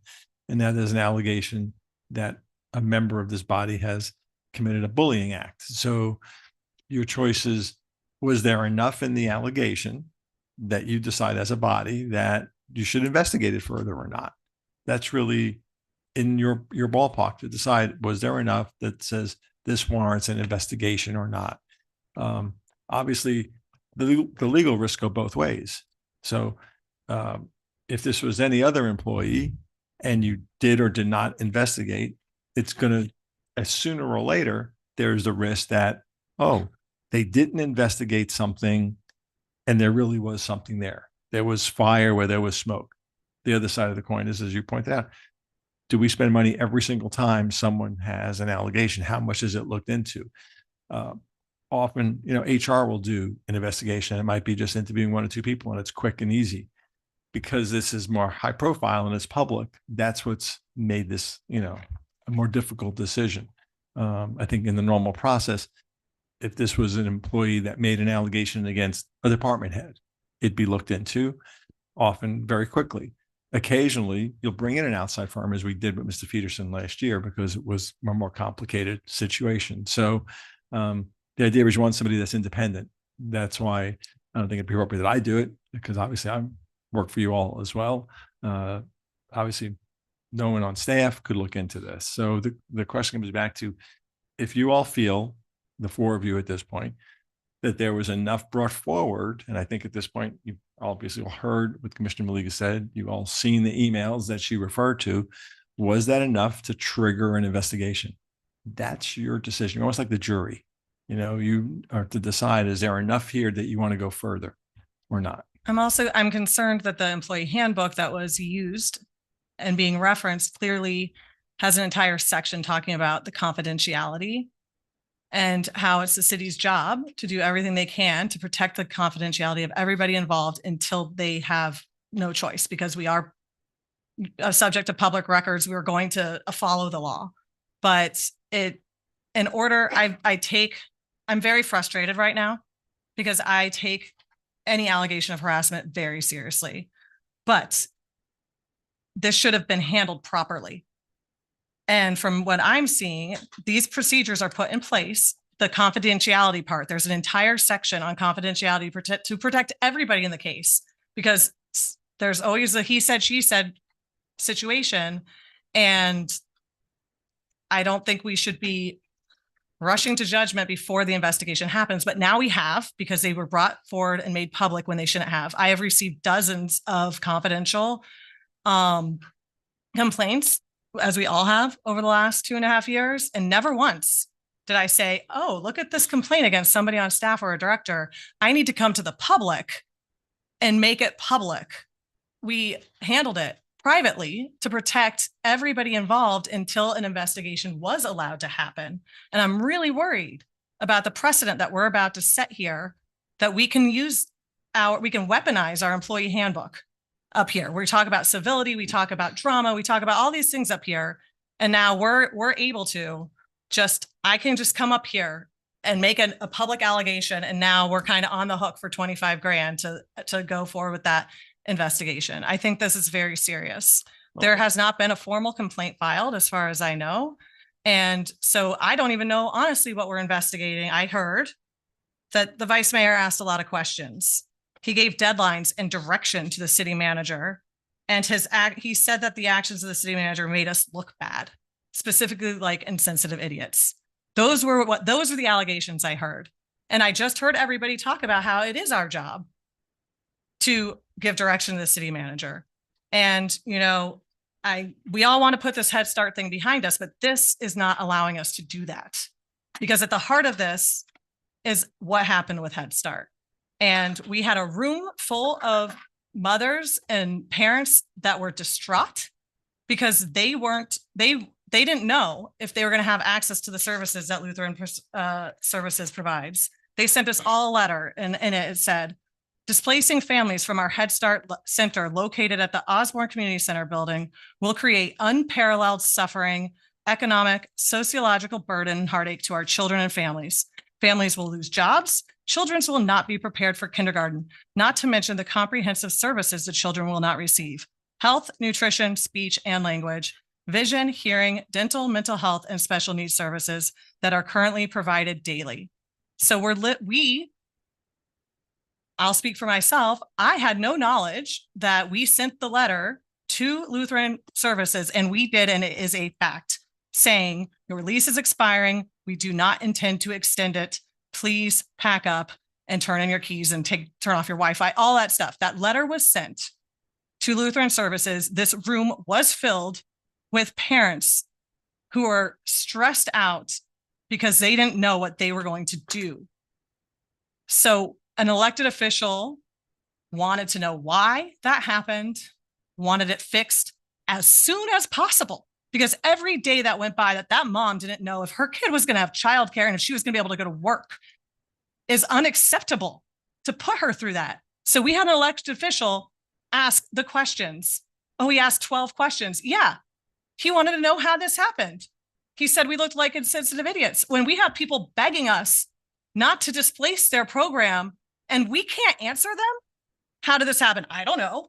Why is this happening? No clue. What would you call that? I honestly think that phrase is a little mild to how I was feeling. The only difference is I didn't put in an email and send it that night. I could be investigated. And the people that sent that package, I think, want me to. Because here's another email that they put in here with a sticky note. Bonus: Stokes getting involved in Veterans Day event. What? Apparently, when the city manager comes to us and says, we're not going to have a Veterans Day parade this year, but we're going to make the actual event even bigger and better than it ever has before. And I email a local veteran and say, I want your input. I was told by the city manager to get input. We want to make sure we're giving you something good. And I email this veteran and I literally, hi, staff has been talking about trying to improve our Veterans Day events. Do you know which organizations would be the best to reach out to for input? I would also love to hear directly from you. And I'm not going to read his entire response. It's public record. I'm sure some people in this audience already have it. Oh, they do, because they're the ones that put the sticky note on it. That's right. They read it and they saw my response to, I forwarded it to Director Bennett, who was planning how we were going to make up for the lack of turnout in the Veterans Day parade and our collective decision not to move forward with it. I forwarded it to our director. Thank you so much for your feedback, Conrad. This means a lot to me. I was telling the city manager that as an ally of many causes, I think it is important to center the voices of whatever group we are talking about when planning and hosting events. I am copying our leisure services director so she can incorporate your feedback and reach out to you if she has any follow-up questions. Bonus: we got her. We got Stokes. She's directing staff. I don't know what my job is anymore. I can't ask questions. I can't get upset. And I'm not allowed to give any kind of direction to staff. So I do not support this investigation, and I do not support the precedent it's going to set.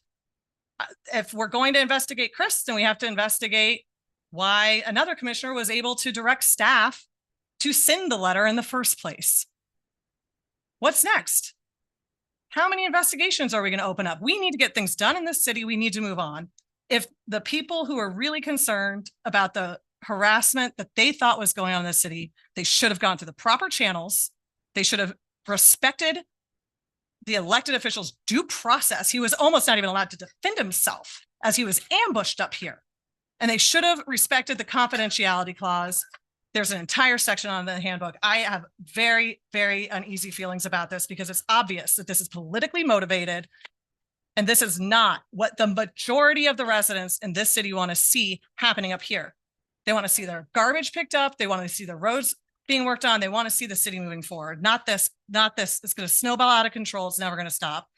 And I would like to add an agenda item to our next meeting, clarifying the process for when we think an elected official is actually violating the handbook. And then I would like to see that process followed before I vote to spend $25,000 on a witch hunt. Mr. Diaz? Yeah, I mean, it's so infuriating to see this on the agenda as probably the one up here that has the most experience on boards and executive level experience. This is such an extremely Please, Mayor. folks, really don't do that. Don't do Please. that. Anybody, nobody. Just in case anyone's wondering, I do sit on the boards of multiple nonprofits, some of which have been around for around 100 years. They do lots of work for this state. I mean, I don't even need, you can Google it. I don't need to go up, and it's just, that's exactly the sort of reaction that we see in these emails. And, the thing that's most upsetting is I hated how that meeting came through. The city has experienced that sort of thing in the past before. It drags us down. Glenn, you put it best. It drags us down to rock bottom. And I hated that that's how that played out, because there is a process on every board I've ever been on and every board I'm on. There is a process on how you handle things, and you don't do it so publicly unless there really isn't a whole lot there. Because here's the thing, that I unfortunately have to point out now is your Commissioner Stokes touched on something I think that's really important that I didn't even think about, which is we do get a number of emails, as we're up here, and we have received things that are sometimes an anonymous letter. Sometimes it's from somebody who says, an allegation, so-and-so on staff, so-and-so, my boss did this, and we have to deal with it. Never in those many instances do we come out publicly and lay that out in front of everyone, unless we're absolutely sure, as you said, that the level of evidence is there to determine that it's something that's reasonable. This is not, we're not necessarily a court, but I will point out that as that meeting was happened, I called for that break. I'm glad I did, because as I discussed with you during that break, we were forced into what is essentially a hearing.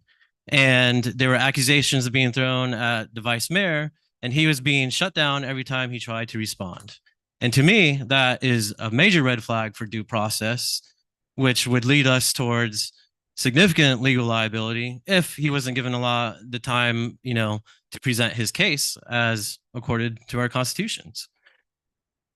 And after the break, he was given 5 minutes, 3 of which were interrupted by Commissioner Malega. So, I think there's still maybe a due process concern there, but that's not the thing.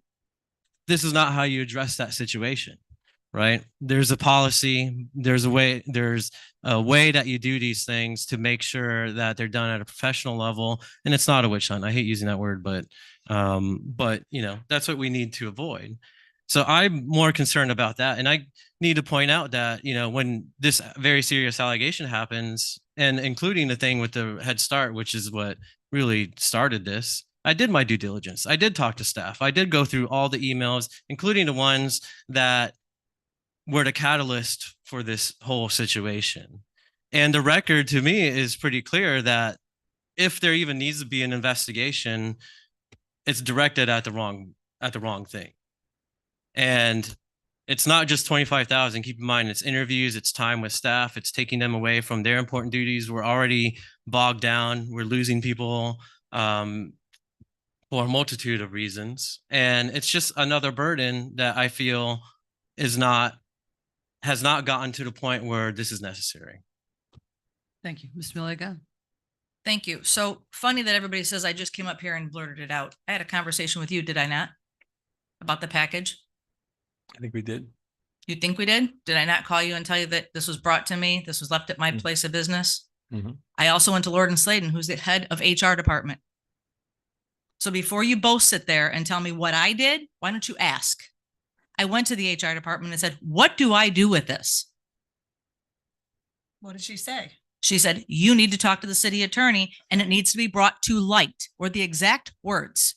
As an elected official, my obligation is not camaraderie to people who sit up here, which you guys have all demonstrated, okay? With the exception of the mayor. So I'm just going to say this. My obligation is to the city residents and to the staff.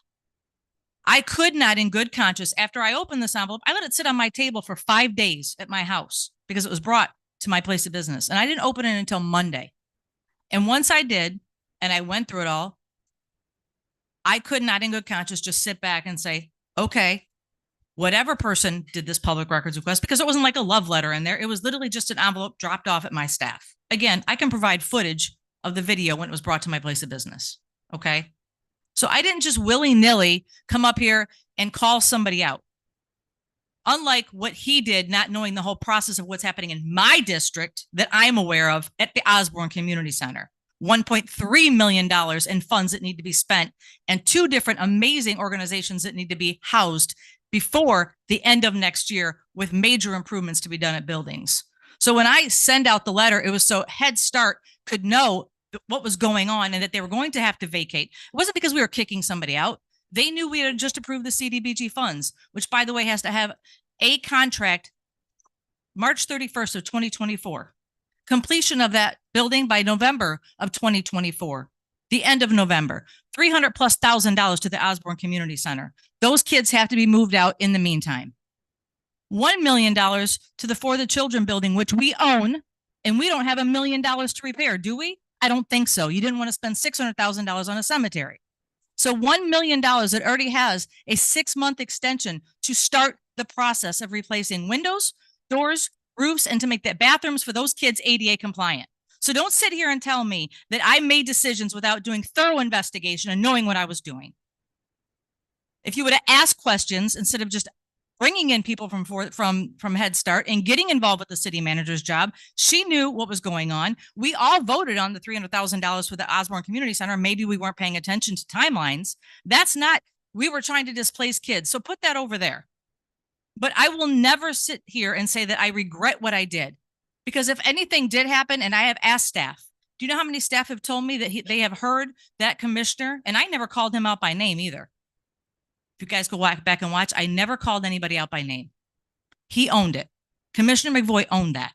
I never said Commissioner McVoy sent these emails. I said a elected official. And I did that with respect for the person who was sitting up here. I never said a name. I said a elected official. And it wasn't to cause any havoc because we all ran to try to make the city better. But when I have staff coming to me in fear of losing their job, and then it's substantiated by this big list of emails, and I have other staff saying, I hear him screaming at our city manager. My office is literally right next door. Do you know how that makes me feel as an elected? That if I were just to say, you know what, push that over here, let's have a friendly conversation about it. I'm trying to do what's lawful. I went to HR. I went to the city attorney. I don't feel bad. And you know what? Spending $25 million and if there's nothing that comes out of it, great. I did my job. We did our job. But if something did come of it and we didn't do the right thing, that's on our heads. $25,000 you sit here and talk about, I don't want to spend, but we spent $50,000 on legal aid. We spent money on different programs just to do studies. This is something to protect the integrity of this office. And that I am not going to shy away from. So I already very well knew that coming into this, you two were not going to support this because you're buddy-buddy with the commissioner. Okay. And you never vote against him. If you look at 2 years, you both vote for him, which is fine. I've lost many votes up here, 4-1, 3-2. I'm okay with it. It's about respecting each other and respecting the authority that we have. And you cannot make a city manager be in fear of her job if she doesn't dance to the puppet strings or she doesn't respond in the time that we want her to. She's trying to run a city, an entire city. So with all due respect, please do not tell me that I didn't do my due diligence, that I didn't read the handbook, and that I didn't go to the HR department, because I did. I did all of that. So please don't say that I just threw this out as a witch hunt.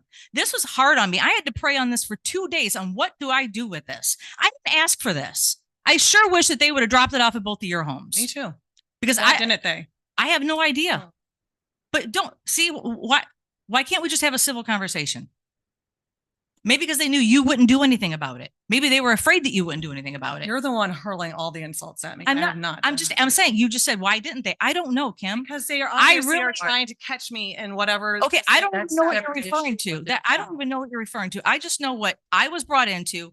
I tried to be responsible to our residents, to the business owners, and to the staff.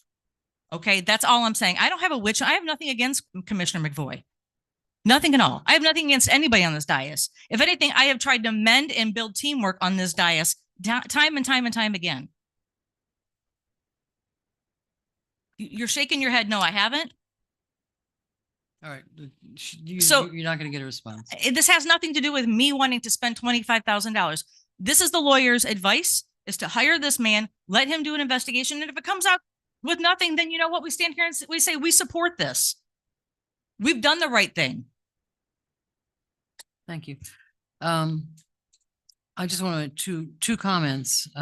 Number one, there was a mention of accusations. It's not really accusations. We have in black and white what was said to the city manager and the back and forth. So it's not like he said, she said. It is in black and white, literally. And if, let's say, Commissioner Malega had, the minute the city attorney knew about it from the handbook, this is the evidence has been presented to him. He, I believe, has to do something. And so even if there wasn't the back and forth that day on the dais, once it became known to him, he would have to bring it back to us to make a determination, which is exactly what we're doing tonight. So I'm not going to get much into the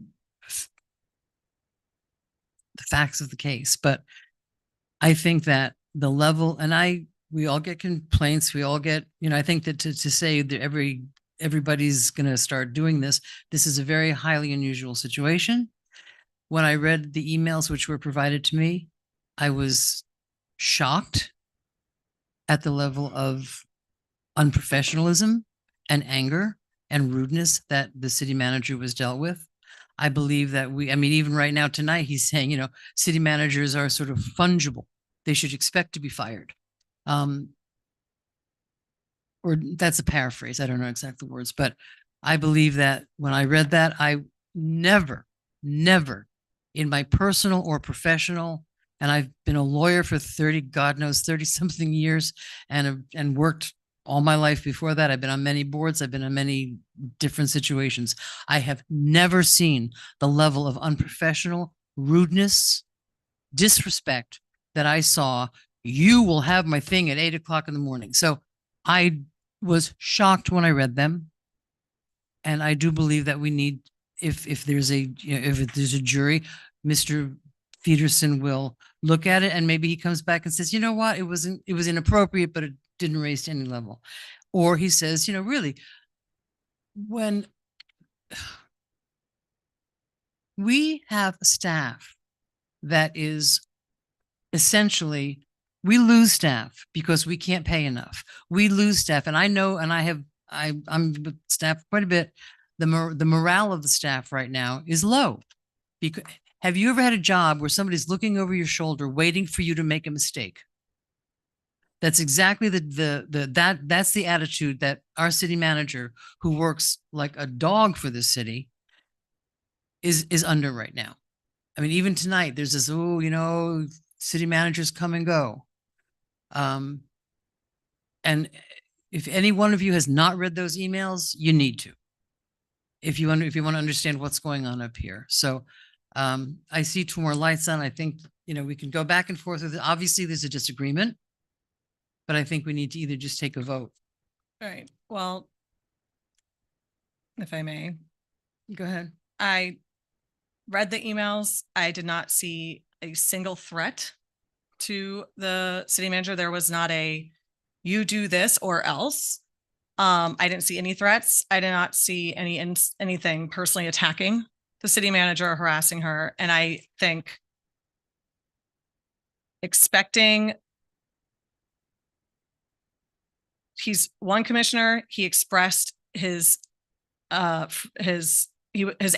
at the situation. I was angry. It was an awful situation to be in. I mean, I don't know. We even had people come up come up to us afterward and say, who kicks out a Head Start program? Coming up to us asking that question. Again, I had no answers. You think I went home feeling all great about how this went down? No, the only difference is I didn't put it in an email, and I don't think it's my job to start policing my colleagues' behavior.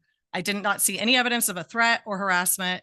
If the city manager is feeling threatened and harassed, she should have gone to the city attorney and handled this delicately and privately. This is not the way to go about it. I don't know if so is she talking to other elected officials? Is she talking poorly about one elected official to another? And I have all sorts of questions. What I really need to know, though, what was really concerning to me is I need to know if our HR department head and our city attorney are giving suggestions to ignore the part of the handbook that is saying this should be done confidentially until it can't be anymore. Because I hear you, Commissioner Lega, you have told us repeatedly that you went to our attorney in our HR department. I have not heard what they replied back, that you need to go to the city attorney. This needs to come out. This needs to be, I don't know what you said. It needs to be, I don't know, taken care of. It needs to be brought into the light. That could be interpreted a million ways. So I guess the city attorney must have said, yes, bring this into the light, make a comment at your next public meeting. I mean, we have several things that we've been able to discuss in our one-on-ones. We didn't discuss the Carmen, our city manager's contract details in a big public setting. You negotiated with Diaz and then me, and then you pulled the commissioners, and you respect the integrity of this office and the elected officials or anybody being accused of something before you have an opportunity to look into those claims. You do not bring it out into the public. And if that is the advice that we as elected officials are being given, I have major concerns about that, because that is not, nowhere is that considered ethical or proper. But again, Commissioner Stokes, I never said a name. No, I just want to make sure. I never called a colleague out by name. That to me is like, no, it does. Let's not go. No, I rather you say Commissioner Stokes did something that was true than dance around it and just say all sorts of horrible things by me, but just not say my name. I'm not saying that, but I mean, I think that's like a technicality that's not relevant. It was obvious who it was directed at, and it's obvious who we're here talking about. I did not see evidence of any kind of threats. And, I feel threatened every day at my job if I don't do it well. But, nobody is entitled to their job. And I don't feel threatened. I have a great job. I do it well. So I don't feel threatened. But anybody could say that they feel their job is in jeopardy if their employer isn't happy with what they're doing. That's the nature of jobs. So I didn't see any threats in this email. I saw a commissioner who was upset by a horrible situation we were placed in, asking for answers, giving deadlines. I personally have found that if I don't ask very detailed questions, I get very generic response. And if I don't get deadlines, sometimes I don't get a response at all. So I from my own personal experience, I don't see any evidence here of harassment. Mr. Diaz? First off, the work to the community center can be done without displacing our tenants. That was confirmed with me by staff, but beyond that, again, this is a mess, and it seems like, Glenn, your advice is basically we are determining whether we meet whatever evidentiary standard to see if this is even justified. And it seems like, from what I've seen, from looking at all the emails and all the communications, there's just not enough there that's going to lead an investigation to anything, honestly. And so it's just kind of a bizarre move. And to bring an agenda item and openly admit that you're not going to have the votes is... Bring this. The city attorney did. Well, please change that language. Okay. I did not bring this. The city attorney did. I didn't say your name, so I didn't say it was you. But everyone needs to be quiet. If everyone needs to be quiet, that goes for everyone. Right. Again, to be brought, as a board, effectively, we're a board, and to be brought something like this in this manner, some consulting should have been done. And I think in the spirit of transparency, I kind of maybe want to make a suggestion. I think it's maybe more important to, and I don't even know what the clear answer of if this is, but make some sort of effort to, you know, lay out what's out there. I mean, we're talking about emails, and probably a good majority of people, probably even in this room, haven't even seen what we're discussing and talking about. And it's not particularly difficult to write out a memo outlining a timeline of everything that's happened from, you know, that first inquiry of what do we even do with the Head Start thing to everything that emanated with it, and just kind of be transparent and lay it out there, and you know, have that kind of respect of the work that we do up here, because you know, I would be okay with that. I don't know exactly how we would do that or what the mechanism is, but it's just kind of a thought of, you know, being transparent and talking about the situation, because you can read those emails, Mayor, and say that this is the worst, you know, professionalism you've ever seen or whatever. And I don't agree with that. Quite honestly, I've seen, you know, we've obviously dealt with far worse and far worse accusations, which never come to the public's light because it deals with our staff. It deals with people. You know, I don't appreciate often getting an anonymous letter from somebody making serious accusations on managers and things like that. But it does happen. It's a realistic thing of what happens in this job that we're up here, and we don't always air out our dirty laundry, and we don't always assume that an accusation is as good as gold. And so, you know, it's just the process and how this was brought, the homework wasn't done. It just everything about it. And on top of that, just on your advice, does this meet that evidentiary standard? Is this warranted? And is this, and I look at that from kind of like the legal perspective, is this warranted that there's a possibility of it reaching any kind of conclusion that I just don't see that happening. I mean, I've looked at it all, I've read it all. It's just not going to happen. Madam Mayor, Yes, ma'am. 30 minutes has elapsed. Okay, I'm going to take 20 seconds and I'm going to say two things. There may not have been threats, but certainly those were bullying emails. And one of the things that we have to look at with how we treat our staff is a hostile work environment. And that is a legal standard. And I think that's really what we're looking at in terms of how this commission deals with staff, deals with micromanaging, and deals with bullying and a hostile work environment. When I read them, I thought I would not want to be working for this person. And frankly, if anything negative happened to the city manager, she would get, I think she'd have a really good case for a hostile work environment based on that sort of thing. And that's been going on for quite some time. So we are at 30 minutes. We should take a vote. We need public comment. Oh, we have a lot of public comment. We have a lot of public comment. So, and I need a 5-minute break. So I'm going to go upstairs, take a 5-minute break. Everyone take a 5-minute break and come back because I can't concentrate right now.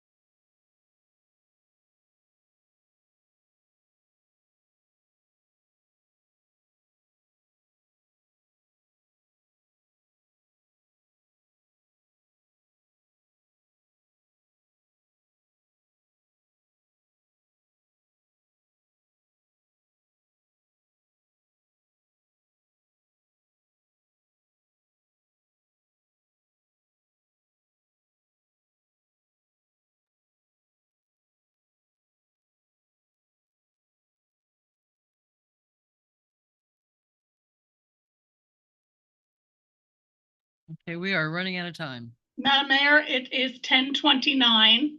And we're waiting for the city attorney to join us. We could actually, it's public comment. Yeah, it's public comment. I have quite a few up here. Tom Conboy's up first. After him, J. Marcus. After him, after her, David Sims.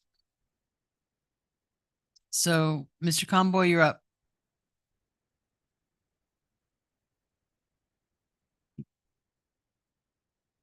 Okay, J. Marcus. And then David Sims. Hello, everybody. J. Marcus, 1224 16th Avenue. If I'm being honest, I'm gravely disappointed in this announcement that an investigation has been called for Vice Mayor Christopher McVoy, especially knowing that this conflict arose over the city making moves to remove Head Start's lease, which seems to have since been resolved. Initially, the city seemed to nearly jeopardize a program that provides high quality, affordable child enrichment. Vice Mayor has been a commissioner for years, for multiple terms. His face is posted up all over this room. And I just wonder over the years, how many times has he been accused of harassment or bullying? Correct me if I'm wrong, but this is the first one I'm aware of. I do not have all the evidence, but if the basis of this claim are some emails, I truly believe that this could have been handled in a due process one-on-one. I truly feel like this investigation is pushing away a strong advocate. The vice mayor is my neighbor, a man who has shown integrity, compassion, an open mind, shows up for marginalized communities across the human experience. And he did everything in his power that he thought was right to ensure that working class families did not lose access to this program that's essential. I truly believe that this investigation seems, to just from an outside observer, politically motivated and not the best use of $25,000 in legal fees. I truly feel like the city is going to spend thousands on this attorney, Jeff Peterson, to find evidence that does not exist. Thank you. Thank you. Mr. Sims? And after Mr. Sims, Mr. Conboy, you're up.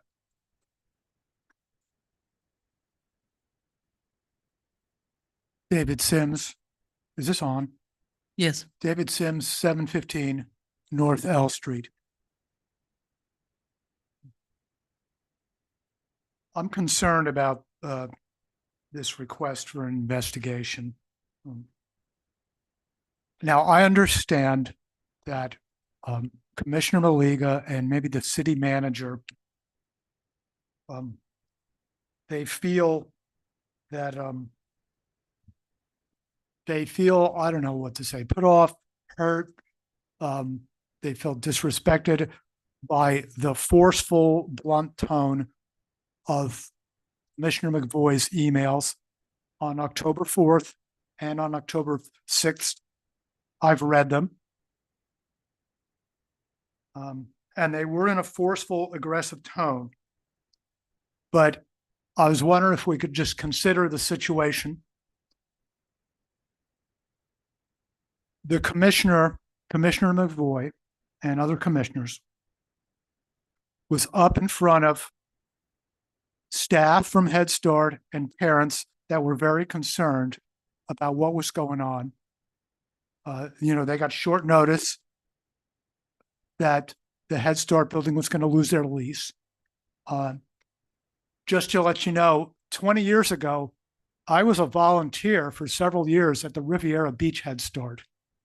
And I remember every day the children got a nutritious breakfast and a nutritious lunch. So if those students, if that Head Start facility closes, it's not just that the students don't get daycare and the parents don't go to work. People that are food insecure, their children's not getting a meal. So people were very concerned, and Commissioner McVoy and others, they didn't know what was going on. Thank you. That's time. Thank you. Mr. Please Conboy? don't approve this. Please don't approve. Mr. Conboy? Thank you. Thank you, Mr. Sims. Thomas Conboy, business owner, 30 South M Street. First off, I want to say that obviously this is the most important thing on the agenda tonight. The agenda title is Agreement with Law Firm of Ward Damon. That's it. Doesn't tell us anything about this item other than it's with the law firm. So I go to the backup, and the backup refers to Commissioner Malega's comments. It doesn't actually list the allegations that Commissioner Malega made publicly in the meeting, which it should. That is the type of backup that we need when we have backup. So I went to the meeting and I watched it on YouTube before coming here tonight. And there were two bullies in that meeting, right here and right here. You didn't let Commissioner McVoy even respond. The only reason, Mayor, you let him respond is because the lawyer told you you had to. We know that. And so if there's any bullies in this room, it's not Commissioner McVoy. Commissioner McVoy brought in $24.5 million for our electric company. He also asked, please don't. He also asked a very important question when the pool was coming before us. How deep is it? It's 4 feet deep. You guys were ready to approve millions of dollars, and people didn't even know the answer to that question. Bullies are bullies, and Chris isn't one of them. Thank you. Ms. Jennings? Please, Ms. Jennings and then Deborah Robert.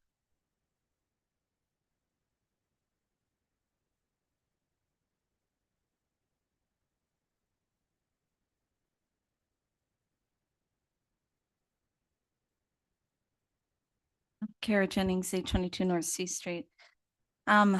So it seems like without talking to the commission, Commissioner Malega asked the manager to write a letter ending the lease for Head Start. We've seen that in emails. And then she, gave some helpful details tonight about how Head Start had to move out because there were building repairs that there was a grant for. I mean, it seemed like it would have been good for you as a commission to discuss that. But regardless, behind the scenes, she moved forward that maybe with the best intention. I'm not saying it was malicious. I just think it was bad process. And, told Head Start to move out with 30 days notice, I think it was. And then when the commission becomes aware of that, because Head Start shows up, it's, very intense. I think we could all agree it was upsetting, confusing. Is there a misunderstanding? What's happening? And at that meeting, I listened to the meeting. I didn't hear the manager or Commissioner Malega offer the information she offered tonight about why this was all happening. So it was very chaotic. I don't think what Commissioner McVoy said in those emails I wouldn't qualify that as bullying or harassment. I don't think there's enough factual merit to hire an investigator. Was it direct? Yeah, it was direct. You've both recanted some of what he said and you pound the table. Well, that's how you're reading the tone. He didn't say it in person. So you're just ascribing a tone to an email. I think in this city, you have to ask for what is important. And him saying, I need a letter on my desk by Monday morning, you call that bullying? To me, that's leadership.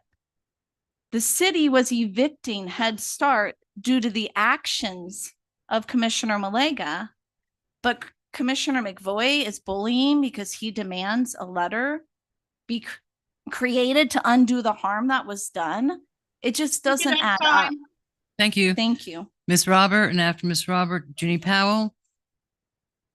I think it bears noting that the lease was expiring. There was no eviction there, but that's okay. Okay, Deborah Robert. Deborah Robert, South K Street. All right, first of all, this was not a confidential situation. I've been told, and several of us have been told by people about yelling in City Hall, yelling. That has nothing to do with the emails you're talking about. There's been yelling. And the reason we know that is because guess what? City Hall's not a private bubble. We are friends of people that work here. We know people that work here and we hear what goes on. And I've been in their situation. And you, the current commission, ran your campaign on a promise of complete honesty, having integrity in your position, and most of all, complete transparency. You also ran the precept of vote them out, because what you said what you wanted to restore City Hall was just that, transparency. So this is one of those turning point situations where we see who was voted in right now. There have been implications and already several truths about bullying, intimidation, ill-tempered behavior. Do you hold yourself responsible to the standard of transparency you campaigned on in this kind of situation? And of course, there'll be citizens tonight who'll comment on how this is all fabrication, how Commissioner McVoy is wonderful and is untouchable. And we do respect him. I respect a lot of what he does, but there's someone who's going to protect him. But if he's beyond reproach, then let's find out. That would be a relief for us all. People who work for all of us, the female employees, the minorities, and any of those vulnerable to intimidation in this city deserve this investigation. They've got to feel safe with the understanding if they ever have an issue of bullying from anyone, their voices will be heard, not ignored, which is what you're doing now. And they should not have any fear of coming forward to feel undervalued and inaction. This is a total Me Too moment. It's ridiculous. Our city attorney or legal expert has determined the need for looking into this matter based on evidence already provided and heard in these chambers on November 7th. We've already heard of been bullying before. I've been a victim of his too, which I didn't talk about, but I can't prove it. But know this now, there are quite a few women's and minority groups watching this very closely. This public record, this actual video right now, who are not just citizens and voters. Thank you. That's time. Mission to represent the people, including employees, to do what's right. Do what's right. Do what your oath said. Thank you very much. Ginny Powell and then Andy Amoroso. Here we are. Pick your Ginny mic. Powell, 224 North Palmway. I'm going to repeat some things because I'm better at reading than I am off the top of my head.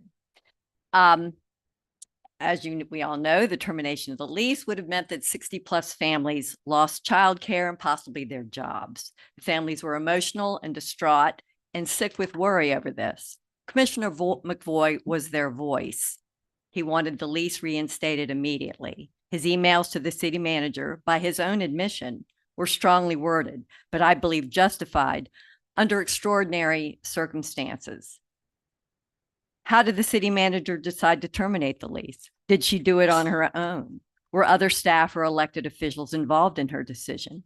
Based on a public records request, it appears that Commissioner Malega was involved in some way. During the 11/7 commission meeting, Commissioner Malega, tried to make sure everyone believed that Commissioner McVoy's behavior towards the city manager was inappropriate. It was a performance she initiated by dramatically reading Commissioner McVoy's emails with her voice raised to make it sound like he was yelling at the city manager. The mayor and residents piled on. They attempted to try Commissioner McVoy in the court of public opinion and then refused to allow him to defend himself. 2 commissioners had the good sense to call for cooling off break, after which Commissioner McVoy was allowed to say a few words. Later in the meeting, and Commissioner Diaz mentioned this, the city attorney used the words, and I quote, "You hit rock bottom." And I don't think he was talking about he was talking about the fiasco that was started, initiated, and just ballooned into it was crazy. I was there. I was appalled. I was upset. It was just a few months ago, I sent you all a letter calling for more decorum, better decorum in the chambers. And here we are. Thank you. That's time. Thank you. I think that you need to vote no. Thank you very much. Andy Amoroso, then Peggy Fisher. Andy Amoroso, 101 Southeast Coast. I don't need to write a script out. We're all adults. Common sense says adults don't treat other adults like this. I want to apologize to our city manager and say I'm sorry on behalf of the residents. And I'm sorry to the other staff that have to work through this. It's not all right. It's not okay. And we're talking about some emails. What about the yelling and the screaming at City Hall? There's 3 offices that sit between Sarah Parr's office is across from Mr. McVoy. There's 3 offices that if you are in your office, which I know a couple of you don't spend much time in your office, but if you're in your office, you're going to hear the same thing that they hear. And it's absolutely not acceptable to not get up and stand up against this commissioner and say, this is not right. This is not how we treat staff. This is not how we treat other human beings. So again, I apologize to you. Thank you. Ms. Fisher, then Catherine Kohlmeyer. Peggy Fisher, North A Street. If we're going to talk about sending 25 students to Washington, D.C., let's talk about the $10,000 of discretionary funds that were not spent in 2022 by Commissioner Stokes and the Vice Mayor. So there's that. The first letter I have is from September 8th, where Lauren Bennett says to Carmen that the lease is expiring in November. She talked to legal, and legal said to let them serve their term and send them a letter. And then Lauren Bennett attached a draft letter. So that's the beginning of September. Towards the end of September, on September 29th, there's emails about the lease being extended. September 29th. And it's even a comment from September 28th from the Lutheran Services saying that they're going to renew the lease. That's well before the October 4th meeting. So someone wanted to have a fiasco go on at the October 4th meeting because Lutheran Services knew the lease was being renewed. City said it was being renewed in September. As far as bullying, I know what that's like because I had it on my front step. And it's not unsubstantiated at all. I'm not going to stand up here and make up a lie about someone saying to me what was said. I've heard about being yelled from staff all through this city about being yelled at by that commissioner. You took an oath and campaigned on transparency. Well, if you don't want to be transparency, voting no is a very good way to show to the people that you don't believe in transparency. If there's nothing to find, if there's nothing wrong, then why don't we have the outside third party, just like we had to have a third party negotiator for the golf training, come forward and do it. Thank you, Ms. Fisher. Catherine Kohlmeyer, followed by Rich Raphael.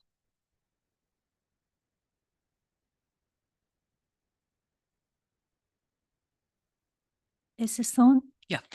Catherine Kohlmeyer, You can raise it up a little. Catherine Kohlmeyer, 503 First Avenue South. I had something prepared, but I don't know. The letter Carmen, city manager, sent out on the 21st of September telling Lutheran Services the lease was not going to be renewed, said that that was because the city needed the premises for other purposes. Didn't say it had to be repaired because of a grant. It said it needed it for other purposes. I've seen emails from Commissioner Maliga saying that another program was going to go in that building. Well, that was what you emailed to, I believe it was Suki. But anyway, I don't want to discuss all these different emails that everybody's seen because everybody's got a different set of emails. I just really don't feel that the accusers here are being fair. And when people come up here and talk about being adult and grown up, they're the people who are sitting in the back row making pantomime noises, like, you know, groaning. If Commissioner Diaz says he's on board, so, oh, you know, how could Commissioner Diaz be on a board? I beg your pardon? No, I said, I mean, that's from both sides. There's laughter. Well, it's not actually from both sides. The burst of laughter that came out from a few people when Commissioner Diaz said he didn't mention a name, but I think was spontaneous. This is choreographed. And to me, everything that goes on here seems upside down from some parties. Now, I know other opinions would have an opposite opinion from me, but I'm telling you, that's how it seems to me. And I also think there's a lot of disingenuity going on. And I just really cannot believe how unprofessional the apparently master mediator, has been at not conducting these commission meetings in a civil way. Thank you. And I have, okay, well, thank you. Just finish your sentence. Well, I don't know if I can finish a sentence. I'm speechless. All right, thank you. Mr. Raphael?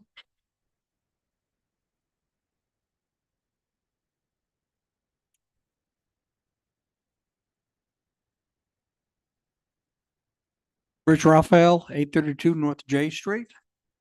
Okay, my comments are not for or against the vice mayor. Understand that going up front. My concern is that not conducting the investigation is going to leave the city open to liability from case of harassment, bullying, unsafe workplace, I'll let the lawyers decide what the real terms are. But what I wanted to talk about is there is an obvious instance in the case of this individual apparently bullying people, attacking people, and I'm going to give you the examples. After the major Gulf Stream vote, he wanted to take over the CRA because they didn't vote his way. And he was pushing for that. He wanted to fire Ed Liberty because Ed Liberty wouldn't do what he wanted to do. He was, we've seen that he appeared to be bullying staff after the Head Start decision. He showed up on a citizen's doorstep, told her to essentially get a life, stop coming to these meetings. That was Peggy Fisher. I had a permission to use her name. Juan Ruiz quit after being accused of supporting Benny's on the beach when we were going through those contract negotiation issues. We've heard that he's been yelling at staff. If that's not intimidation, I don't know what is. And finally, I've seen him attack others on the dais. Mayor of, among others, that, he just wants to keep talking. And if you try to stop him, he seems to get rather nasty. So there seems to be a pattern. And I believe it warrants an investigation, whether it comes out for or against him. Thank you. Thank you very much, Mr. Richter.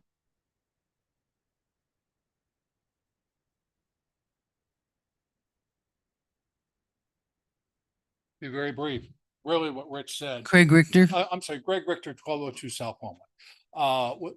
What Rich just said, it should be done to clear the air. Right. Because this has been going on, and really it's, what are you guys going to do for staff? Are you going to at least try to clear the air on this and, get this thing done? And I apologize. I was one of the guys making noise back there, and they have not been making noise. Thank you. Thank you. Madam, we have one more. And before, Madam. Yep. Okay, Ms. Hudson, you're up. I just would like to say, I think when things Name get, and address for the record, please. it really Name is. it, you need to say. Jennifer Hudson, Your address. 1221 North M Street. I just think when things get too heated, it gets out of control. And so the reality is, the one thing about having the investigation will be at a third party, and it'll either clear the air or it won't. If the commissioner was just very upset and he lost his cool one time, no lawyer, no law firm is going to call that harassment. So I think we have to put some faith in the process with a third party. So there'll either be enough there to have something that he has to answer to, or it'll be resolved. But honestly, if it makes the dais not work properly and this kind of just doesn't stop, it's way more than $25,000 for the city of Lake Worth if we're not functioning properly. So at this point, I think that's really the only choice we have. I don't have a one way or the other on whether there was anything done, but at this point, I think you just have to trust the process, a third party process. Thank you. We have 6 minutes before the clerk turns off the mic. So real quick, Ms. I Maloney. just have a question for our city attorney.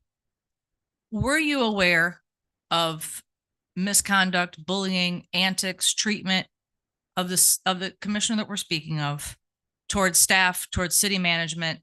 When I called you, you did not, I want to hear from you. What was your response when I called you? Because I just need people to hear the backstory.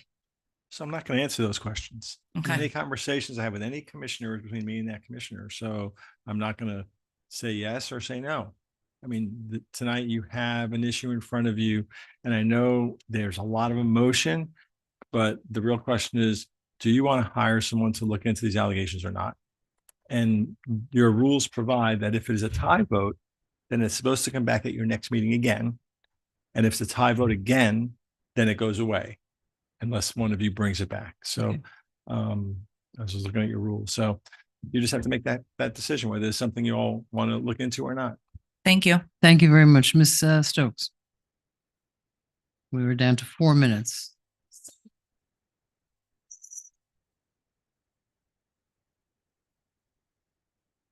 I'm still incredibly frustrated that we are here and doing this in this manner. And this should never have happened this way. And what I'm the most concerned about at this particular moment, among so many other things, is the lack of a formal or written or complaint. So we read the backup and it says, there were statements made by Commissioner Malega. Okay. We just heard a ton of other accusations from the public.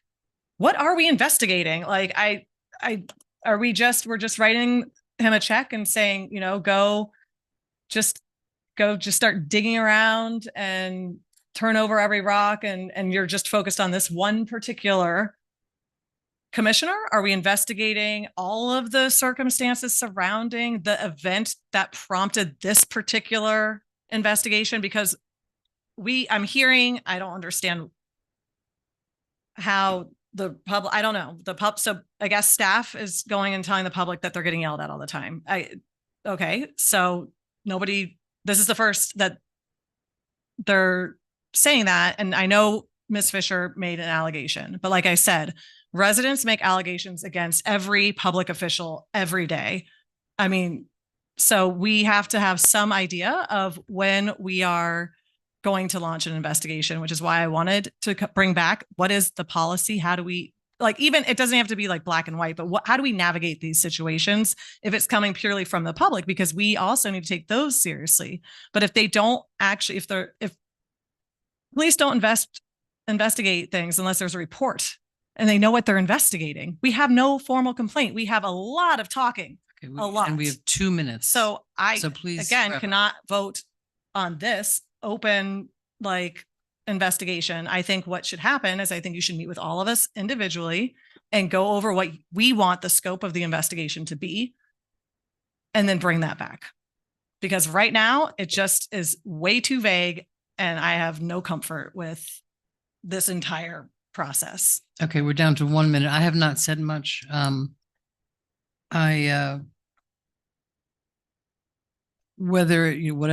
Whatever we have studies for housing, we have studies for lots of studies, and nobody seems to worry about spending money on those studies.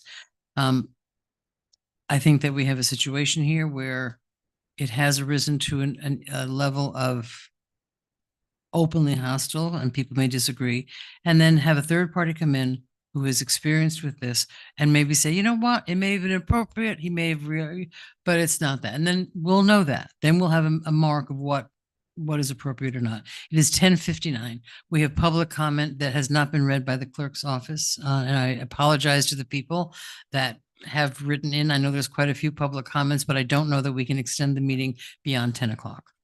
11, we go to 11. Oh, so Ms. Clerk. There I was trying to go home. It's 11. Is 11? Mayor, it's 10:50. It is 11. It 1 is minute, 11. and I will be ending the minute. I will be ending the meeting at 11. It is 11. Motion to, So motion we to have- table and bring back. Well, we have a motion and a second on the floor right now. So if you want to amend your motion or if you want, Quickly, I can amend my motion to table this for a conversation in the future in this, if the city attorney wants to do one-on-ones with us to find out what the scope of Madam the. Mayor, it's 11 p.m. The meeting is over. well, I seconded it. So Well, I have wait, consensus. Madam Mayor, it's 11 p.m. The meeting is over. It has well, to it's end. not really over because we're Very still sorry. talking. I agree to the amendment. I think, well, Attorney, I according agree. to the rules, the meeting must Well, then end we- at 11. So then But we have you- no you have vote. direction, but you have direction. You understand the intention of this board, Right. right? We So don't we have have a no formal vote. vote, but you understand the intentions of this My board. understanding is Thank you, everyone. The meeting is over. this will come back in January. Let's come back in January.